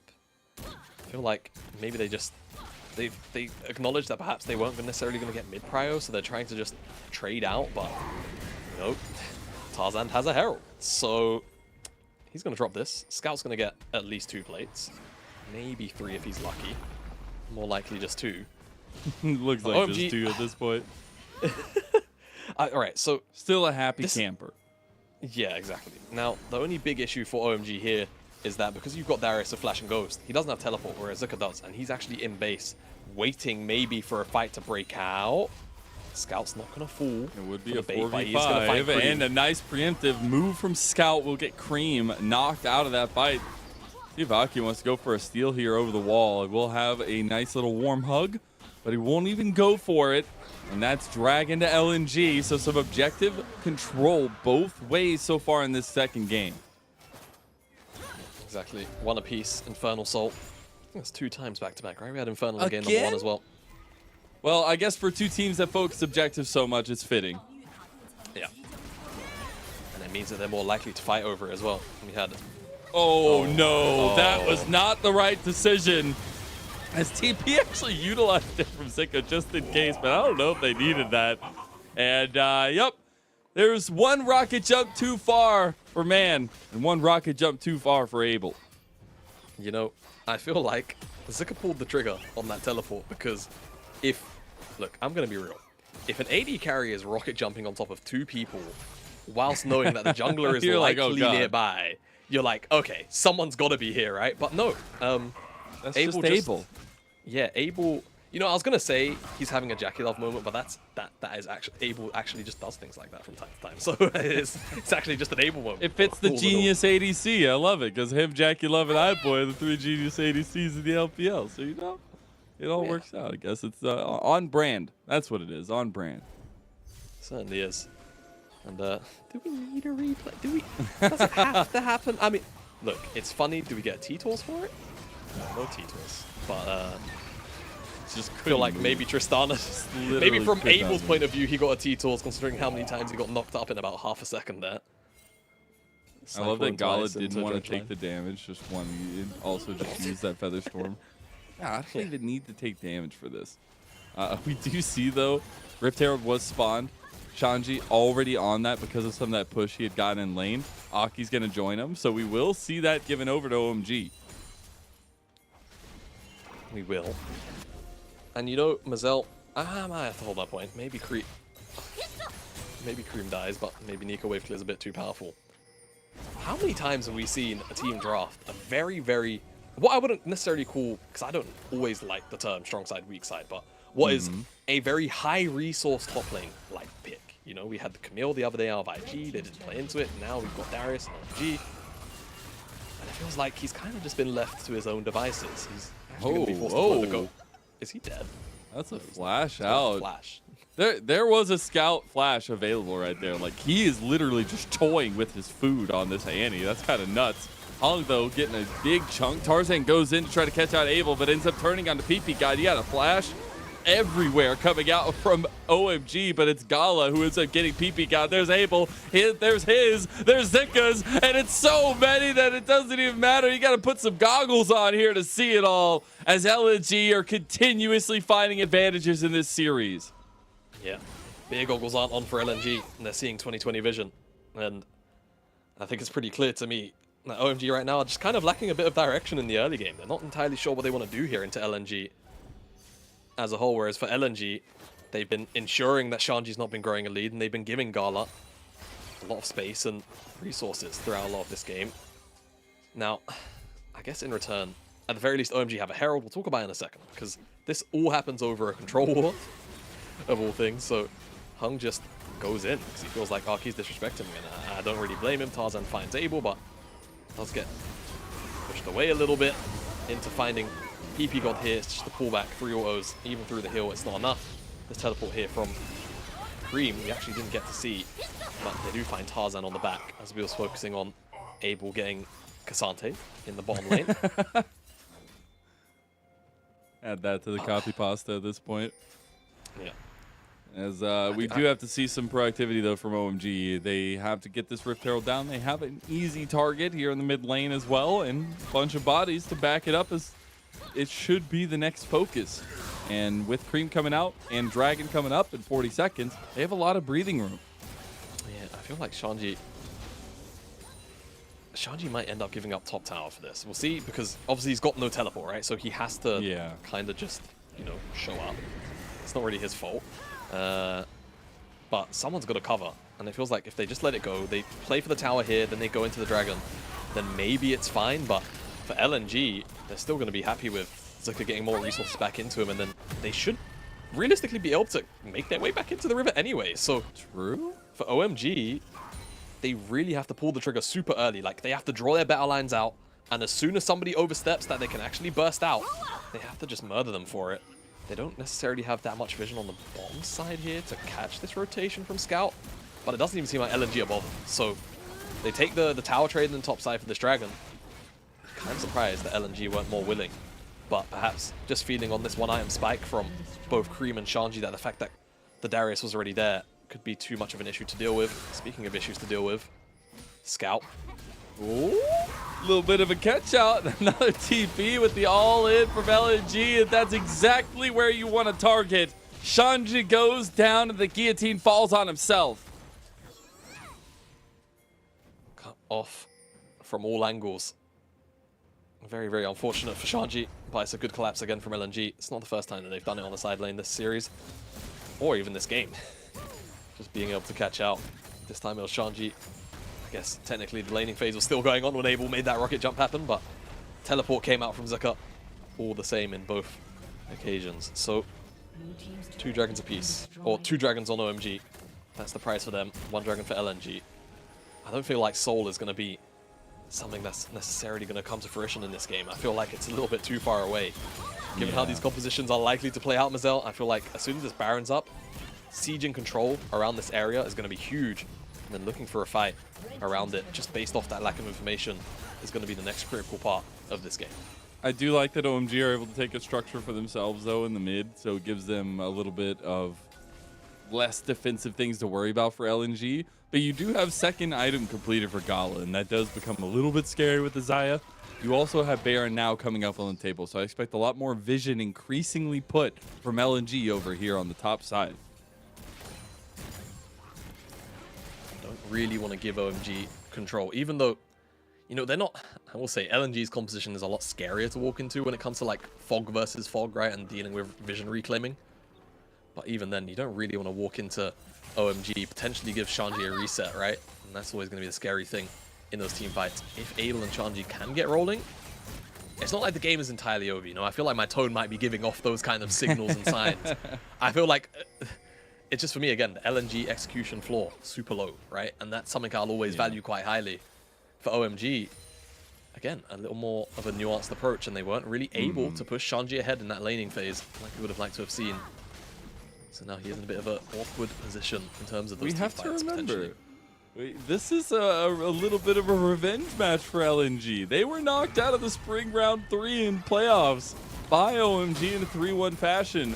And this is the next time they get to see them, and it's not good blood between them either. LNG specifically really wanted to make things happen here after taking that crushing 2-0 defeat against IG. And they do look different. They look like a honed machine, especially when they get these low bar of execution comps. Do agree. And I think they've just got a really good read on the series in terms of those Oh, drafts. they found the And now they're engage. looking to Look at execute Scout again. finds the 3-man in the back. The Pop Blossom does not matter at that point. Shanji's trying to get something, but Gala outplays him, and Scout gets another one. That is so big, and Scout is literally just on another level here with LNG. He really is. They just don't care about what OMG have got going for them, and I don't blame them. LNG roll into this game with basically S-tier champions in every single role. OMG walk away with what? Eco, Tristana, Emilio is a little bit weaker than he was previous patch. And that ultimate from Scout just dissipates OMG. There's no hope of winning. I think, again, it's just engaging onto the front line, kind of distracting OMG to kind of respond, and Scout, God, stun, death charge into... Oh, it's just a massacre. Pop Blossom who? Holy cow, I love this decisiveness, though. As soon as I saw that, locked in for Scout, like, this man's going to make the difference. Because you give him the tools to do so, and he will make it happen for you. That was some of the praise I gave to LNG when they got Scout, right? Scout came from EDG, his longtime home. Spent so much time there. He won championships there. It is so interesting to see him come through and really make his name known as a new breed of Scout here, as another era in a chapter in his book. That was always going to be the question for him as well. Being on EDG for so long, making his name there. Always being in that conversation of one of the best in the world, forget just the LPL. And Master Spring Split wasn't necessarily the ceilings and heights that he wanted. You still see moments of that wonderful, wonderful Scout that we're all familiar with, and he's trying to rebuild that momentum again. And he's definitely doing a good job of doing it in this series. Oh, Pop Blossom, decisive moment from Creep, but he just gets blown out of the water, man! Save the forest, save something, but OMG can't save nothing! Shanji's trying to get the guillotines, but the guillotine has been dulled, and LNG are honed like a knife straight into the heart of oh my god! OMG today will not be rewarded. The fans, that is, the faithful LNG, are ruthless in this game here. They'll pick up this 4th dragon of the game. You've still got Baron for 60 seconds. It's not going to be the most structures in the world, but I think you can see the trend of where these fights are going to start going very, very quickly. Gala's going to pick up this tier 2. Maybe they can pick up one more on the bottom side as well. Yeah, they should be able to. So LNG do open up the map even more with this Baron. And that fight was won wholly engaged by OMG. Cream specifically just looking for that ult, right? He forces out Featherstorm from Gala and finds 3 members. But it's still not enough. And you can see it's just awkward, right? As soon as that Featherstorm is down, you can actually see there's a brief moment where OMG all just back away. They can't walk in. Yeah. Despite that ultimate coming down. It's such a massive moment. But again, there's no way to reasonably follow up. That Zarya pick comes out huge, and the rest of the composition as well just slaughters OMG while Shanji tries to make something happen. Not his You're day, still looking at item spikes. You're still looking at trying to make things happen for OMG, but then you look across the other side. You got 3 items now for Scout and Gala, and it just gets even more terrifying. OMG do not have a lot of vision control outside of their base on this top side of the map. They have a couple, but it's mostly bot side, and it's LNG looking to siege on this top side of the map as well, just to open up another avenue to break the base. Exactly. And now, with all of these tier 2s down, they can just wait.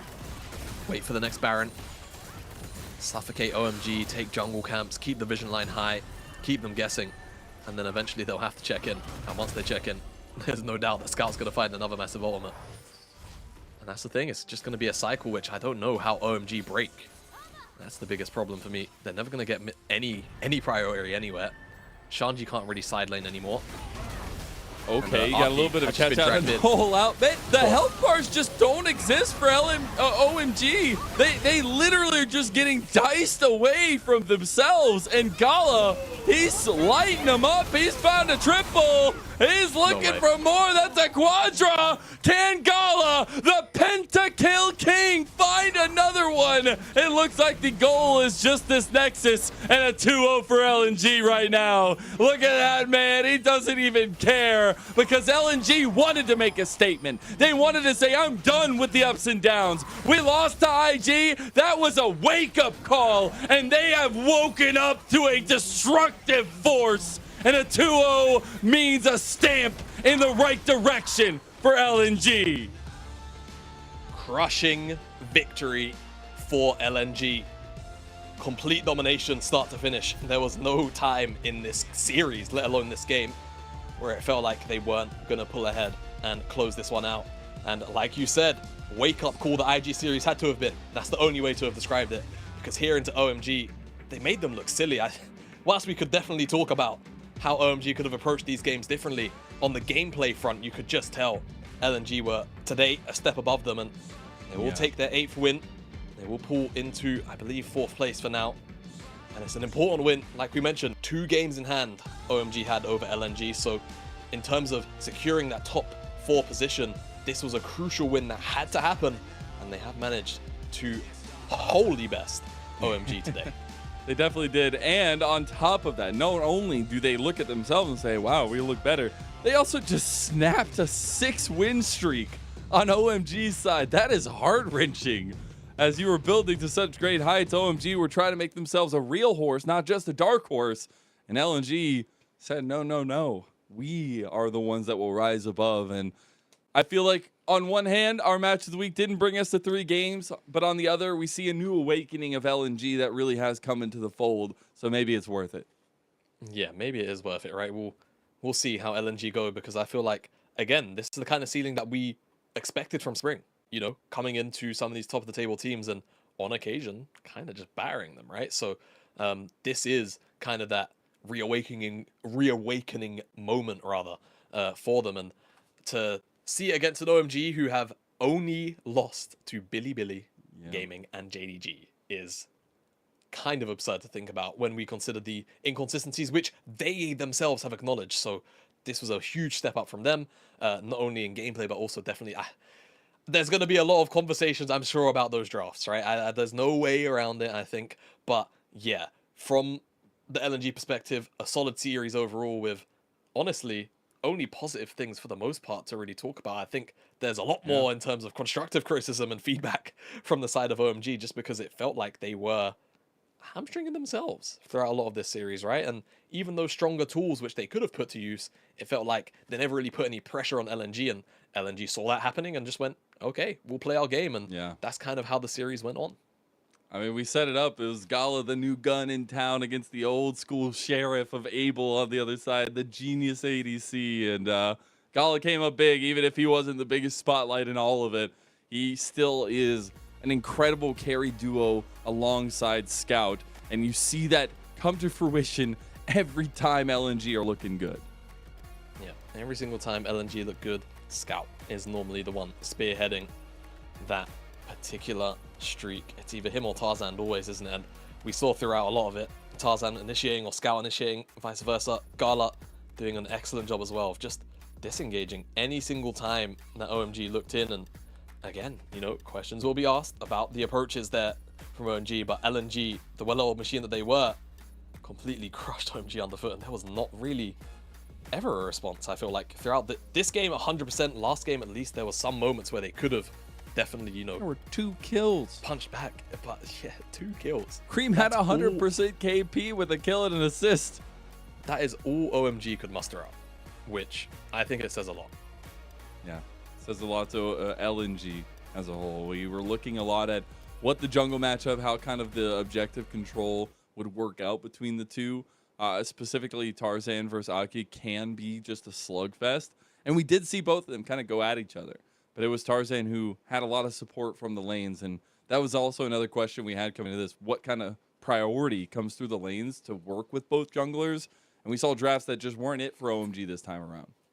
Yeah, right. And I don't know. Can I start getting like contacts towards the LPL coaching stuff? Like if you're gonna draft carries on the top side, give them You're gold. not gonna watch this. They're not gonna watch it. I know, but it's so frustrating to see because again, you draft something like Darius. It's into Cassante. Okay, yes, sometimes he can do the 4,000 HP, 300 armor, whatever the copy paster is, right? But give it some time, right? You make the game awkward.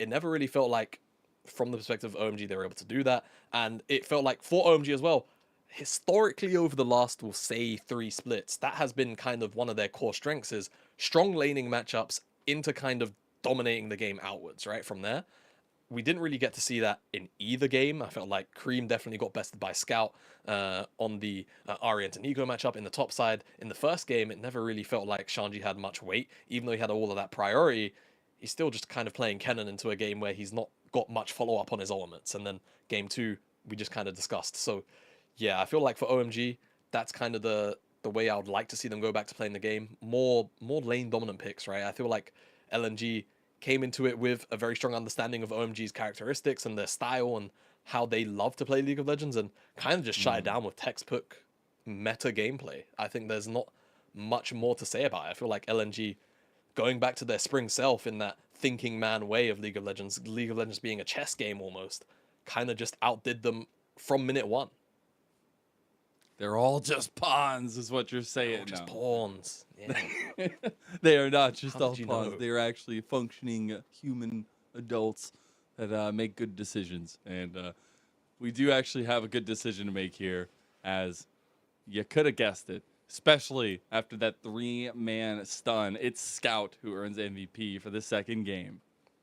Yeah, 2 series back-to-back where we have players earning back-to-back MVPs. And yeah, Scout, you can't argue anyone else. I'm sorry, that's it. It's just how it is. This game set up for the entirety of LNG to just roll over those last couple of team fights. That one in the mid lane where he found those 3 members into the depth charge for Tarzan to follow up was nuts. Yeah. Plays on the side lane as well. Almost solo killed Shanji before this one, but this sort of started the collapse, and I think the next one in the B-roll is going to be the moneymaker. It's going to be in the highlights.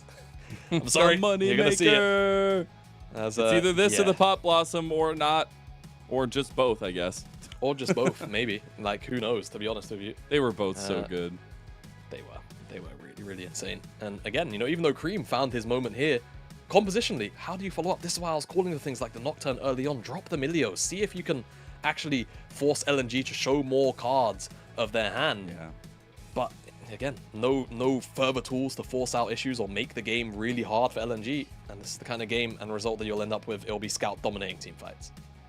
And I do want to look ahead as well to both these teams, but we can look at LNG first, and we're still looking at the end of the game here because they do still have 4 series left after this. They have gotten 2 2-0s in a row positively over WE and OMG. They still have LGD, TT, and NIP. On paper, those are maps you're just like, all right, we easily take this. Maybe we go to 3 games, but we should be able to take these home. We should have a very positive into our split. But the question does remain if they can find the lack of rockiness that they really wanted and the hope that they have for that. Yeah, I mean, I feel like this is definitely a statement series for them to just be like, yeah, okay, we're back. We're good. Never left. Never left. Never left, right? And at the end of the day, if they can, pull wins out for the remainder of the series that they have left, they will finish 12-4, right? That's not a bad standing to have. In reality, it should get you top 4 more times than it doesn't. For OMG, there's actually, strangely enough, more breathing room because they had 2 series in hand, right? They actually still have 1 less loss than LNG. Arguably, they have a series which, in theory, they should lose, but I remember how it went last split. So, in top esports, so I'm gonna hold my breath there and help. Technically, organizationally, they did lose to EDG in spring playoffs as well. So yeah, and you were discounting that EDG matchup later on in their split. But we got to look at what today's results had in store for us. It was a day of 2 O's. No long series, no long day. It was BLG who clapped their hands together and handled business. It was TES who did the same. And it was LNG who also came out and actually just kind of dominated OMG, which was not something we were expecting for our match of the week and for a culmination of week number 5 in the LPL. Yeah, first 2 series of the day, you definitely understand, you know, you feel like those series are going to be lopsided, but yeah, seeing LNG and OMG go the way that it did, it wasn't even close. Like, sometimes you'll see TOs and you'll think, huh, maybe the games inside of them were, you know, very back and forth. No, this was LNG really putting it to OMG and lifting themselves up into that top 4 position. For now, of course, again, it has to be mentioned that they are on that game in hand difference. So for OMG, they still have the opportunity to leapfrog LNG, assuming that both teams win all of their series, but still, nonetheless, dropping below the pack for now. And then we'll be looking at tomorrow's games as well, as we will be kicking off week number 6, which is just crazy to me. And it is our only non-super day of the week, as IG versus AL, bottom of the bottom table, but AL on a streak here. Can they make a miracle happen? And LGD just finding something against WE, who themselves have had a bit of a rocky moment. Yeah, WE, since they come back from the road to Asia Games, not quite found that same form, right? It's the reoccurring record is broken line that we're repeating, but it is kind of just the truth. And they definitely need to try and find a few more wins, right? They are in 9th still, and they've got quite a few games in hand because, of course, they were away, only sat on 9 games played total. So the teams around them, having played a lot more series, there is still a little bit of room, but schedule also being tough, having to factor that in as well. Does make you wonder whether or not WE can squeak in. It does make you wonder if they can squeak into the top 10 or not. We'll have to see how this week goes for them. And yeah, of course, we also had that IG series. Hopefully, for AL's sake, they can claw that win because, you know, hey, you never know. The miracle comeback into playoffs at Anyone's Legend would be kind of a funny storyline. What could happen? Whoa, what could happen here? But I know what's happening right now, and it is the end of week number 5. It has been an honor to get to cast the match of the week with you, Jamada. Even if it was a short one, it was a sweet one. And to everyone else, make sure you tune right back in tomorrow, because LPL don't quit, we don't stop. And we'll see you there, as well as we'll see you on Summoner's Rift.